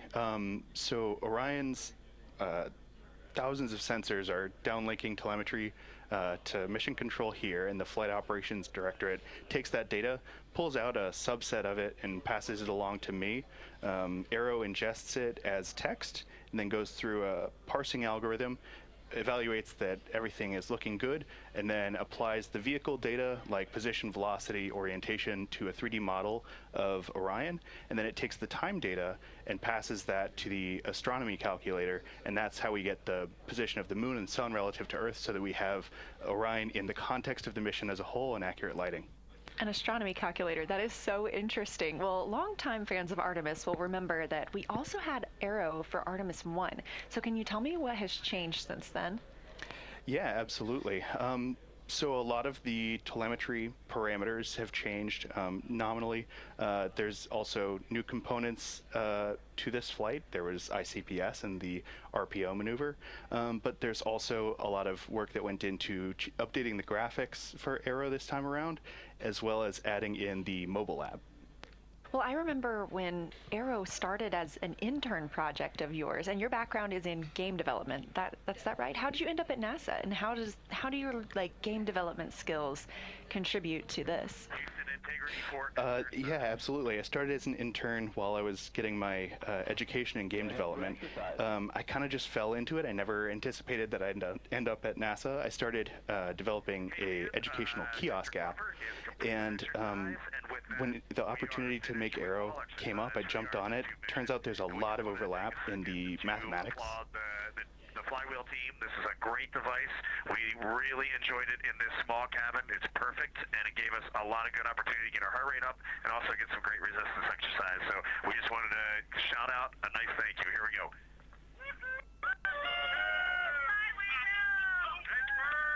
Thank you, guys.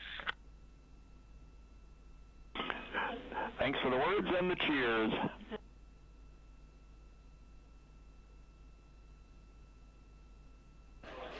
That was Commander Reid Wiseman calling down that they have finished exercise for the mission, and that's worth celebrating. So sorry to interrupt you, but please tell us more about your background and how that helped you build Arrow. Yeah, there's a lot of overlap between the mathematics that go into 3D game development and tracking a spacecraft. Actually, they're two of the only industries that use the math concept called quaternions, which is an extension of the complex numbers into 4 dimensions to track rotations in space. Wow, that's fascinating. And I love having you here because that's a different background than a lot of people realize that we need at NASA. So I really appreciate that. But the public has really enjoyed keeping up with Arrow. What has been your favorite part of the mission so far? I think my favorite part has been seeing the reaction online to Arrow and seeing it be a spark that people latch onto, and it gets them curious and asking questions and engaging in discussion online with each other about this mission and about what they're seeing through Arrow. And it's been really wonderful to see so many people excited to learn, excited to follow the mission, and feel like they're a part of it through Arrow. That's so cool. Well, we're showing Arrow right now here on the broadcast. And my last question is, besides the broadcast, where can people keep up with Arrow? During the mission, Arrow is available online at www.nasa.gov/trackartemis and on the front page of the NASA mobile app. Very cool. Well, Seth Lambert, developer of the Artemis Real-Time Orbit website, I'm so happy that we got to have you here. We have shown Arrow so many times during the mission, and it just makes perfect sense that we would get to talk to you today. So thank you again. Absolutely. Thank you.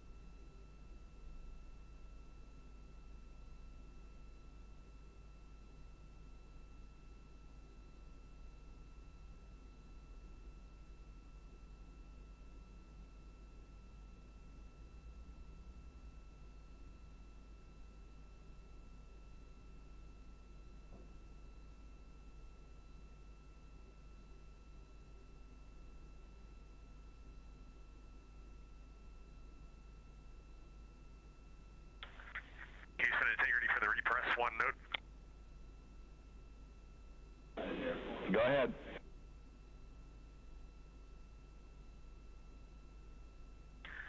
Hey, we had called down a couple days ago about our contingency LIO, either the LIO canisters or the bubble wrap expanding in the depress.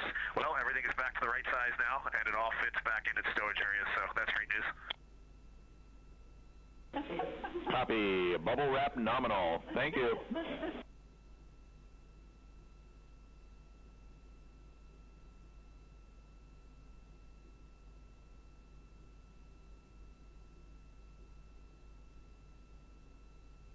That call from Commander Reid Wiseman down to the ground, keeping us updated on the cabin pressurization.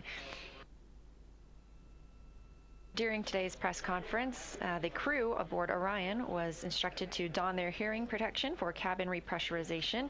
The cabin pressure at that time was 10.48, and we are now up to 12.73.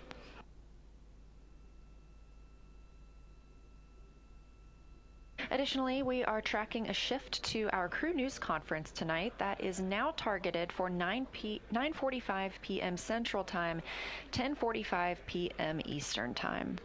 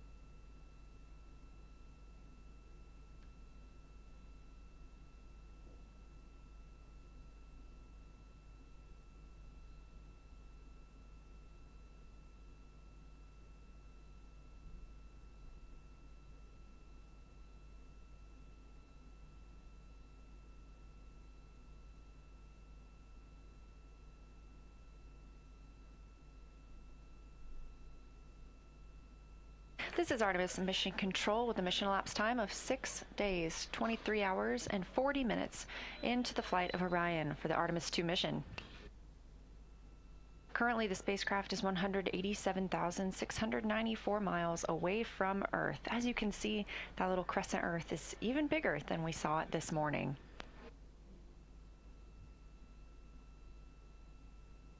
We've recently heard the crew call down that they are complete with exercise, and that wraps up exercise for them for the entire mission. Tomorrow, they will be busy configuring the spacecraft and reviewing their entry procedures.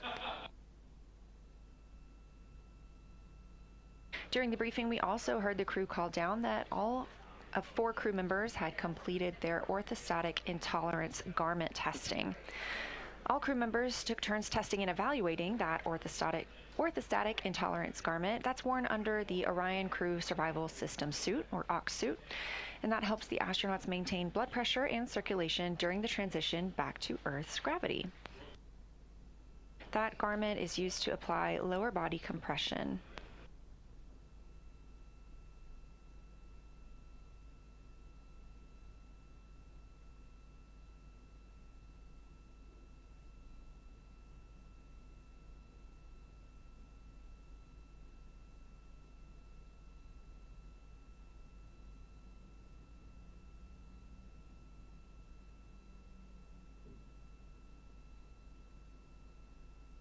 With those activities complete, the crew members are starting to move into their midday meal period. So on the menu for lunch on flight day 8, we have beef stew, smoked turkey, cauliflower and cheese, tropical fruit salad, chocolate pudding cake, chicken noodle soup, roasted turkey, fish with mango salsa, braised red cabbage, pasta with shrimp, beef steak, potatoes, and the cosmic brownie.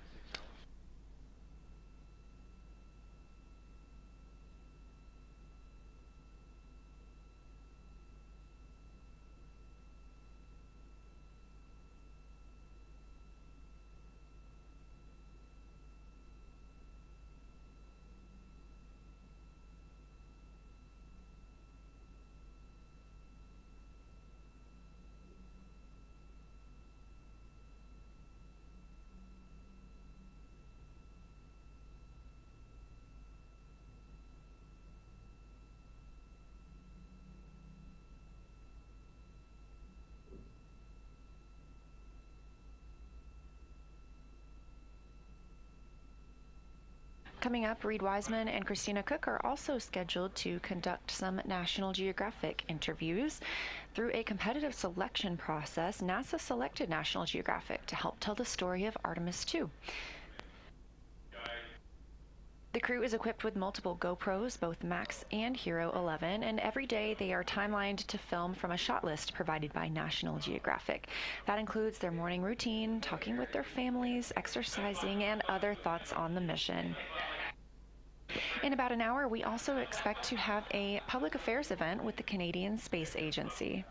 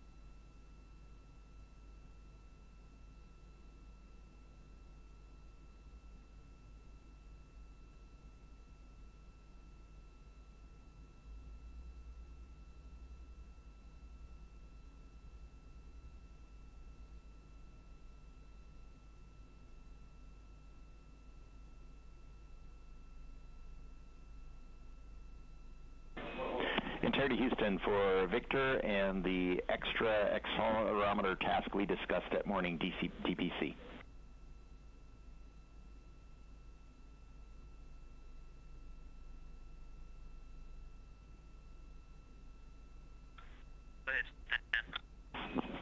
Hey Victor, just for data correlation on the ground, when you do that 5-minute accelerometer test, please give us a call at the beginning and the end of that 5 minutes.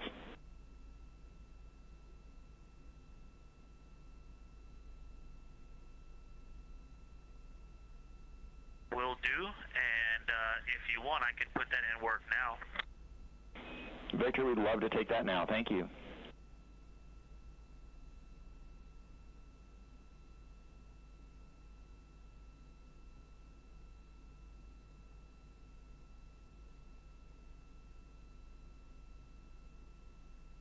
Okay, Houston, the accelerometers are coming on in 3, 2, 1, hack. Accelerometers on, 5-minute timer started. Copy, on for 5 minutes. Thank you.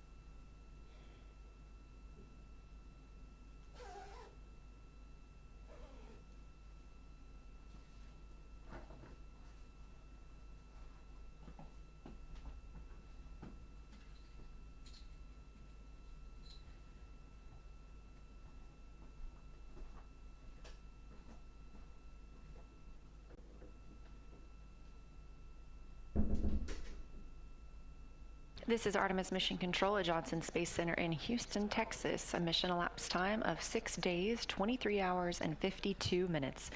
Meaning this time last week we had resumed that 10-minute hold and we were in countdown for liftoff of Orion on the Space Launch System rocket. Currently, Orion is 187,283 miles from Earth and continuing to grow closer.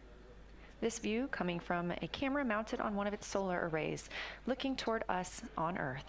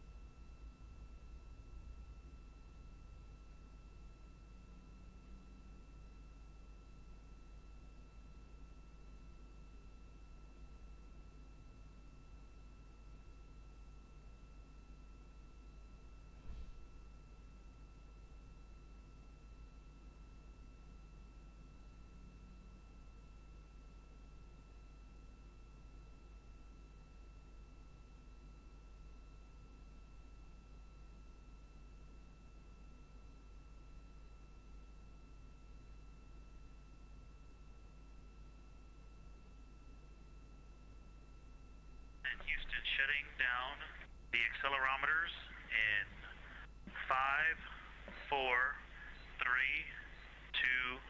2, 1, off. Copy, accelerometers off. Thank you, sir.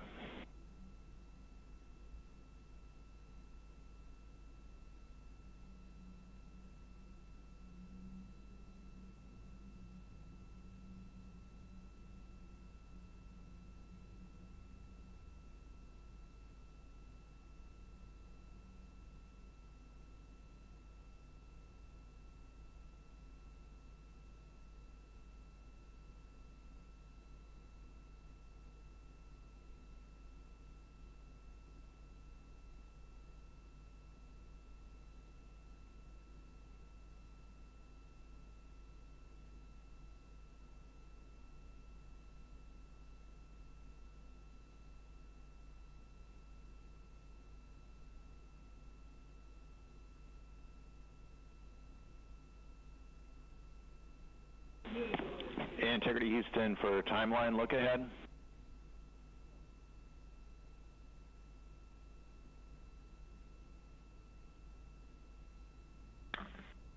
Go ahead, Houston.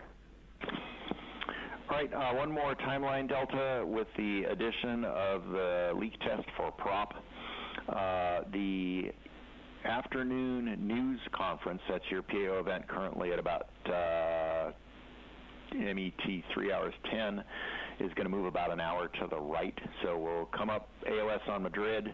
We'll spend about 30 minutes doing prop stuff with you, and then give you 30 minutes to set up the cameras and so forth and start the PAO event after that.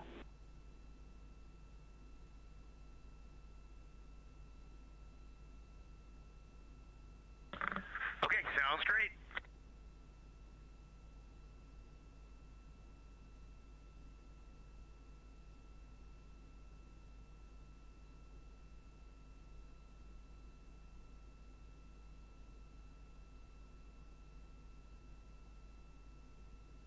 That's Capcom Stan Love in Artemis Mission Control here in Houston, speaking with the crew.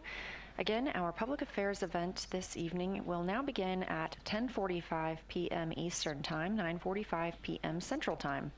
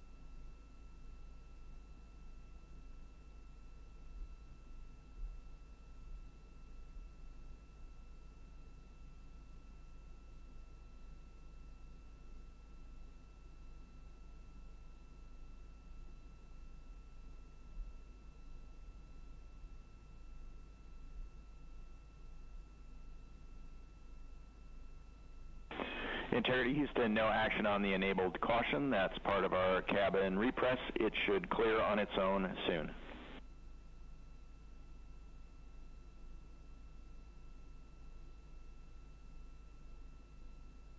Copy. Thanks, Dan.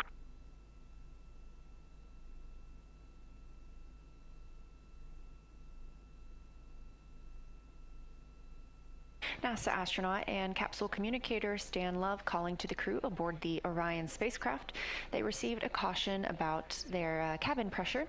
However, it will clear out on its own after the oxygen levels out inside the cabin. We are currently repressurizing Orion. There was a demonstration flight test objective to have the cabin pressure at 10.2 psi. That repressurization has been going on for about an hour and a half now, and the pressure is currently at 13.27.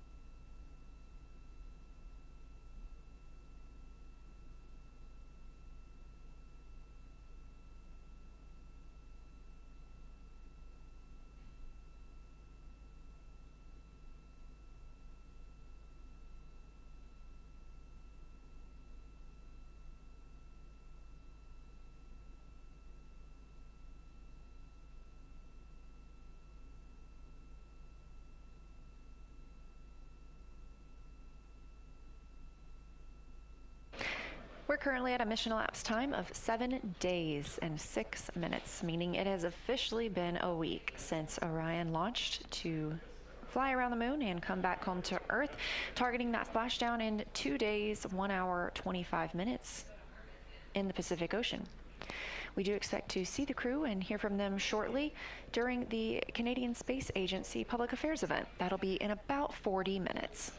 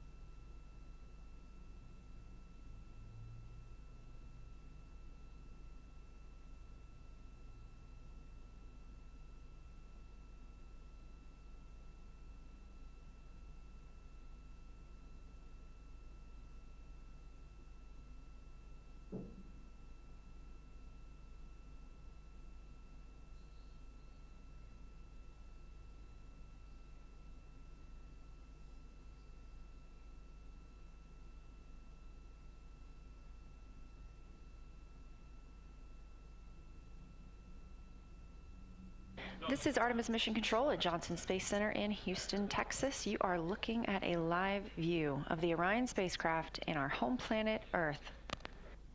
Earth will continue to grow in the frame as we are targeting splashdown now in 2 days, 1 hour, and 16 minutes.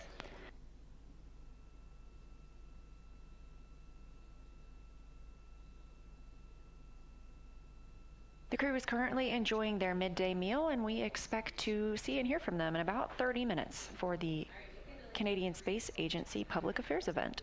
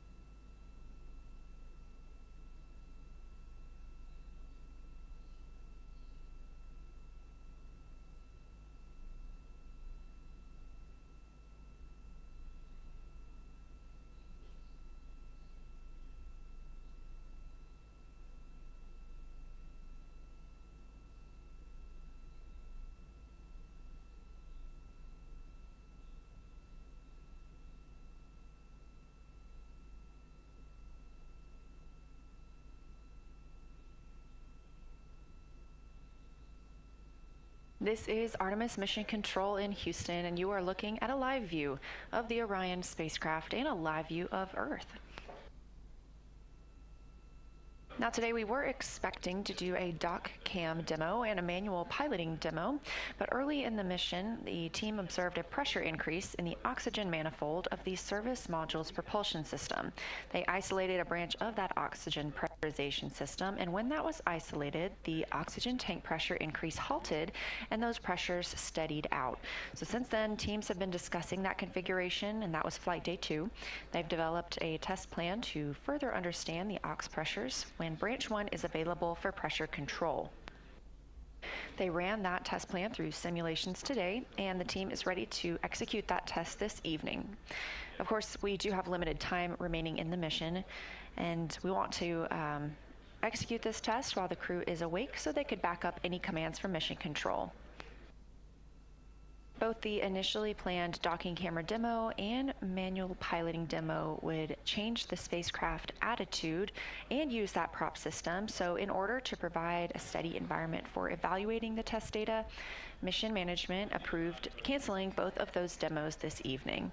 Of course, we have gotten several checkouts with the docking camera already, as well as we did complete some manual piloting both during the manual piloting demo earlier this week, as well as during the proximity operations demonstration after launch. Also, to provide time to get that test started, we moved the crew news conference by 1 hour, and it's now starting at 9:45 p.m. Central Time.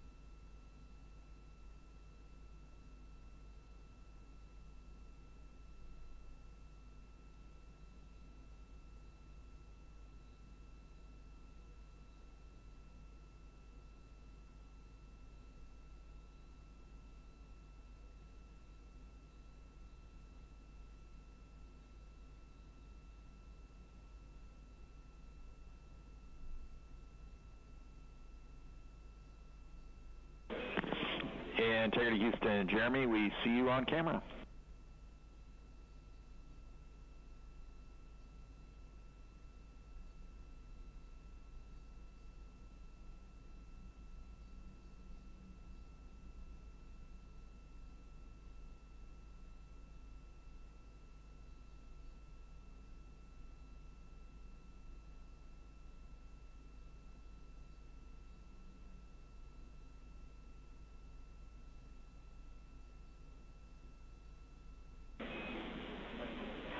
And Jeremy, we see your mouth moving with the handheld mic, but are not receiving audio.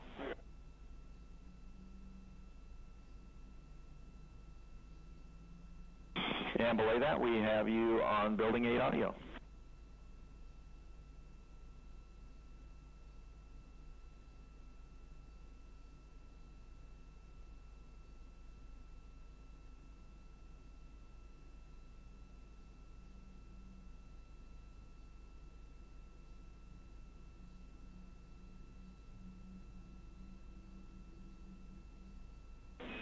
Wilco.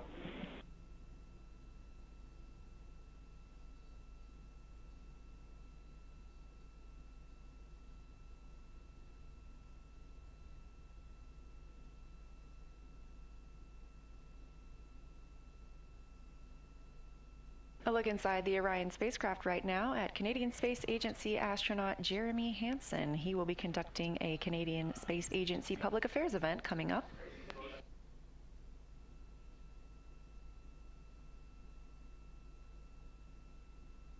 This is Hansen's first flight to space. Meanwhile, his crewmates, Reid Wiseman, Victor Glover, and Christina Koch, are in their midday meal period.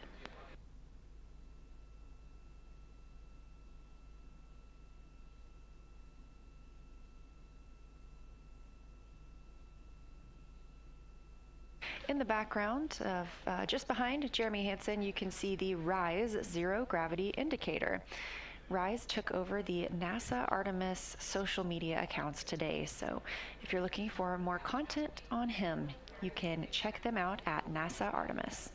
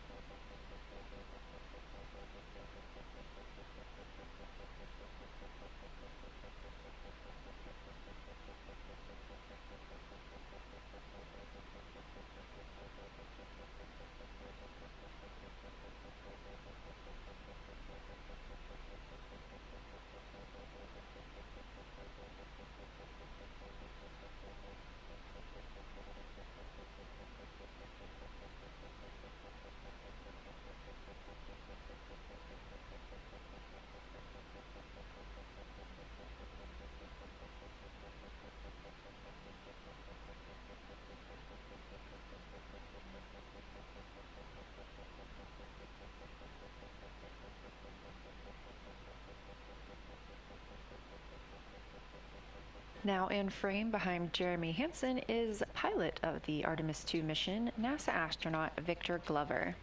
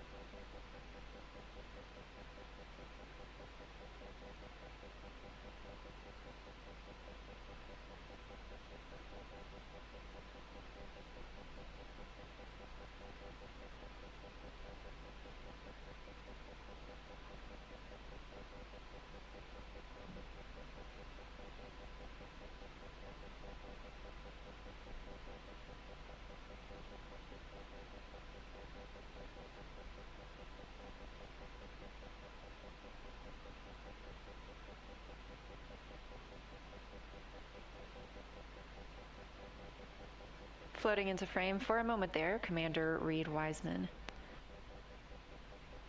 Again, the Houston integrity for images for downlink. Go ahead, Reid. ACN, I put a single photo in a folder entitled For Matthew Dominic to share with CB on PCD1. If you could get that picture to him, I'd appreciate it. We will get that crucial piece of imagery to Matthew Dominic. Okay, excellent. I was trying to reduce the size of it on Goldstone, and it kept corrupting, so hopefully that file itself is not corrupted. It's the NEF. Sorry, it's a little bit larger.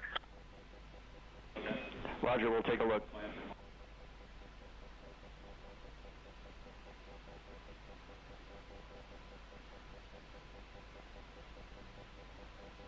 That was NASA astronaut and Artemis II commander Reid Wiseman calling down about something they are sending to their friend, fellow NASA astronaut Matt Dominic. Meanwhile, we are standing by for the start of the Canadian Space Agency Public Affairs event. We expect that to start in about 13 minutes.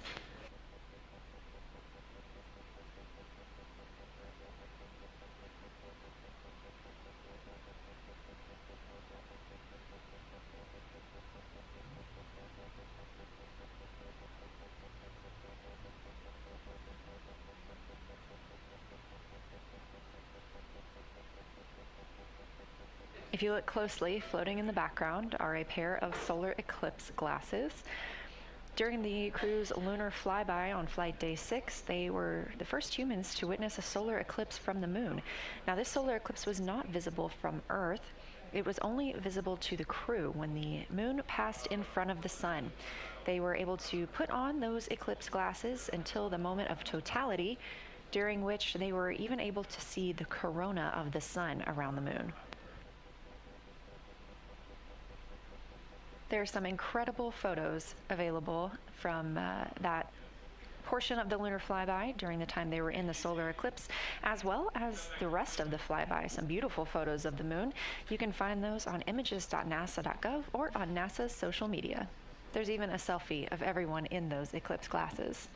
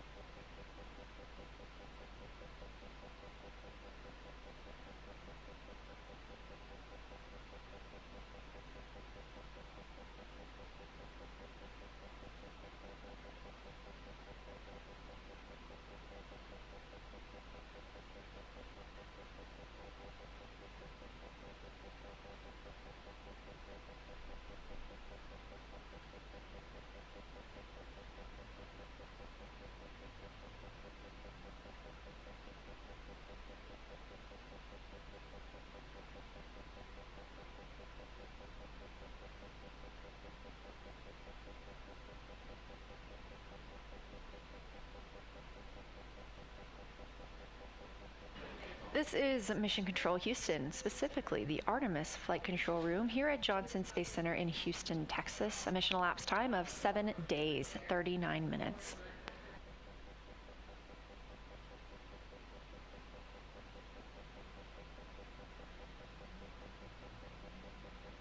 We are on flight day 8, and as earlier reported, we were anticipating the manual piloting demo, the second half of that, and the docking camera demo this evening. Those have been canceled. They are going to conduct a prop pressurization test. Our public affairs event is also being shifted. That will start at 10:45 p.m. Eastern Time, 9:45 p.m. Central. We are also just moments away from a Canadian Space Agency public affairs event. As you can see, astronaut Jeremy Hansen there, center of your screen, getting set up. That event will start in 5 minutes.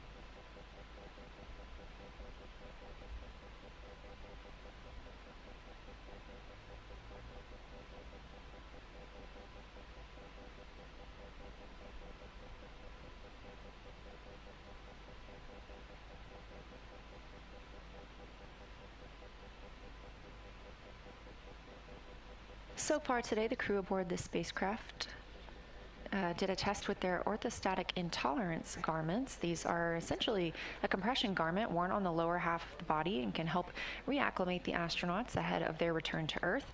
They also got in their last exercise before return. Tomorrow will be a very busy day with cabin configuration and studying their entry procedures.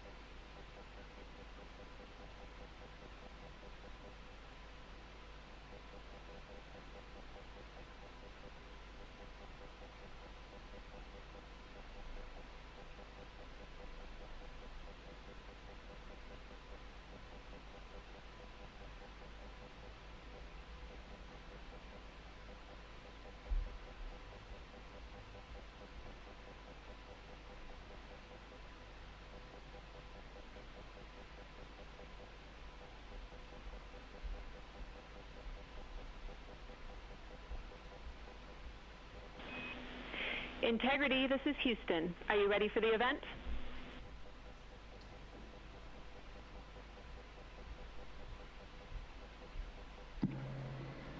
Houston, this is Integrity. We sure are. Canadian Space Agency, this is Jenny from Mission Control Houston. Please call Integrity for a voice check. Jenny, hello and thank you. Integrity, this is Josh Kutrick at the Canadian Space Agency in St. Hubert. How do you hear us?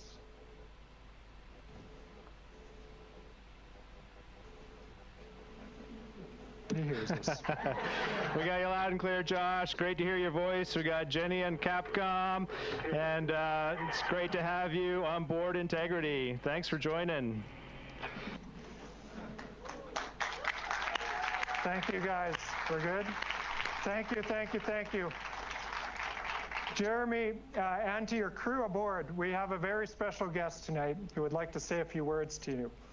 And so, c'est avec grand plaisir que je passe la parole au très honorable Mark Carney, Premier Ministre du Canada. Merci beaucoup, Joshua. Et tout d'abord, Jeremy, je veux commencer en français parce que tous les Canadiens et Canadiennes sont tellement fiers de vous pour bien des raisons. Mais c'était incroyable de vous entendre parler français pour la première fois dans l'espace. And as I say, Canadians are so proud of what you're doing and the collaboration. And I just want to have a chance, if I may. I'm thrilled. I'm absolutely thrilled to be speaking with you, Jeremy, and the crew. We've all been watching and inspired by what you're doing. And I just want to, I'm conscious. I spoke to the president the other day. I think he may have mentioned just how proud we are to be associated with this mission. And, it strikes us in Canada, there's such an incredible team, from the engineers who designed Orion and the rockets to mission control, to Jenny and the team there, the four of you. And I wonder if you just, enlighten us a bit about some of the lessons that you've learned over the years and up there in terms of teamwork and collaboration. I mean, this is such a unique example for the world and beyond. And I heard last point pilot Glover say, I think it was on Easter, he was looking back at what he called Spaceship Earth, and what lessons we can take here on how to work together better down on Earth.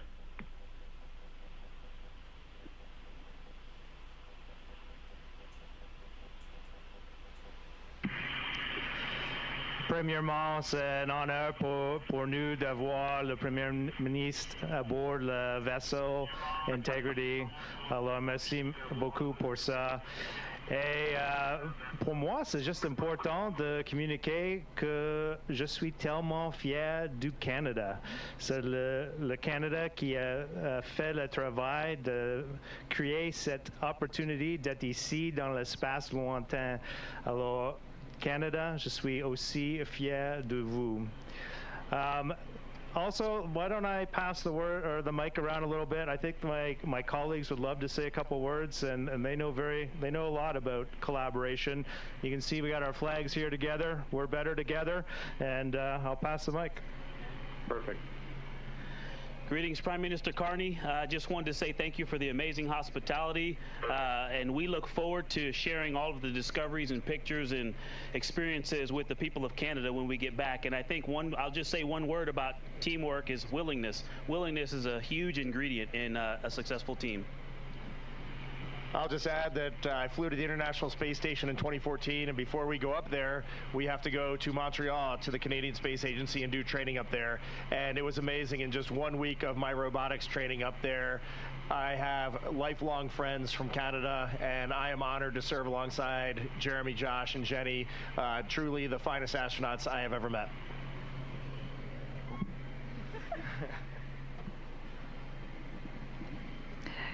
I completely agree. I love my crewmates' words. I think we're so in agreement on this. And really, the answer to your question in so many ways, we are an example, I hope, of that collaboration, about how when you go together, when you bring in partners and contributors that are all excited about the same mission but have different talents, how you can go so much farther. It may be more complicated, but I think what we've shown time and time again, both in the International Space Station and with this vehicle and this mission, is that the impacts are just so much greater and they're compounded. Amazing, amazing. Well, can I pick up on just a couple of things you said? One is on hospitality, and it's great that you've been to Canada. I want to extend the invite on behalf of all Canadians to come to Canada. Certainly come to Ottawa. Don't look too closely right now. You'll notice that it's still pretty white, but it's the snow's going to go. And I just wonder, a lot of Canadians just want one point of reassurance that the preference is for maple syrup over Nutella on your pancakes in the morning.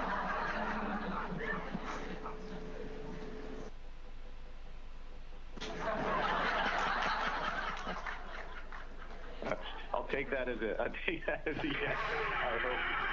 Absolutely, sir. I can send Christina to get the syrup right away, but we definitely have it on board. It can make another guest appearance. That's excellent. I'm going to ask two questions. I'm conscious of the time. And she'll bring it over. While I have the mic for a second. All right, over to you. I'm sorry, Jeremy. I'll squeeze in two questions. Well, by the way, we all trust you. You don't have to prove it. But I'm going to ask a serious. Well, they're both serious questions. And the first one was, Jeremy, you said the other day that this mission is a risk for a good reason, which really struck me, and it struck me as well. You know, in the countdown when there were some tolerances, and Mission Control had to decide that, you know, it was risk and it was good to go, and everyone signed off. So you're taking risks for a good reason. And I just wonder, maybe expand on that a bit. You know, you've got lots of young people watching and inspired, and, you know, the challenge that there is, and it's a positive challenge for this generation. But the other question, which I'll squeeze in, is, you know, we have been following here that the wake-up songs that you've had, from Sleepyhead to Tokyo Drifting. My daughter's making a playlist, so she wants to get some feedback on your favorites, your favorite wake-up songs.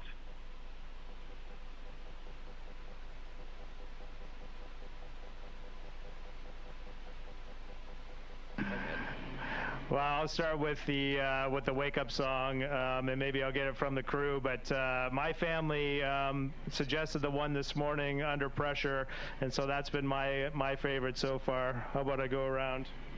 And then I'll wrap up this question.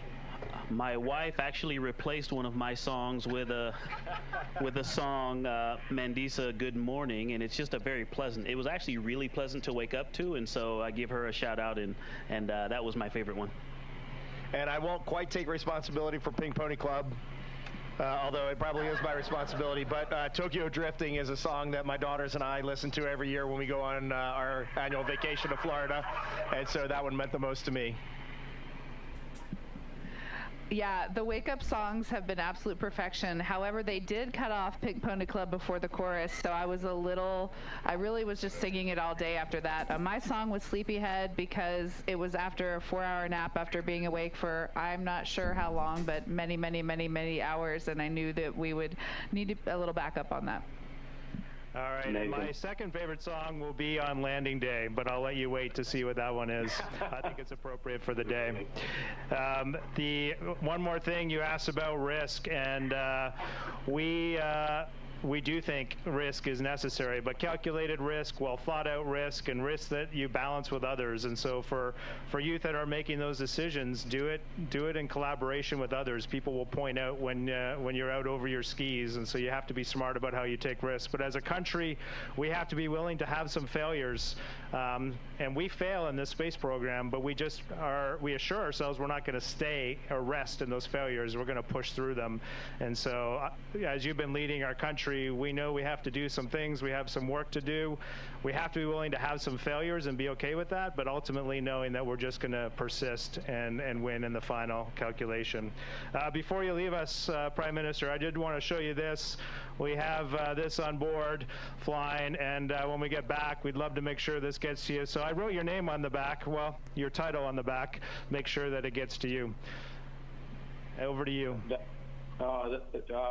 Thank you, Jeremy. If I may, thank you, Reid, Victor, Christina, Jenny. Extraordinary experience. And I'll just reinforce what you just said. Whether it's in Canada, the United States, right around the world, the examples that you're showing of how to reach literally for the stars, reach for the moon, and not just be satisfied with that, because you're setting a platform for the world to go even farther. And it's hugely inspiring in all walks of life. Canadians couldn't be more proud of you personally, but this mission and our collaboration with the United States. So thank you for making the time, and Godspeed, and enjoy the rest of the mission. And we look forward to seeing you here at some point in Canada for maple syrup on pancakes.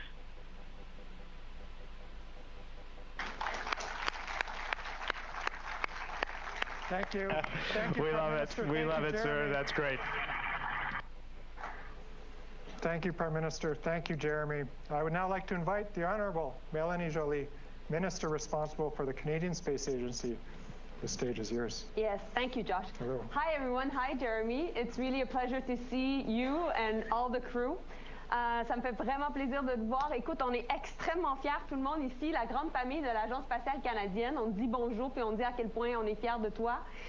And what I wanted to tell you is how much I've heard time and time again, people from across the country saying, oh my God, we're so not only proud, but it's good news. We're following because they're providing hope, and Jeremy is actually helping us go through our days. Because sometimes things can be a bit heavy, and there is sometimes anxiety, but all of you four have been really, really good news. And so I just wanted to convey that. And now, I know we can talk about maple syrup, and yes, you guys, you're invited to come here. Bien entendu, on va vous amener à la cabane à sucre avec plaisir. Avec plaisir. Mais j'aimerais savoir, what, now that you're a bit, you know, you've gone the furthest away from Earth and therefore from humankind, I have a deep question. Do you have a new perspective on humankind as you're coming back, or not? Does that change your point of view on things, or not? It just, you know, I think it's a question that many of us ask each other.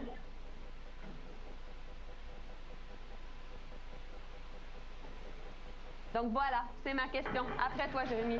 Merci encore. I think it's an excellent question, and you know, the answer for me.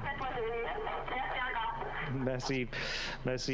I think it's an excellent question, and for me personally, it hasn't changed my perspective at all. I've seen some amazing things. The viewpoints and the perspective. I've seen new perspectives, but my perspective on humanity and our place on planet Earth has not changed, because I launched with the perspective that I think there is enough for all. The purpose of humanity is joy and lifting one another up, creating together versus destroying.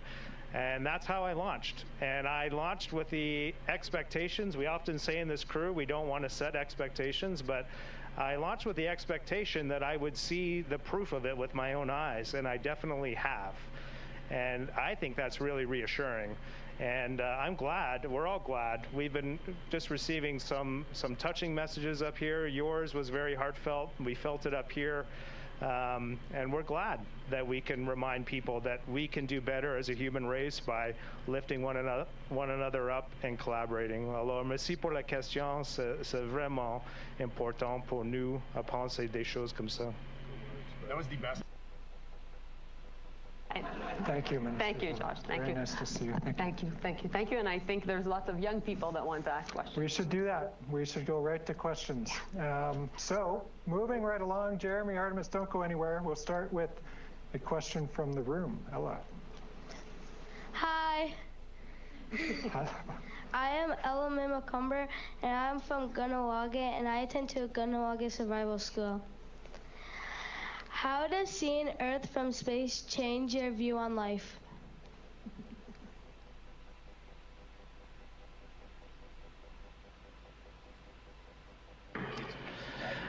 That's another deep question, and I've been to your school. I remember it well. I had a great experience there. I have to release my colleagues back to work because there's no rest up here. There's always a lot to do. So I'm going to send them off, and then I'm going to answer your question. Thanks for joining me. Appreciate it. I hope we get to visit. Victor says he hopes he gets to visit your school as well.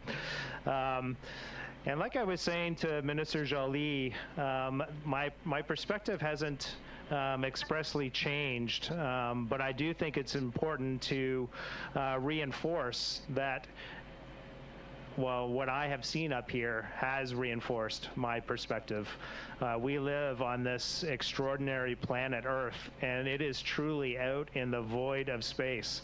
It was really unique to see it from the far side of the moon, to look through the moon and see this three-dimensional moon out in front of you, and like just so oddly, this enormous sphere hanging in space, and we were on the far side of it looking back and seeing planet Earth, and then watching planet Earth disappear. We saw the Earth set behind the moon, and then we waited a little while, we lost contact with Earth, and then to see the Earth rise again and to be able to talk to Jenny back in Mission Control. That is an amazing perspective, and it's something we already know from science, but to see it with your own eyes, wow, seeing is believing. Thank you, Jeremy. There's some time for a few more. The next question is from Raya, Mississauga, Ontario. We wanted to know, is there anything that you learned from the elders of the Turtle Lodge that impacted your journey to space?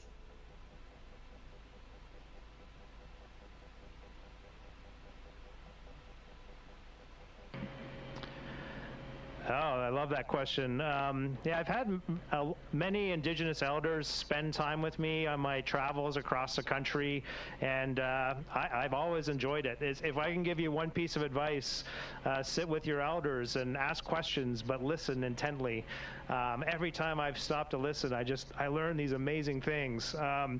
You've probably seen my mission patch. I have it with me here. I flew with it on my kneeboard, actually. Let me make sure I got it upside right. You've probably seen this. This encompasses a few of the things that I learned from the elders. But when I left the Vision Quest, I had a better understanding of it.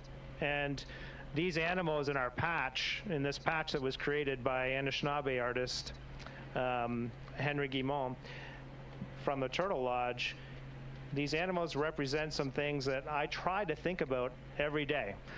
My mantra when I wake up is I am just going to try to spend my day walking with these attributes. And so I start with courage, humility, respect, love, honesty, wisdom, and truth. And my crewmates here, and one of the instructors that we went on a backpacking expedition with, taught us something about being in integrity. It's actually one of the reasons we named our spacecraft Integrity, is because as humans, you are not always in integrity. Sometimes you are in your integrity and sometimes you fall short, but you should strive to be in integrity. And so for me, being in integrity is walking in accordance with these 7 sacred laws. And it's just something that helps me guide me through life. Over to you. Thank you, Jeremy. Our next question is here in the room. Oh, it's not. It's online. Our next question is from David Leader, Middle School, also from Mississauga, Ontario. Our question to Jeremy is, with AI, robots, and climate change becoming big issues on Earth, how do you think missions like Artemis will change the way humans live on Earth in the next 20 to 30 years?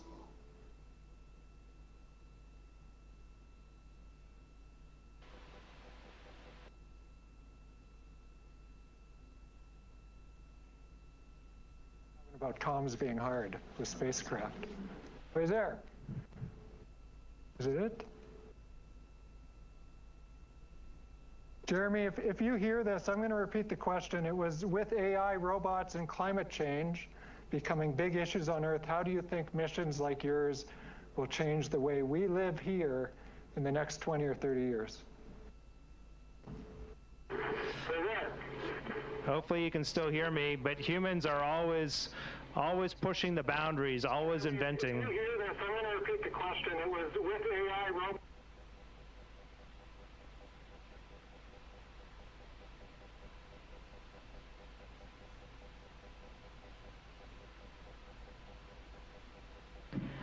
Yes, I heard the question the first time. Maybe my comm's not getting down. It's interesting to think about. Hopefully you're hearing this. Just interrupt me if you're not. We keep pushing the boundaries of innovation, and there's new technology, and that's great. We can leverage it for our advantages. We can also use it to do harm. And so we just have to strive to keep pushing innovation in ways that helps us collectively live better together. How do missions like Artemis help us? Well, one of the things I love about space exploration is we set really big goals, hard goals, like sending 4 humans out around the moon, and we have more goals. We're not stopping here. If you think this is neat, it's going to get really exciting in the next number of years. We plan to get back to the surface of the moon. We plan to create a permanent base there on the moon and eventually get to Mars. But what is awesome about when we set these big goals is it puts a focus point on actually getting it done. When you know, it's easy to dream about things and create innovations, but when you actually are going to bet your life on something and go out and do it, it really helps bring that innovation cycle all the way around, from original thought to scientific understanding to actually development and testing to actually doing. And doing is important. And we in the Artemis program are doing as an international collaboration and flexing one of the most important muscles we have, which is learning how to work better together. Over to you, Josh. Thank you, Jeremy. That was well received down here. We're hearing that is about all the time that we have. And so a heartfelt welcome and thank you to Jeremy, Christina, Victor, and Reid, the Artemis II crew. Bon voyage. We wish you a safe journey home. We hope to see you all again very soon. Thank you, everyone.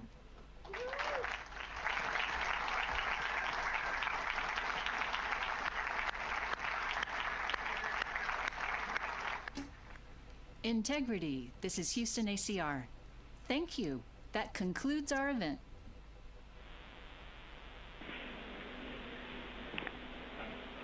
Merci tout le monde. Thank you to all participants. Integrity. We are now resuming operational audio communications. Thank you, Josh. The crew says thank you. Integrity.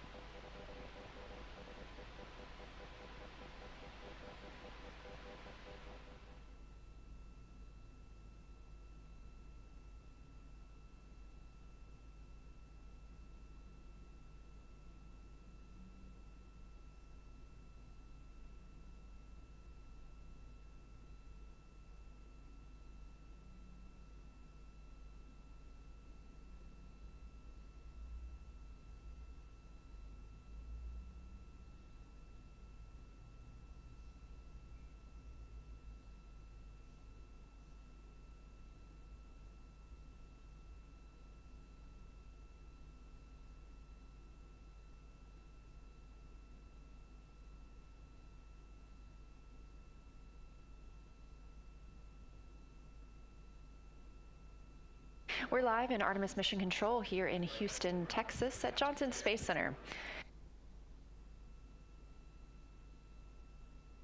You just watched Jeremy Hansen speaking with members of the Canadian Space Agency and Prime Minister, as well as Canadian Space Agency astronaut Joshua Kutrick. Integrity for onboard camera. Go ahead, Jeremy.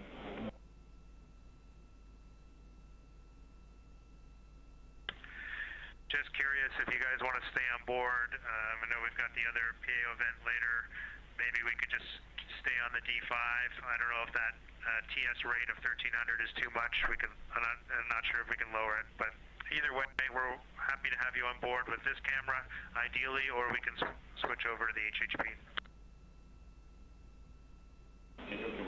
We're checking.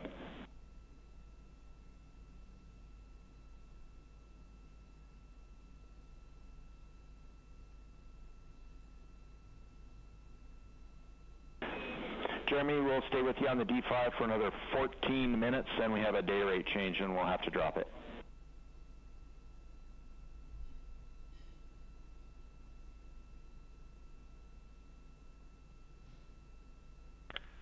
Okay, Stan. I'll turn the audio off and then bring it back on board. Good plan, sir. And we loved your PAO event.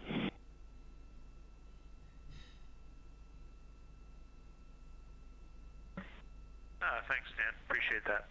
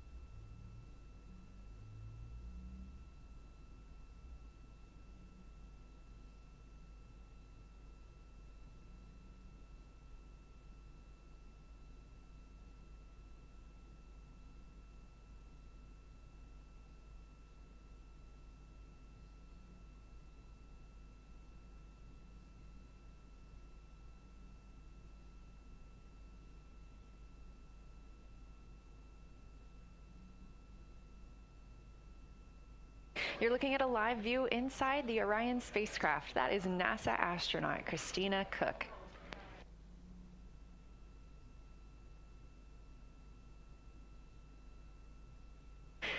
The Orion spacecraft is now 99,427 miles away from the moon, 184,498 miles away from Earth.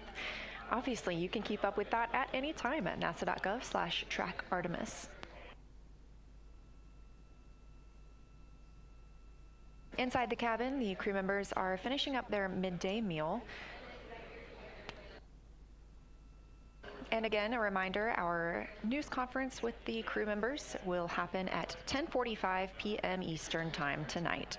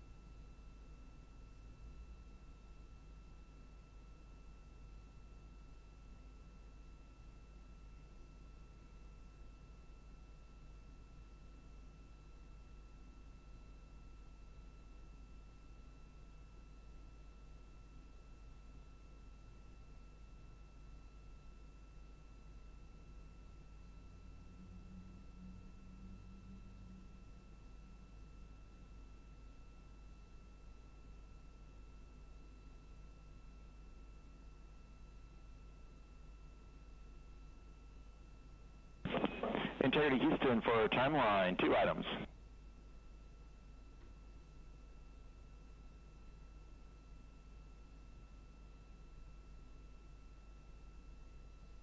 We're with you. All right, first, since we are not doing the docking cam bearing objective anymore, you can wait on docking cam install until just before bedtime, so we don't need it early anymore. Next, the flight director conference coming up here in a minute or two is going to be on Open Orion to Earth to discuss the valve leak characterization.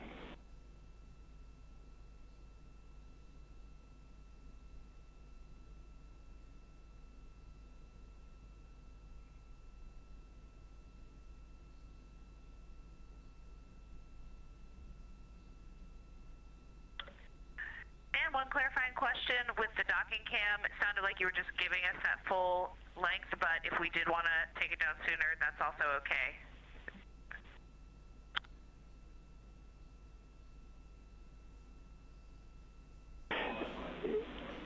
And Christina, sorry, bad words. All we really mean is plug it in sometime before bed. We understand it's already installed.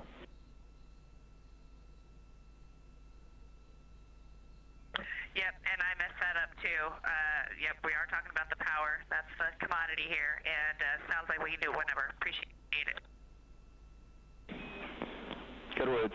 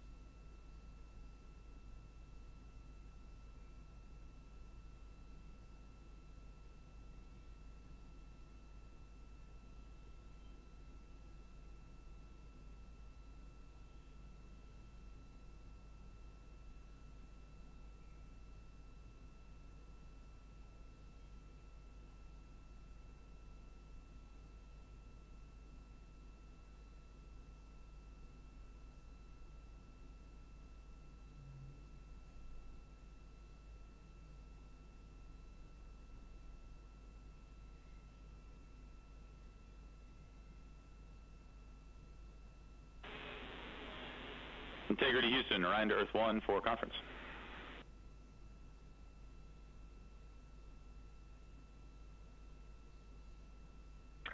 Hey, we're with you, Jeff. Go ahead. Okay. Hey, guys, we're going to talk through the steps that we're going to do in the prop characterization. The overall big picture, what we're trying to do is really understand whether we have a leak on aux branch 1, and if we do, exactly what that leak rate is. So the first thing we're going to do is get all of our caution warning and our fitter back in the right configuration to be able to do a flush on that aux branch. We're going to do that from the ground, and you guys will be able to see that on the prop ohms plus X display.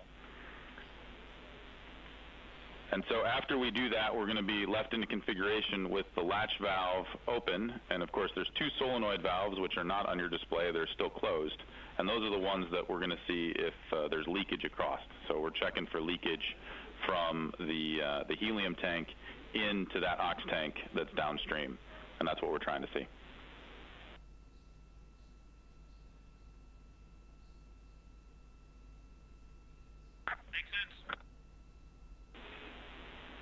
Okay, a couple of criteria that we have for stopping this test. If we see the fitter kick off, actually detect the leak again, of course it'll close the latch valve, and that will terminate this test with no action from either you guys or us. The other things we're looking for are if we get a pressure in the aux tank upwards of 274 psia, then we're going to command the latch valve closed. I don't expect that the ground or the crew would need to do this. We do expect the fitter to take action first, but we want to make sure that if for some reason we have a leak that's bigger than we expect, that we close that latch valve before we get to the 274 psi in the tank.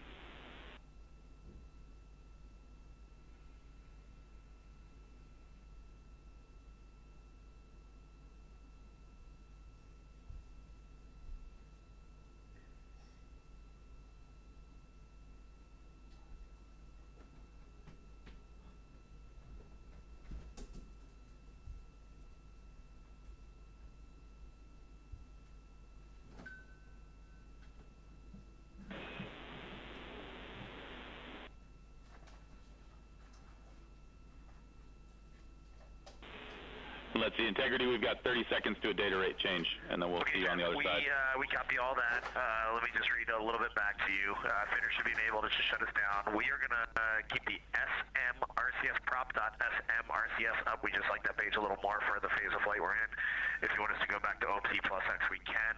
And the valve in particular we're talking about is the aux helium isolation valve, top stop 3 on that page. That's the only insight we have because we don't have the PCA. And that's string 1. Handing over. And anytime we see it get above 270.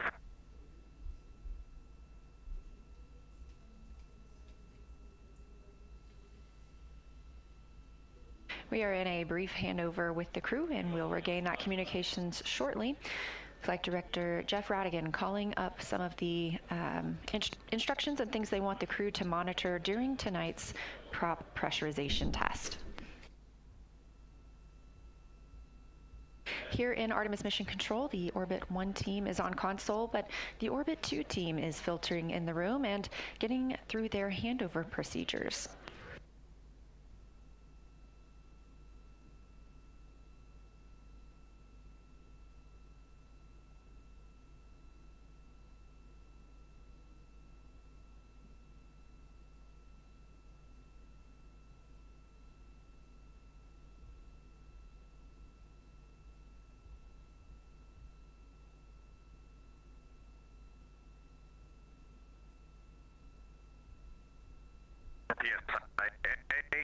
And the fitter has not worked, and ground commanding has not worked, or we're LOS, we will command tab stop 3 to close. PSA, and the fitter has not worked, and ground commanding has not worked, or we're LOS, we will command tab stop 3 to close.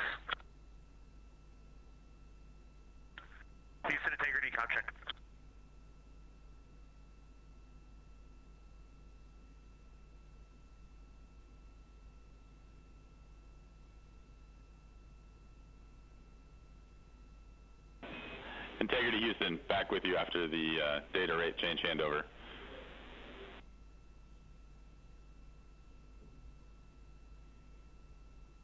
We got you, Jeff. Did you hear our response or not? Let's see. We copied you talking about what we would take action on, the helium isolation valve, tab stop number 3, and closing that. And you gave us a summary that we expect the fitter to actuate first, and if it doesn't, then either the ground or you guys will take action. Ideally, we would command from the ground first, but of course, if we're LOS unexpectedly, then you guys will take action to close that valve to isolate aux branch 1.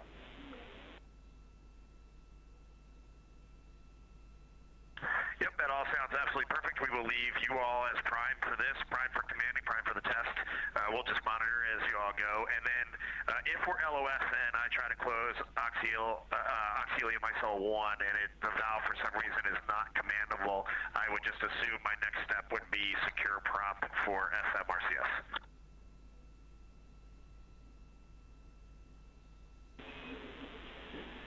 Yeah, and Reid, negative, that's actually not going to solve the issue if we do that.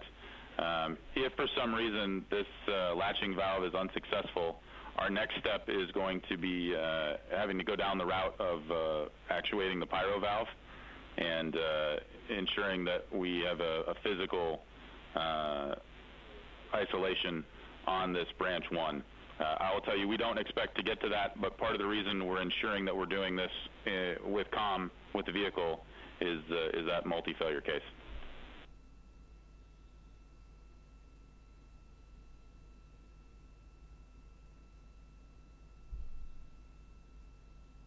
Okay, awesome. We see that pyro valve. I know we won't get to that point, but we see it on SMP and T, so just good to know that that is there.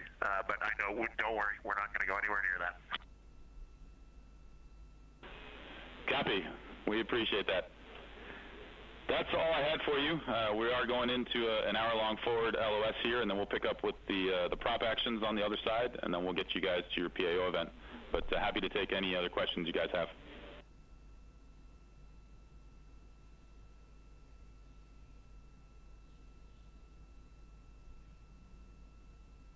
All right, Jeff, that all sounds great. We have no questions on that, and if we're going to wrap, Jeremy is going to call Stan with a generic question.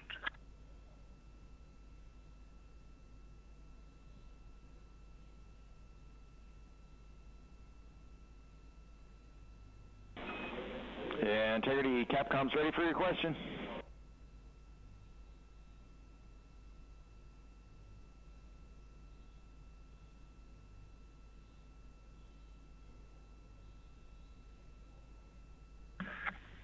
Okay, Stan, I'm just looking ahead at the Eclipse wall closeout panel activity, which is flexible. I'd like to step into it soon. I'm looking at the fastener you've chosen in the procedure, and that is definitely not the most convenient one. I can do that one if required, but going up that same row of fasteners, 3 fasteners higher, so second from the top, fourth from the, I guess third from the bottom, fourth from the bottom would be easier.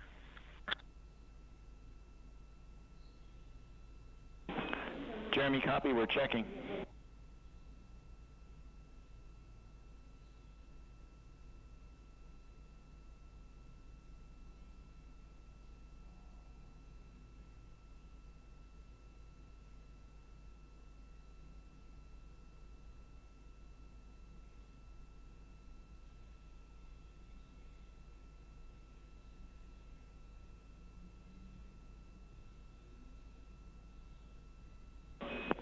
All right, Jeremy. Stan, actually, maybe one go back. As I read further while I'm waiting for you, I see that it is the highest loaded fastener on panel 6. So we don't want to miss the opportunity to demonstrate that we can get the highest loaded fastener out. So I'm fine. It is accessible. It was just not as convenient. Jeremy, to channel JFK, we picked that fastener not because it was easy, but because it was hard.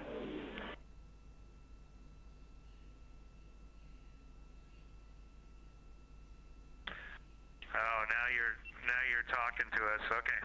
It will be fastener A. Thanks, Jeremy.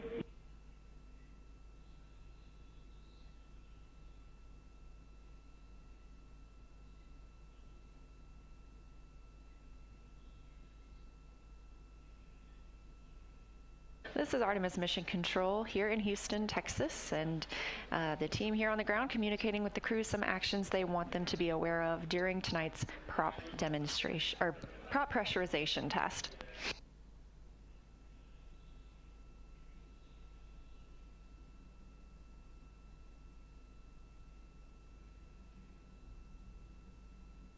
Artemis II is now 183,952 miles away from that planet you see on screen, which is our home, Earth, scheduled for a splashdown in 1 day, 23 hours, and 59 minutes.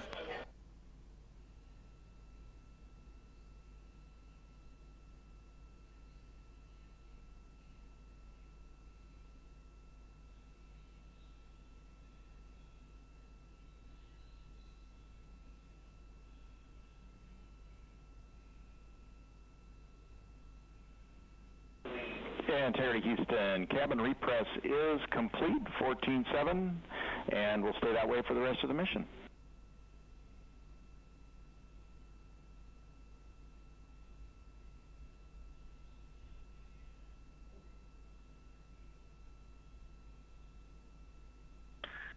Stan, we definitely appreciate that, and you should probably just carry a note forward for future Artemis missions. If you do a large repress like that, there are certain things, such as CCUs, that collapse pretty significantly during that, no damage, but there are some things that we probably would want to vent along the way as we come back in pressure. Received loud and clear, Reid. We'll take that note.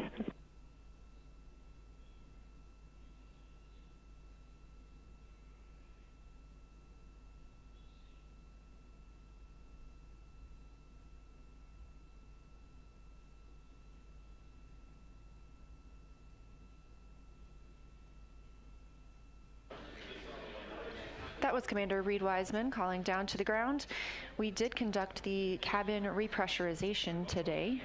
The cabin pressure was kept at 10.2 psi for an extended period of time as part of a test aboard the spacecraft, as this is a test flight, the first flight of humans aboard Orion. Everything we learn is helping us prepare for future missions.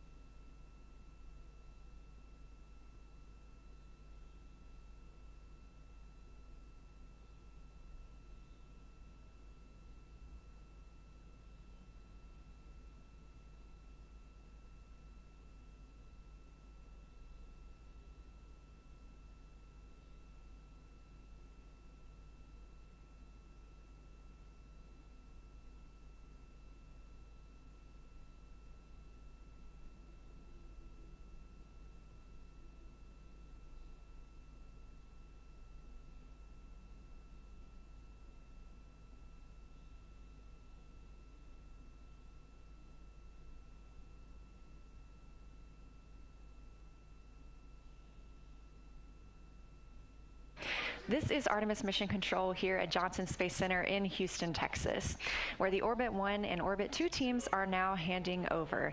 I'm Leah Cheshire Mustachio. This might be my final shift, but if you're new to following NASA, I want to say welcome. There are monumental things to come, and we're so excited you are here for the journey. It's been the honor of a lifetime to help share this mission with you, to help share this incredible crew and the teams that make it all possible. Thank you, thank you, thank you. I hope you carry this wonder with you.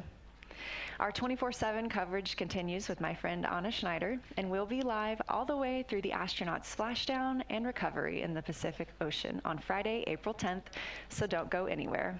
Thank you. And Integrity Houston on 1, we're about a minute out from our hour-long forward link LOS. During that time, there's about an 11-minute return link LOS. Except for those 11 minutes, we'll be watching and listening, but can't call back.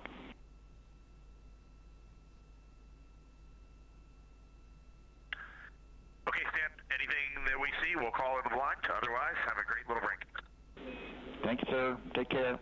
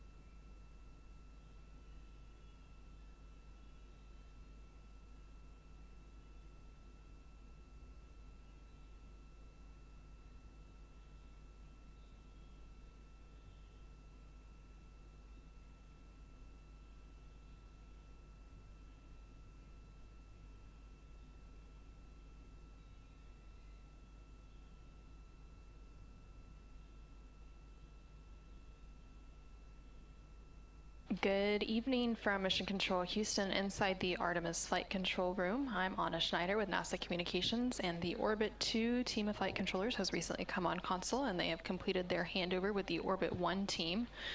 The Orbit 2 team this evening will be led by Flight Director Fiona Ankoviak, and the Capcom, or capsule communicator this evening, will be Ginny Gibbons, and you can see both of them there on your screen.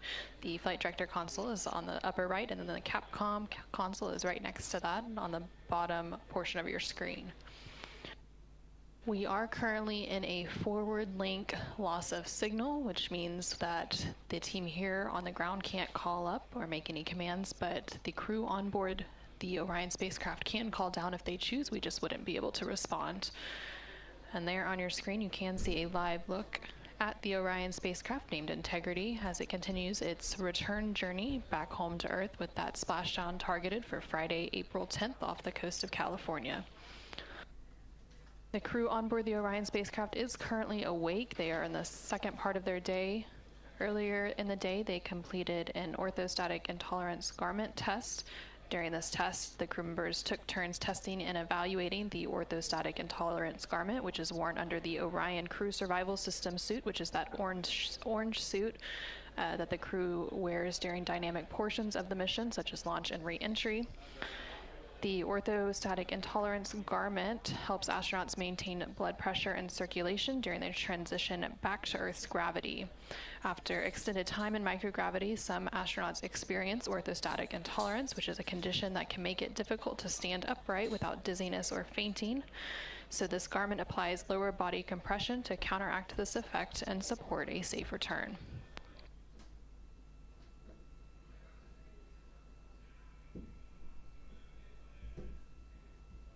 After completing that orthostatic intolerance garment testing earlier in the day, the crew then moved into their midday meal.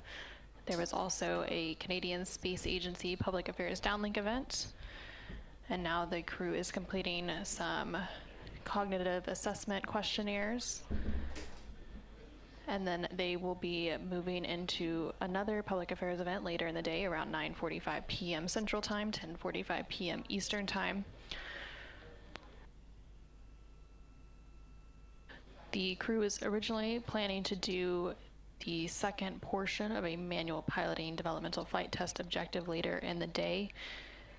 That objective, or that demo, ended up being canceled to allow time for the team here in Mission Control to work on a oxygen manifold of the service module's propulsion system. So earlier in the mission, the team observed a pressure increase in the oxygen manifold of the service module's prop system and isolated a branch of the oxygen pressurization system. And when branch 1 was isolated and the oxygen tank pressure increase halted, and those pressures steadied out, but teams have been discussing that configuration since flight day 2 and have now developed a test plan to further understand the oxygen pressures when branch 1 is available for pressure control. So after running that test plan through the simulators today, the team is ready to execute that test this evening. And so that is why that manual piloting developmental flight test objective was moved off the timeline to allow time to execute that test this evening.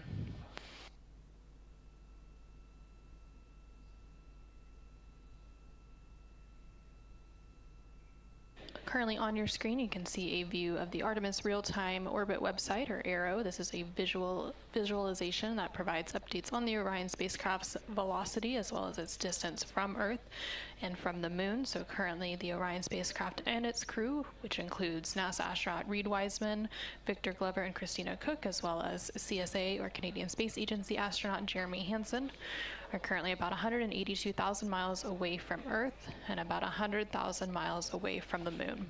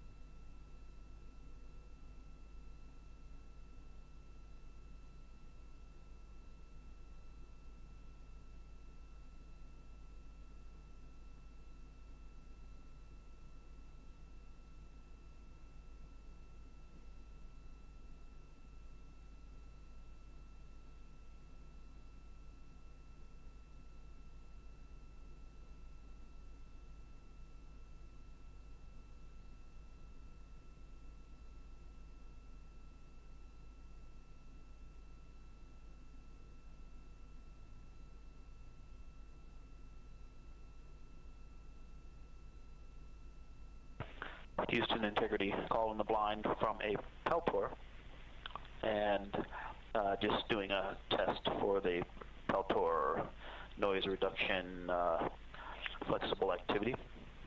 These actually work really well. We have 3 crew members on Peltors, 1 in the toilet, and we're using the Bluetooth feature to talk between them, and they sound really good. Noise canceling makes them very quiet, and then talking to each other with push to talk on the headsets.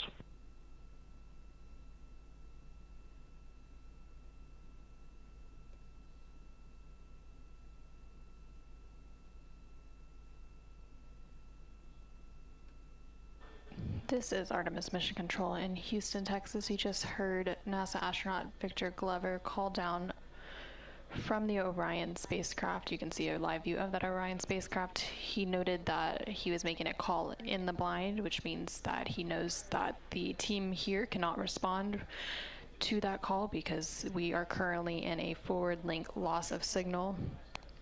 And that call he made was regarding some noise reduction activity that they are currently doing, and it was a taskless item, as in not necessarily scheduled on their timeline, but some extra activities if they had time to get to that they could perform for teams here on the ground. So again, they were working on a noise reduction assessment activity, and he was making that call in the blind because we are in that forward link loss of signal, and we do expect to regain that forward link and reacquire signal in a little less than 30 minutes.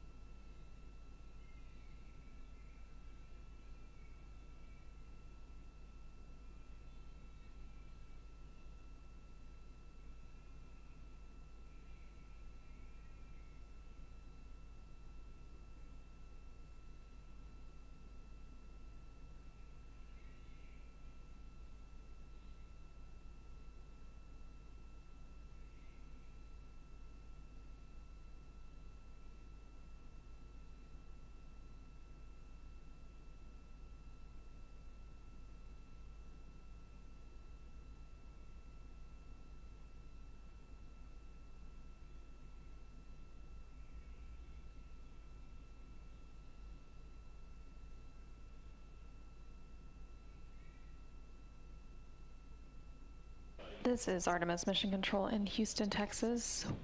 Again, we are currently in a forward link loss of signal, or LOS, which means that the crew can call down to Mission Control, but the teams here in Mission Control cannot call up to the crew during this time. We do expect to regain that forward link in about 18 minutes from now. Currently on board the Orion spacecraft, the crew is awake. They are in the second part of their day. They will be moving into a public affairs event a little bit later today, and then earlier this morning, at the beginning of their day, they spent quite a bit of time working on a orthostatic intolerance garment test as part of a developmental flight test objective. And during this test, all 4 crew members took turns testing and evaluating the orthostatic intolerance garment that is worn under the orange Orion crew survival system suits. These garments help the astronauts maintain blood pressure and circulation during their transit back into Earth's gravity, because after an extended time in microgravity, some astronauts experience orthostatic intolerance, which is a condition that can make it difficult to stand upright without dizziness or fainting. So this garment applies lower integrity OE1 in the blind comm check using the Peltor headset on the seat 2 umbilical MET 7232.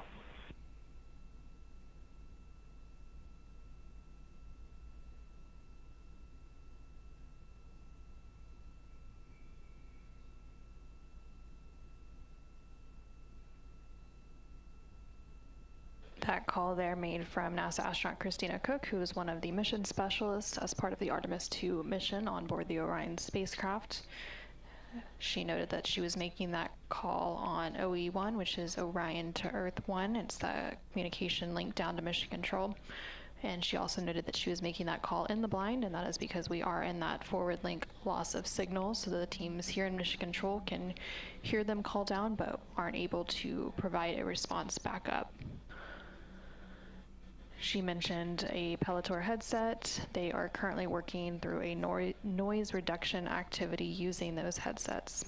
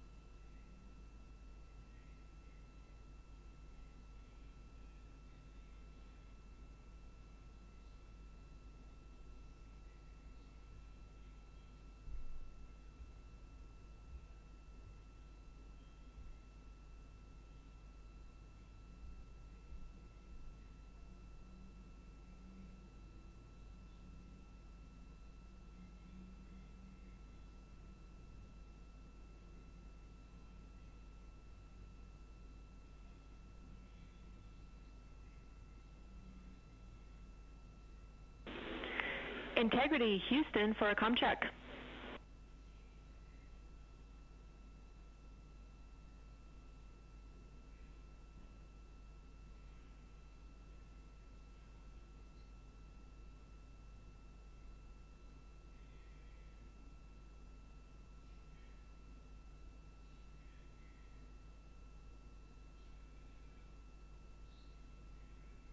We have you loud and clear. How us?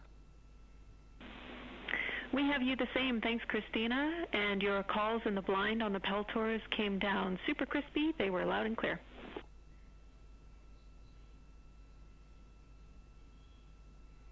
Great to know. Thank you.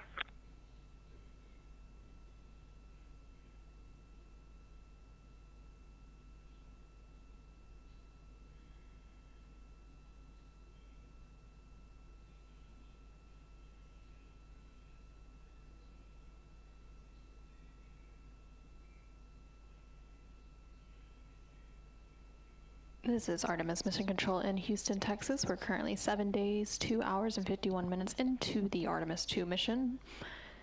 The crew and the Capcom here in Mission Control, which you can see a view of Capcom capsule communicator Jenny Gibbons on the left-hand side of your screen, calling up to perform a communications check with the Orion team, Orion crew, following that forward link loss of signal.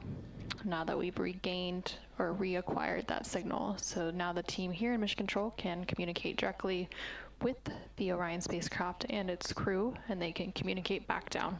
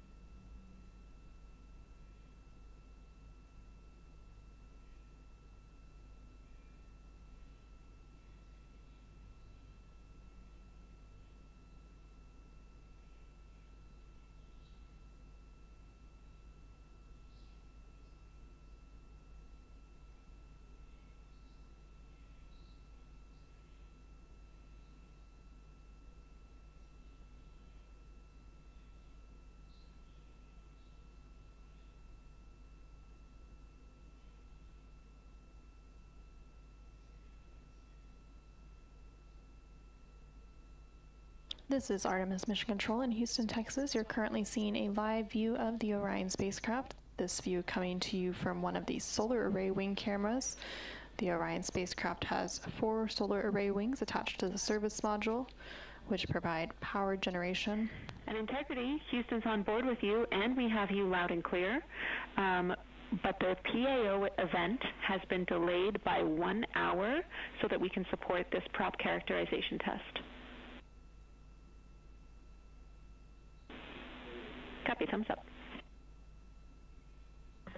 Yep, that's right. We're just on autopilot. For once, just following Optimus there on my IM. And okay, we'll just stay streaming if you want it, and then we'll be ready for PAO in an hour. No worries. We'll happily hang out on board with you, and we'll continue our preparation work for that characterization test down here. Thanks.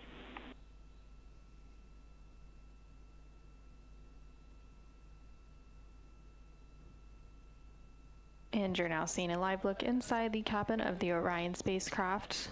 Those calls coming down from NASA astronaut Reid Wiseman, who's in the forward portion of that view on the left-hand side. You can also see CSA, or Canadian Space Agency astronaut Jeremy Hansen, in the center of your screen. And next to him is NASA astronaut Victor Glover, and in the bottom right-hand corner you can see NASA astronaut Christina Koch. They went ahead and started streaming the interior camera in preparations for an upcoming public affairs event. And that event taking place in a little over an hour from now, around 9:45 p.m. Central. Integrity Houston, we are taking our initial steps for this characterization test. We will let you know in advance of the flush in which we will be opening that ox-helium ISO valve 1, and at that point we would need you in place at the DUs. We'll let you know. Great, Jenny. We'll be ready.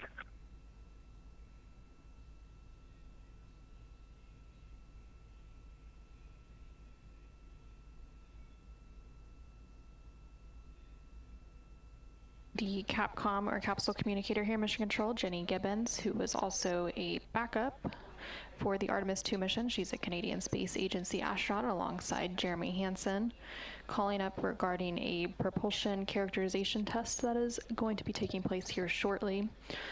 Earlier in the mission, the team had observed a pressure increase in the oxygen manifold of the service module's propulsion system and isolated a branch of the oxygen pressurization system.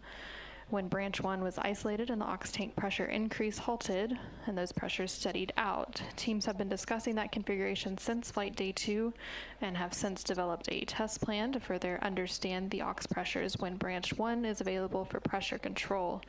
After running the test plan through simulators today, the team is now ready to execute that test this evening, so that is what they are preparing for now. So with the limited time remaining in the mission, and a desire to execute this test while the crew is awake so that they can back up commands from Mission Control, the best time to fit in this test was into the plan was this evening. So they did have to rearrange some of the crew's timeline. There was originally a docking camera demonstration and a manual piloting demonstration scheduled for this evening. And both of those tests would have altered the spacecraft's attitude and utilized the propulsion system that they're testing. So in order to provide a steady environment for evaluating the test data, the mission management team approved canceling both of those demos taking place this evening.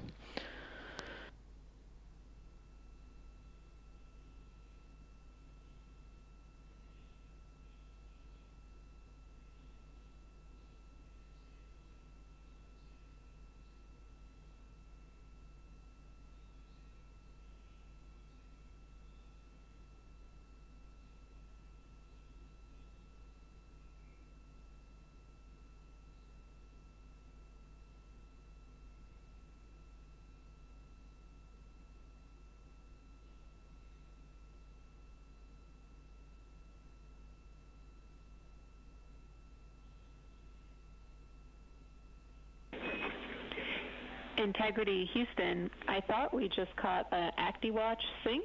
If I had my own, I'd sync it with you.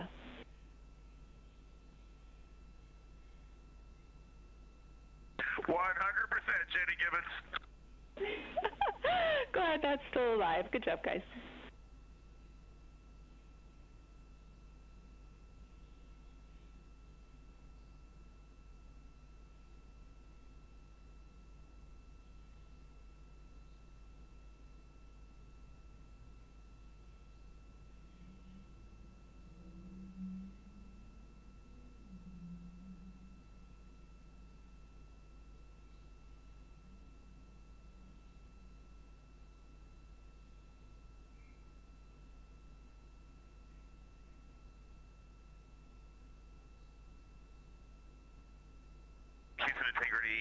for a PAO message that I recorded earlier.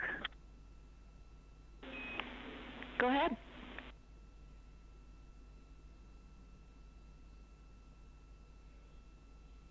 Maybe this is two items. First is a question that I think you'll be able to answer in a few minutes, which is I had an activity on my timeline to record a PAO message this morning. Let me see if I can figure out which one that is. It was my MET 2145 PAO recording.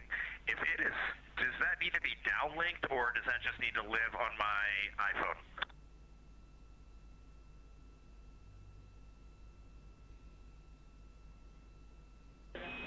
We'll get it after the mission, Reid.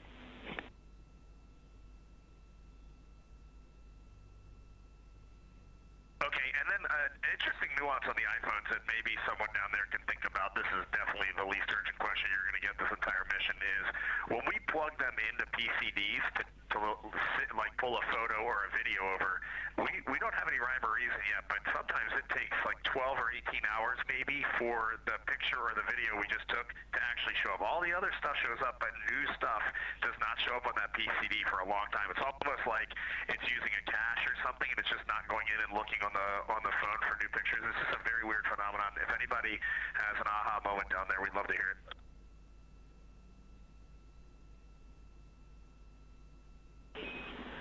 All right, we'll take some time to think about that one, but as you say, low priority. Thank you.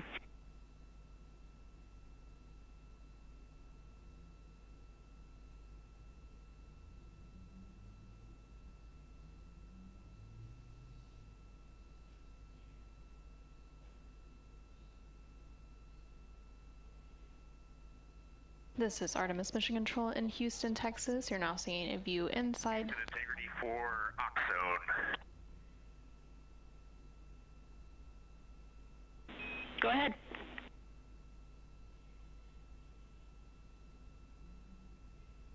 Sorry, I'm not sure if you just said you're busy or not as busy right now. We're trying to start thinking about entry prep, and we want to know, are we going to change out Oxone one more time in the toilet or not?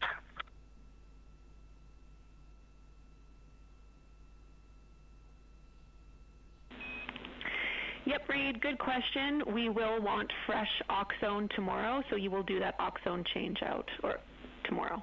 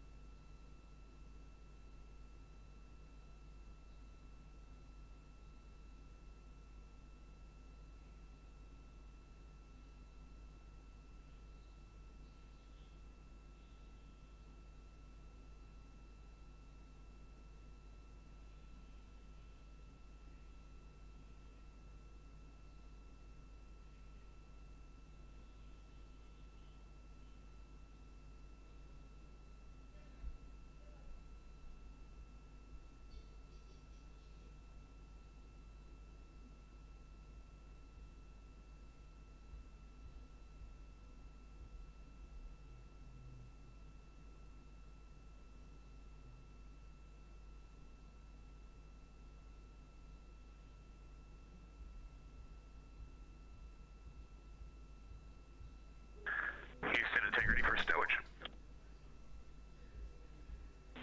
Go.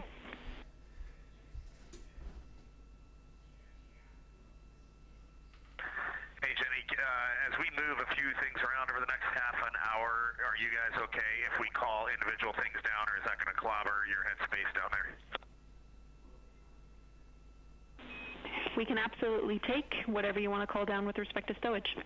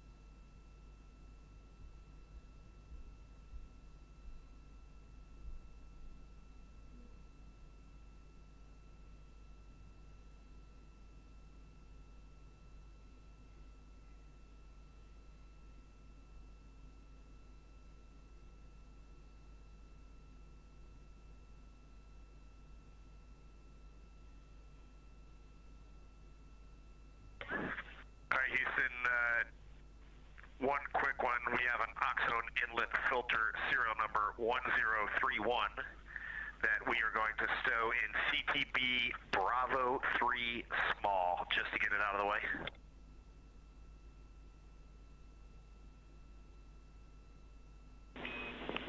Copy, Reid. Which CTB in Bravo 3 small? We believe there are two.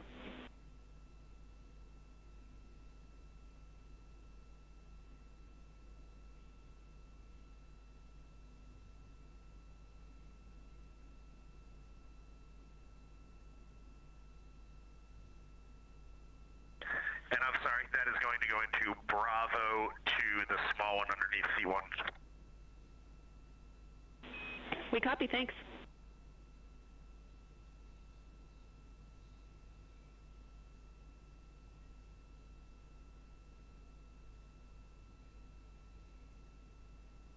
This is Artemis Mission Control in Houston, Texas. You can see a live view of the crew. Data rate change in 30 seconds.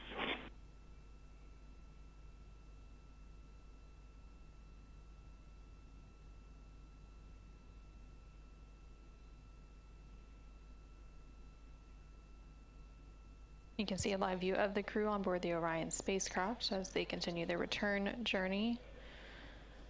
They were recently calling down some stowage locations where different items are being stowed and held in preparation for the re-entry and return on Friday, April 10th.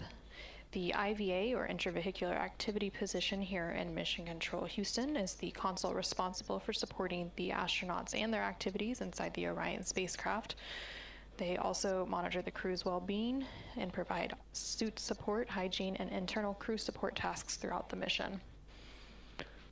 And you also heard a call up that there was going to be a data rate change, and during that data rate change, there is often choppy communication, and we'll typically lose those views momentarily before we regain them.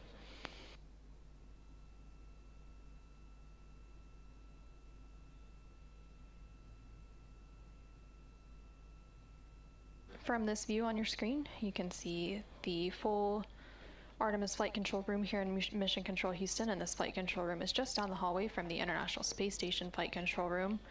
Some of the positions that you see there on your screen include ground control in the far upper left corner, far bottom left corner. The ground controller manages the team that maintains and operates ground and network facilities, including voice systems, building systems, redundant power systems, and more. A couple rows behind the ground control console in the middle left portion of your screen is MPO, which stands for the Mechanical and Power Officer, and they are responsible for electrical power generation, solar arrays, array rotation mechanisms, and power distribution systems. They also manage the crew hatch, docking mechanisms, vehicle pyrotechnic devices, parachutes, and water uprighting systems. And then next to the MPO console is FAO, which is the Flight Activities Officer. They are responsible for integrating and managing onboard activities. They're also responsible for managing the transfer of procedures, email, and other information between the crew and the ground.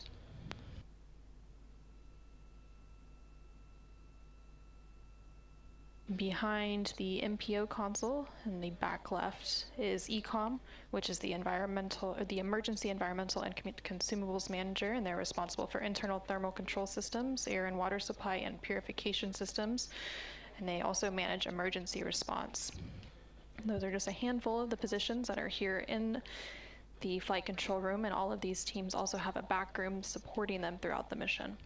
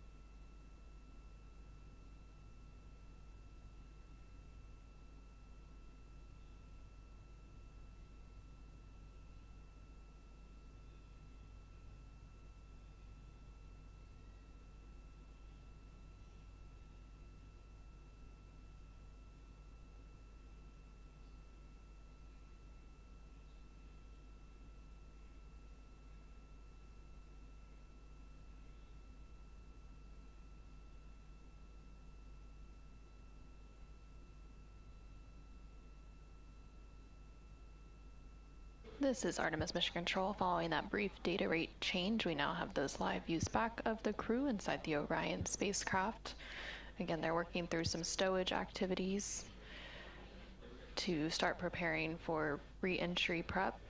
They will do a lot of their re-entry preparations tomorrow when they will be reconfiguring the cabin to prepare for splashdown, and they will also be studying their entry procedures.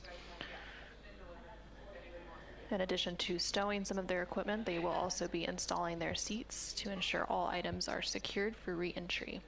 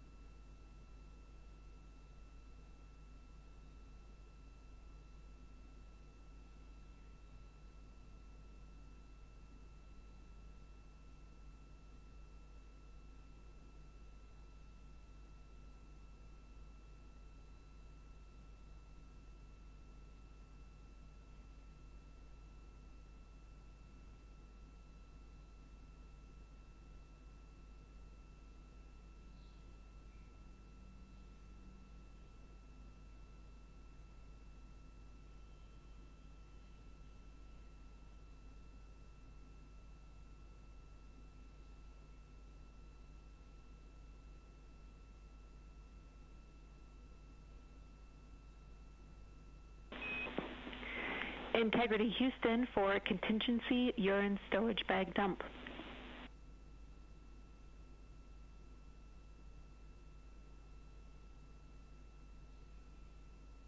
Go ahead, Jenny. Hey, Reid, wanted to let you know that message 3.8.6 is on board with a procedure to dump urine from the contingency urine stowage bag. We verified that you can complete this anytime today, and the heaters are configured for the dump. That's step 1.1 is complete.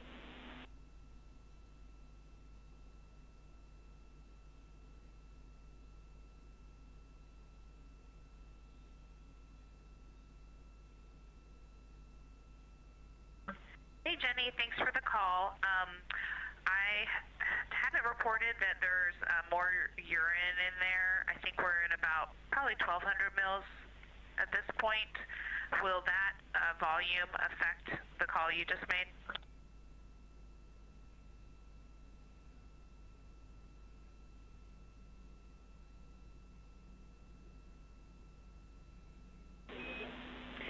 No issues, Christina. We appreciate you letting us know, but you are go to dump that amount.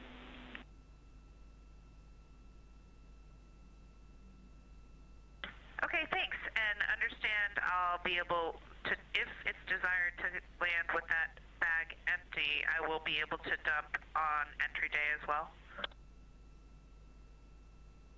Affirm.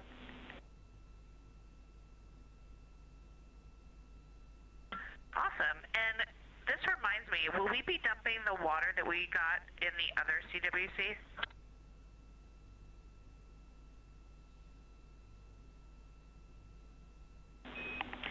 Nope, Christina, we won't be dumping that. We don't want to risk any freezing. We'll be landing with that water in the bag. Okay, makes sense. Thank you.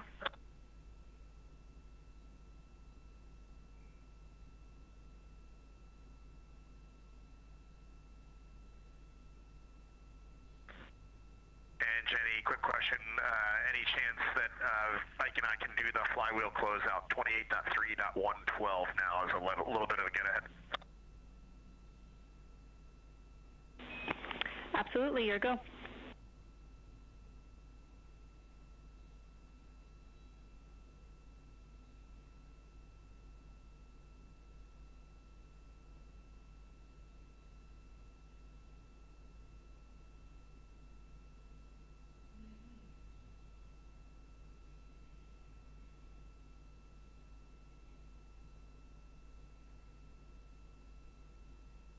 This is Artemis Mission Control in Houston, Texas. Some additional communication there between both NASA astronaut Christina Koch as well as NASA astronaut Reid Wiseman talking to the ground about a handful of activities, one of those related to a wastewater dump. They also referenced the acronym CWC, which referred to some contingency water containers. They were confirming that those would not be dumped ahead of re-entry and splashdown on Friday, April 10th. And then they were also discussing the flywheel exercise device on board the Orion spacecraft and beginning to take that apart and stow it. The flywheel uses a cable-based system that supports both aerobic workouts like rowing and resistive movements such as squats and deadlifts.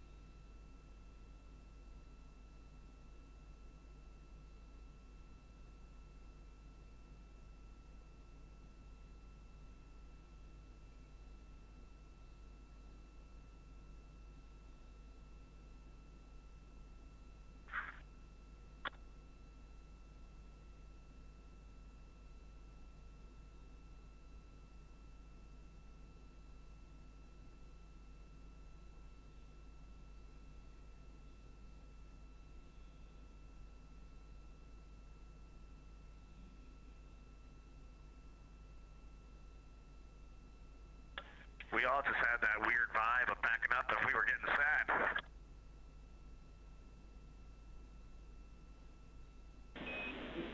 Oh, we feel it too, but we'll be happy to have you back.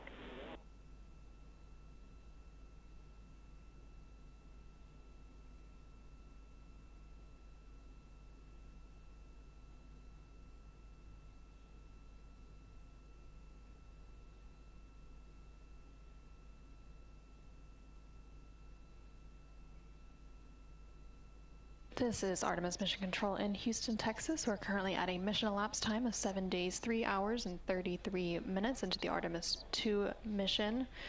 You can currently see a live look inside the Orion spacecraft's cabin. That spacecraft named Integrity by its crew. Currently on screen you can see NASA astronaut Reid Wiseman as well as NASA astronaut Victor Glover, and just floating off screen was NASA astronaut Christina Koch. They are working through some stowage activities in preparation for re-entry. That re-entry and splashdown expected to take place on Friday, April 10th. Specifically, they are working to do flywheel closeout, and the flywheel is the exercise device on board the Orion spacecraft.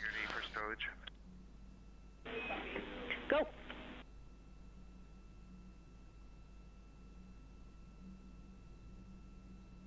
Jenny, I have two 12-by-12 Ziplocs of uneaten food. I'm wondering if I can stow them under the headrest in lock careers on Bravo 1. No, sorry, Bravo 2.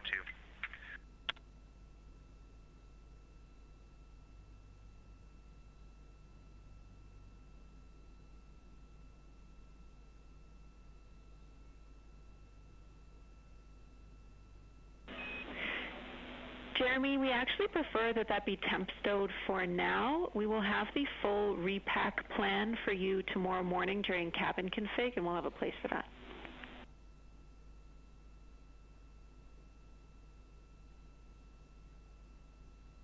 Okay, we'll temp stow it. Thanks. And Jenny, is it okay if we put flywheel tools into bag 10, or do you need flywheel tools back into bag 16?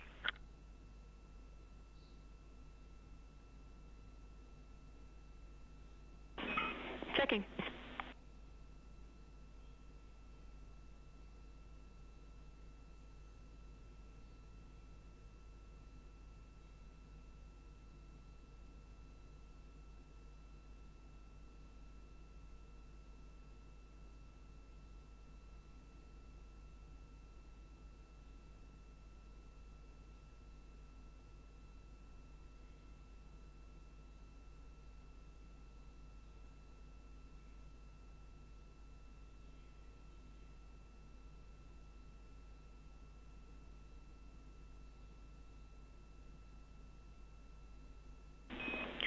Reid, we have an answer for you. We would prefer them stowed in bag 16 because we'll be using them again for the docking camera bracket ops.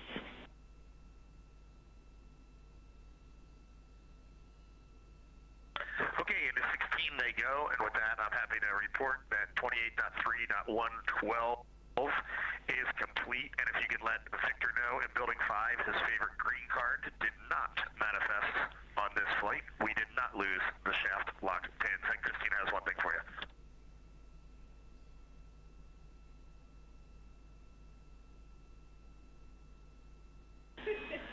We love it. Thank you.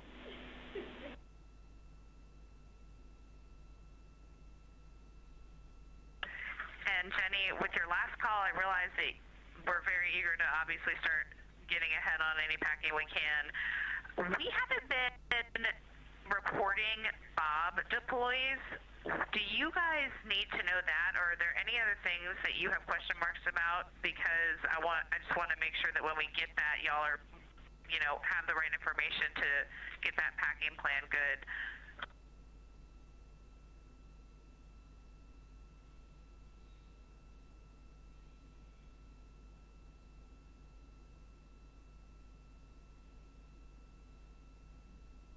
Checking.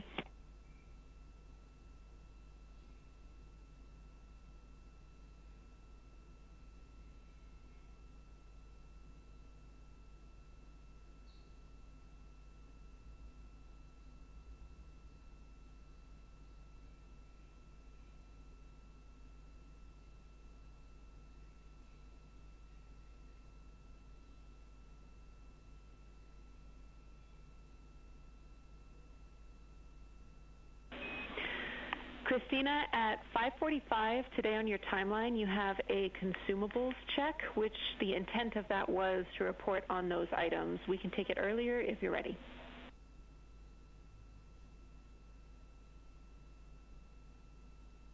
Awesome. Let me have a look, and we'll let you know if we have anything we can tee up for you now. Otherwise, we'll wait for it as scheduled.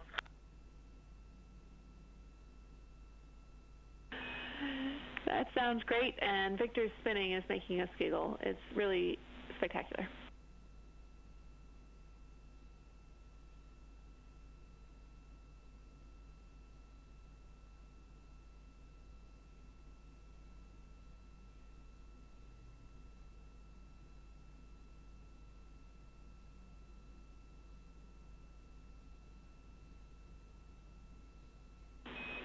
Integrity crew, Houston, we are ready for the prop SM aux branch 1 flush and pressurization. We'll have at least one crew member at the DU, and let me know when you're ready for more information.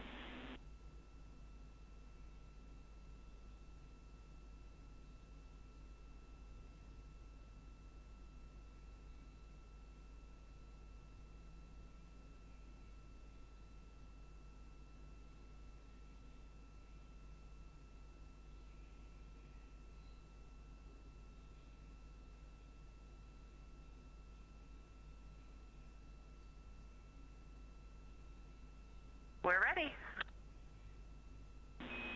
All right, Christina, some additional information for you.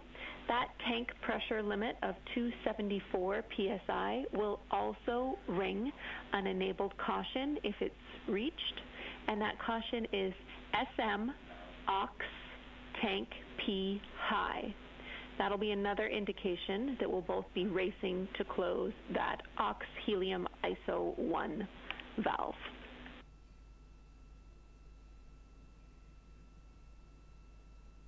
Understand all. Okay, do you have any more questions before we get started?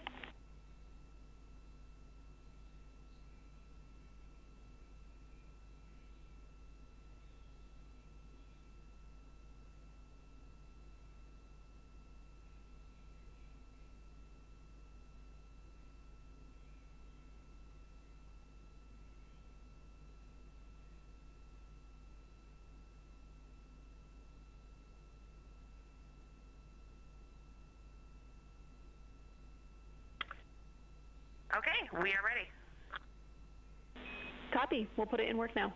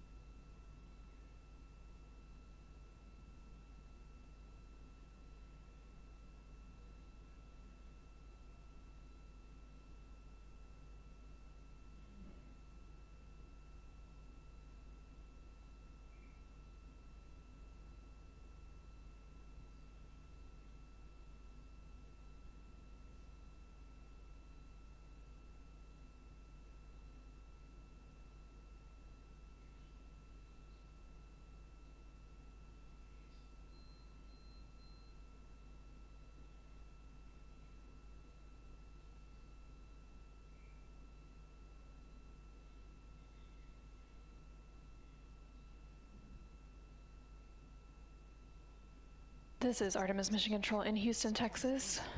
We had quite a bit of communication there for a minute from the crew on board the Orion spacecraft as they're working through some closeout items and restowing some of the cargo on board the Orion spacecraft in preparation for entry.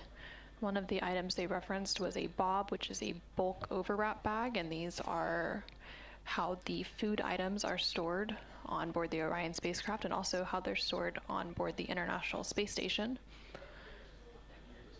And then the ground also said that they were going to start a prop flow, and this is related to the propulsion characterization test that they are running this evening. So earlier in the mission, the team had observed a pressure increase in the oxygen manifold of the service module's propulsion system, and as a result, they had isolated a branch of the oxygen pressurization system. But teams have been discussing that configuration since flight day 2 and have developed a test plan. So they are executing that test this evening. Integrity crew, prop has completed the initial flush. We are continuing with steps following the flush. That valve is open and things are looking good so far.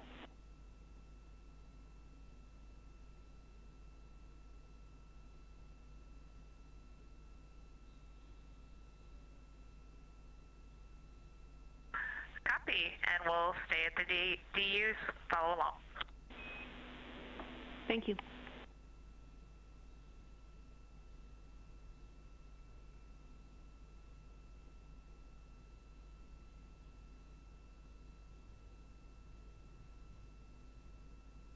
And you just heard the Capcom or capsule communicator here in Mission Control, which for Orbit 2 this evening is Ginny Gibbons, who is a Canadian Space Agency astronaut and was one of the backups for the Artemis II crew.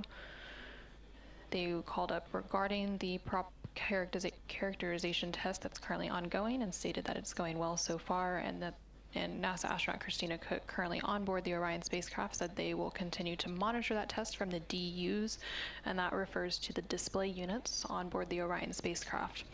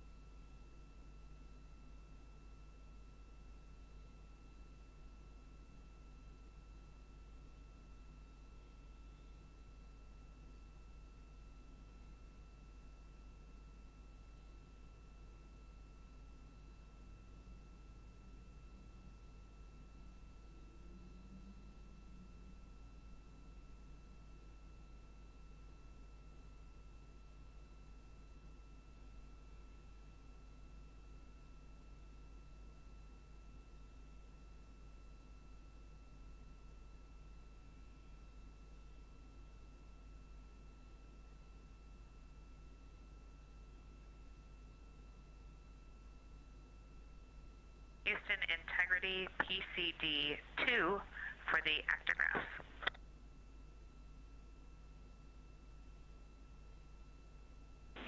We copy.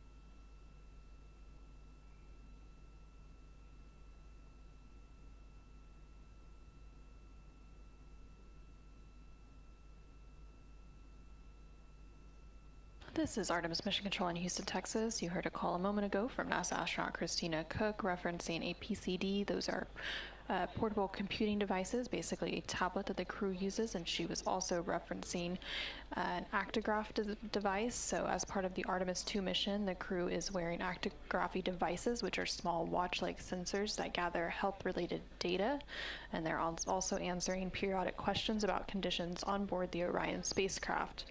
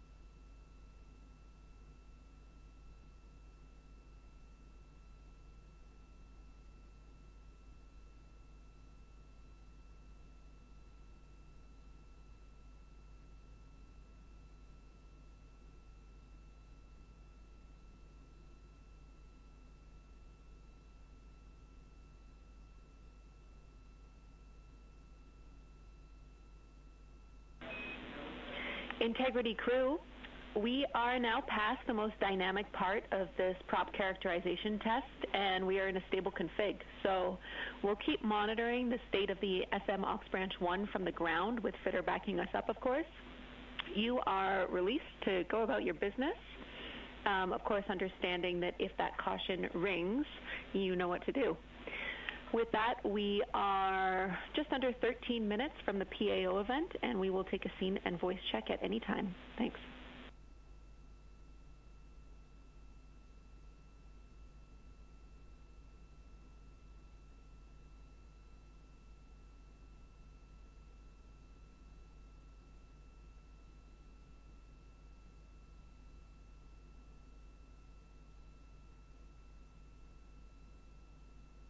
We copy all. Thanks. See you on the camera in 13.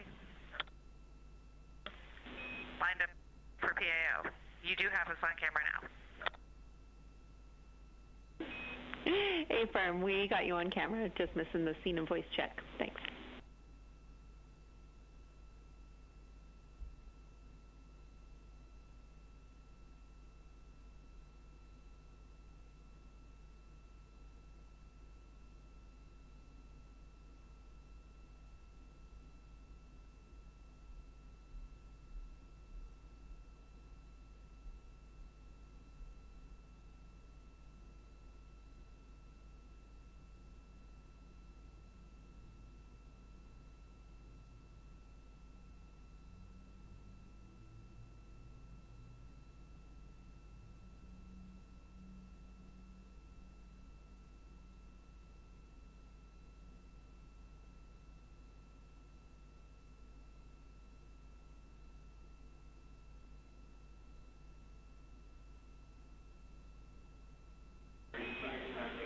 And we got a good scene and voice.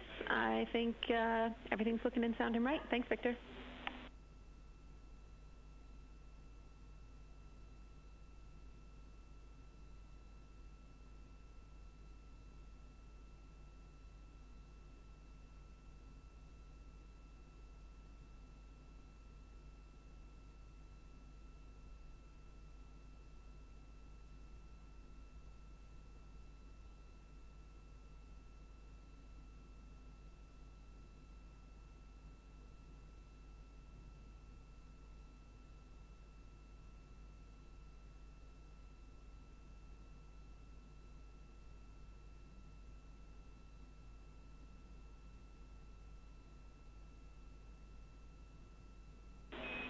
And one go back for you guys. It looks like that America 250 flag came dislodged a little bit or slipped down. If we could get that put back up, we'd appreciate it. Otherwise, all good.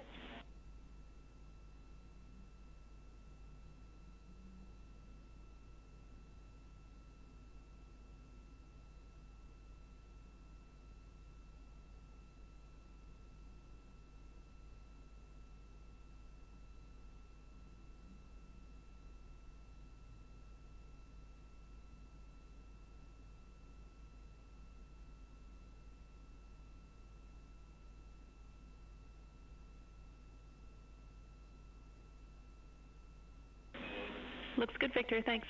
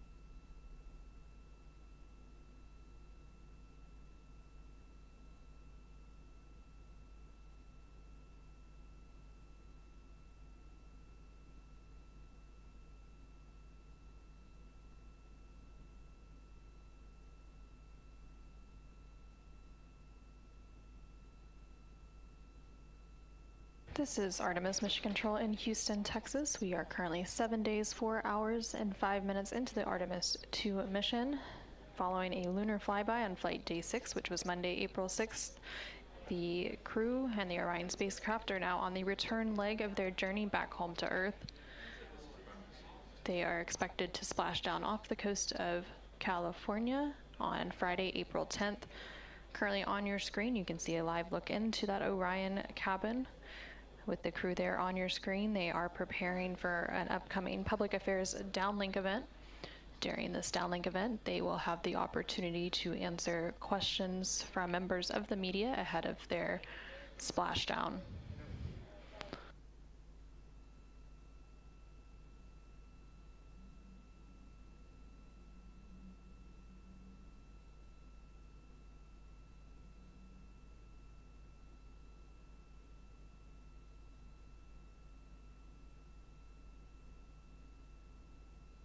Following the completion of this public affairs event, the crew has a handful of additional activities for the day, and then they will move into their private medical conference. Again, this is a daily conference with the medical teams on the ground, and then they will have a private conference with the flight control team. Check we're at the lowest fan speed allowable.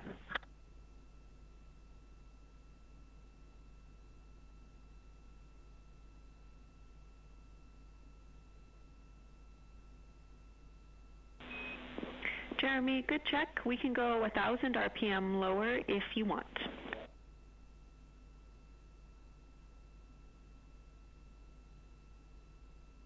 Give us all you got.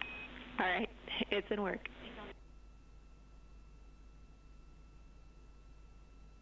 That call from the crew and the Capcom here in Mission Control Houston, which for Orbit 2 is Jenny Gibbons, who is a Canadian Space Agency astronaut, referencing the cabin fan speed. Again, you can see the crew there on your screen as they're getting prepared for that upcoming public affairs event, which will start at 9:45 p.m. Central, 10:45 p.m. Eastern Time. During this event, the crew will have the opportunity to speak with members of the media and answer questions.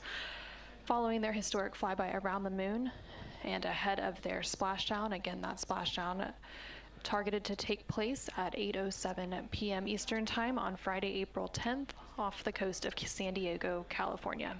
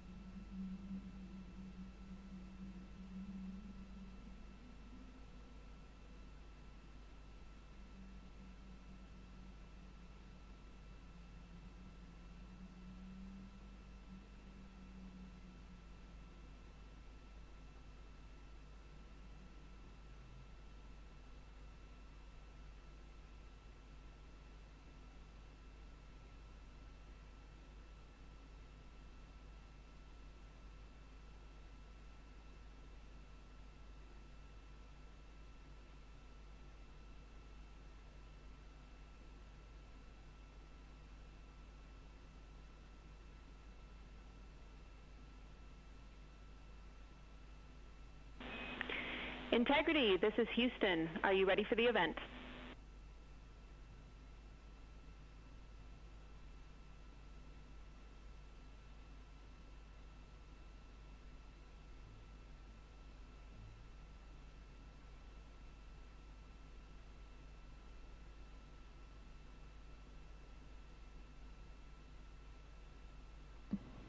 from Integrity, we are ready for the event.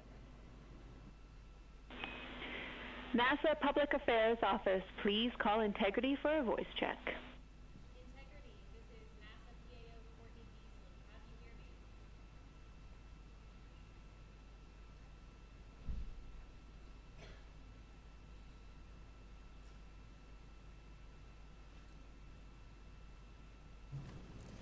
Integrity, this is NASA PAO Courtney Beasley. How do you hear me?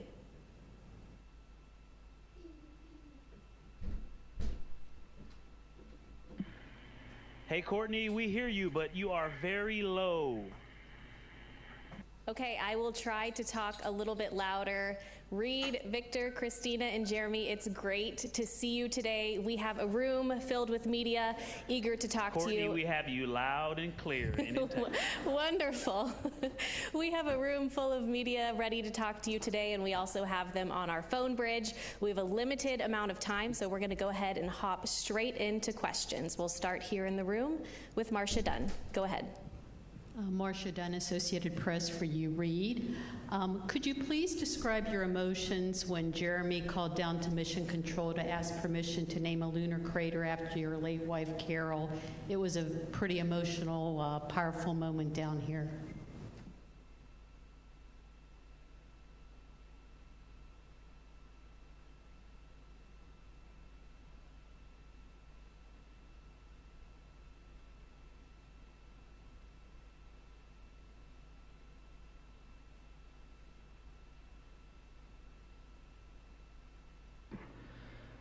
Marcia, it was a powerful moment up here as well. My crewmates approached me when we were at Kennedy in quarantine, and they said, hey, the three of them had talked and they would like to do this. And that was an emotional moment for me. And I just thought that was just a total treasure that they had thought through this and they had offered this. And I said, absolutely, I would love that. I think that's just the best. And I said, but I can't give the speech. I can't give the talk. And Jeremy, the kind of guy he is, he said he would do it. And it was getting emotional there. And I think when Jeremy spelled Carol's name, C-A-R-R-O-L-L, I think for me, that's when I was overwhelmed with emotion. And I looked over and Christina was crying. I put my hand down on Jeremy's hand as he was still talking. It was right there on that rail. And I could just tell he was trembling, and we all pretty much broke down right there. And just for me personally, that was kind of the pinnacle moment of the mission for me. That was, I think, where the four of us were the most forged, the most bonded, and we came out of that really focused on that day ahead. I think that was a very caging moment for the four of us. Thank you for that question, and it was a great moment. We'll take our next question in the room here from Joey. Go ahead. Thanks. Joey Roulette with Reuters. I'm curious, Reid, and for anyone else who wants to answer it, how has this mission changed you guys personally in your views of the moon? These photos make it look kind of intimidating and beastly, and just curious to hear your thoughts on how you guys have also changed during this mission personally. Thank you.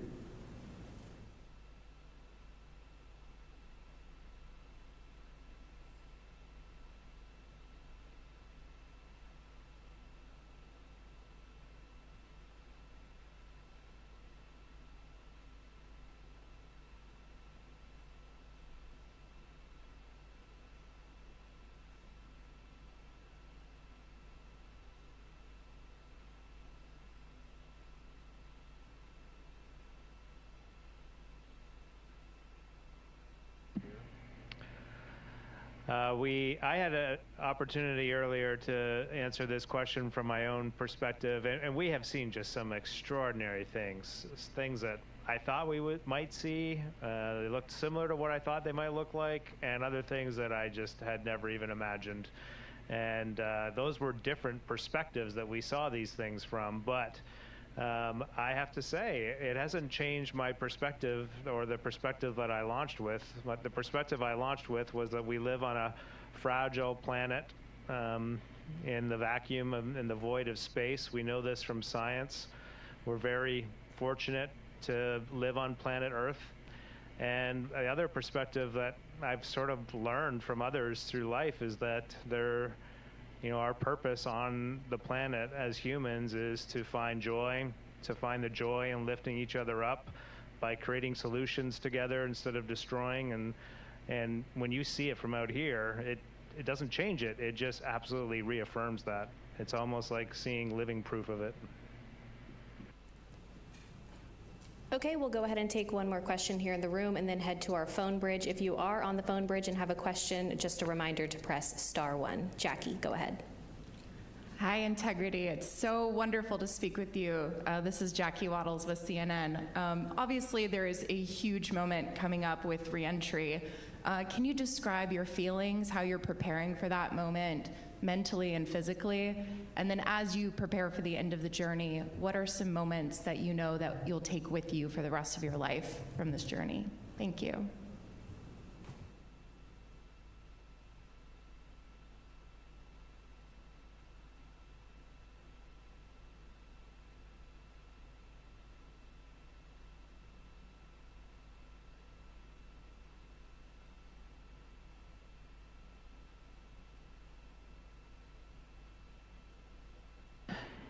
You know, it started off sounding like an easy question for me to answer, and then it got really big. But I guess the entry thing, I'll be honest and say I've actually been thinking about entry since April 3rd, 2023, when we got assigned to this mission.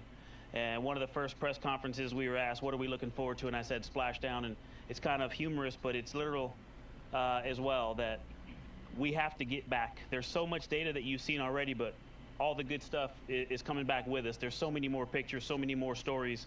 And gosh, I haven't even begun to process what we've been through. We've still got 2 more days. And riding a fireball through the atmosphere is profound as well. So I have to answer that question later. I'm not sure, but I can tell you it's a lot. And lifelong memories. I'm going to be thinking about and talking about all of these things for the rest of my life, for sure. Yep. All right, we'll head over to our phone bridge. Our first question there is from Kelly Malone with Canadian Press. Go ahead. Hi, this is Kelly Malone with the Canadian Press. There's a lot of excitement about scientific advancements as a result of the mission. You just spoke about the data, and I know you've spoken about training on robotics in Montreal. What are the takeaways from these missions so far that might be applied to robotics or other international tech efforts in the future? And just a quick personal note for Jeremy. I'm told you got a surprise message from your family. Can you share what it was like to hear from them?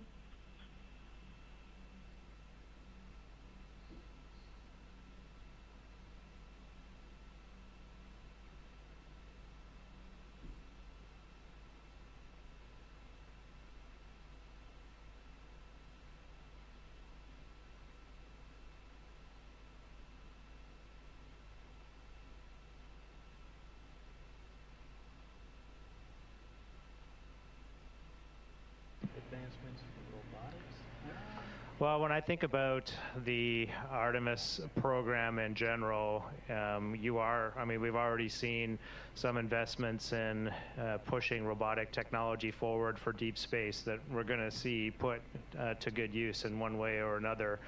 And this is the beauty of this program that brings an international collaboration, sets big goals, and doesn't just talk about them, but goes after them and gets it done. We're going to need the advances in robotics. It's really hard out here. We're a long way from home. We've been learning the entire journey. We've been watching Mission Control learn. You do a lot of testing on the ground, but your final test is when you get this hardware to space, and it's a doozy.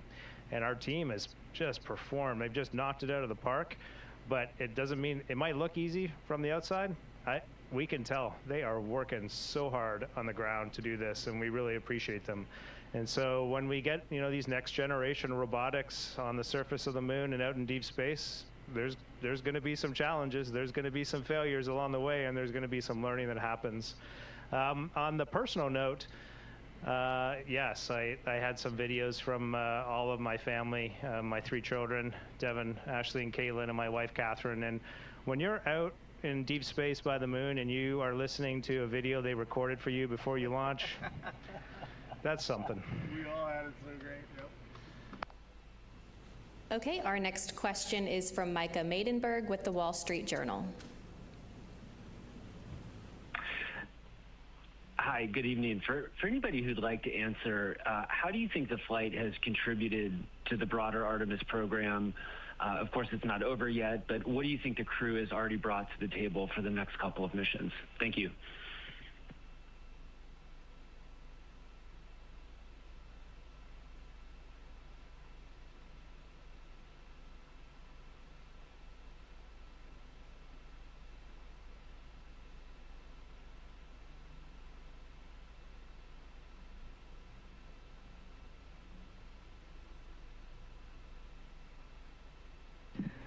Well, I love this question because part of our ethos as a crew and our values from the very beginning were that this is a relay race. In fact, we have batons that we bought to symbolize physically that. We plan to hand them to the next crew, and every single thing that we do is with them in mind.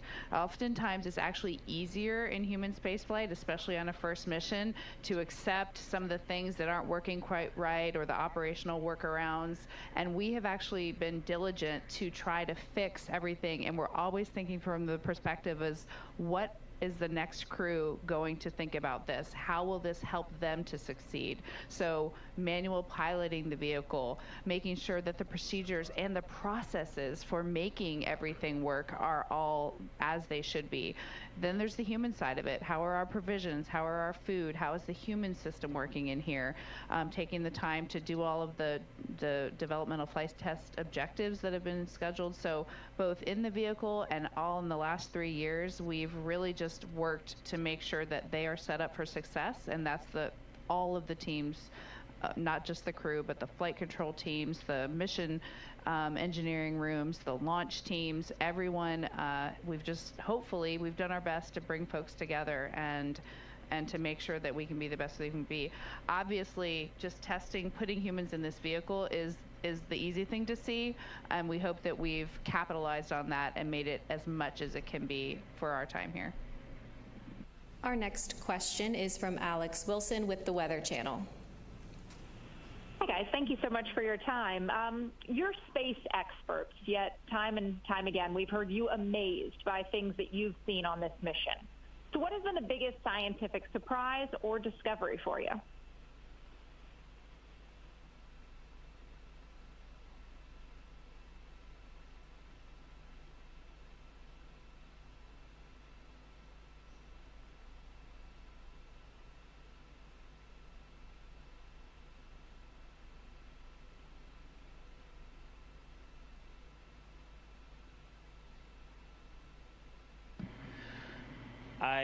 The whole mission, truly the whole mission, but we saw really amazing simulations made by our lunar science team about what the eclipse would look like when the moon was 30, 35 times bigger than the sun.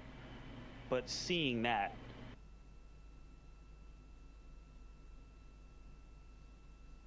communications, we should be regaining them here.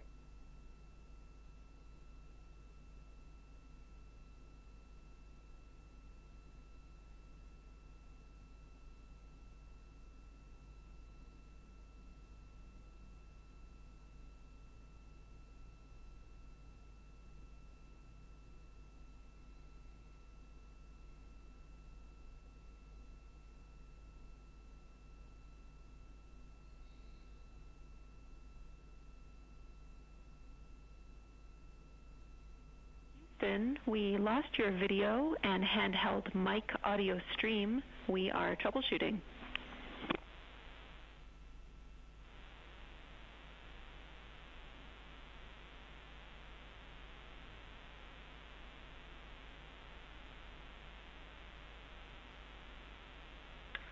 All right, Jenny, we see the issue and we're correcting it. We'll probably need about 30 seconds and then we should be streaming again.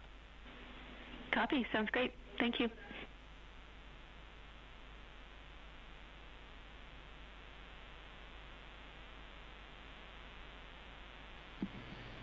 Okay, comm check. How about now? Are we back with you? And Jenny, how much of Victor's answer did you hear? Yeah, we have you back, video, and the handheld mic seems to be back up too, and Victor should repeat his answer. Over to PAO.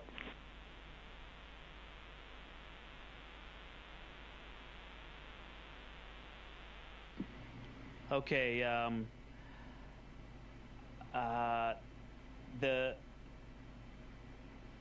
The thing that we saw that really surprised me the most is we trained to view the eclipse from the far side of the moon, or after going beyond the far side of the moon. We saw great simulations made by our lunar science team, but when that actually happened, it just blew us all away. I mean, you heard the reaction real time, but it was the fact that we trained for it, and it almost was a thing that we were, I don't want to say unhappy about, but launching on April 1st meant the far side wasn't as illuminated as we were hoping. And so, you know, that thing seemed to be a consolation, and it was one of the greatest gifts of that part of the mission. Okay, we'll come back here in the room to Andrea. Go ahead. Hi, Andrea Leinfelder with the Houston Chronicle. I'd like to hear about life inside Orion. Christina, in the fall you said the capsule would feel bigger in microgravity. Does it feel bigger? And at what moments do you find that you're bumping into your crewmates? And what tips will you be given to future crews?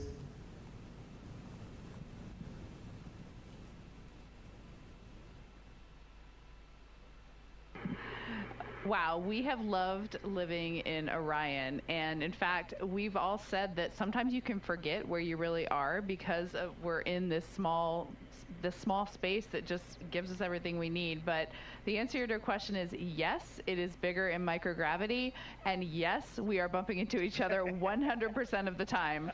A phrase that you often hear in the cabin is, "Don't move your foot, I'm just going to reach for something right under it," or, you know, "Can I get there? And my goal is to get over there." And we're constantly moving around, whether it's to complete a task, to just eat, you know, to look out the window, to take a picture. Everything we do in here is a 4-person activity. But it's also really fun. Okay, we'll take our next question from Will. Go ahead. Thank you, Will Robinson Smith with Spaceflight Now. It's good to talk with you all. Victor, I want to go to a comment that you made a couple of hours into the lunar observations. You said, and I quote you here, "The Terminator is calling to me."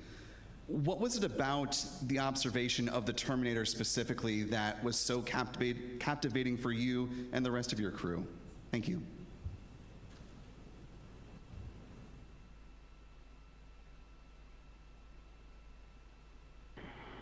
One being 3,500 miles from it. I mean, it was so big, and now it wasn't an image on a screen, but it was all of the things we had talked about in training, the terrain, how you can see features based on how high they are above the surface and how low things were. And there were holes that, you know, craters that appeared to just be endless bottomless pits, and then peaks that seemed to be, I couldn't tell how high, but you could just really get a sense of the relief down on the surface. And to look down on it from so close was, or over at it from so close was just, it was hard to describe. You know, when you are in an airplane flying back past, you know, Flagstaff, you're looking out the window trying to, you know, identify Meteor Crater, or looking out trying to find the Grand Canyon. And this was the same thing. But imagine if you had seen Meteor Crater or the Grand Canyon for the first time. Our next question is from the phone bridge from Lauren Grush with Bloomberg. Hi, so great to talk to you for. You know, the world has been watching along with your journey with such enthusiasm and joy. Do you have any sense or feedback of how your mission has reached the masses back on Earth? And does that influence you at all when you speak and narrate your journey?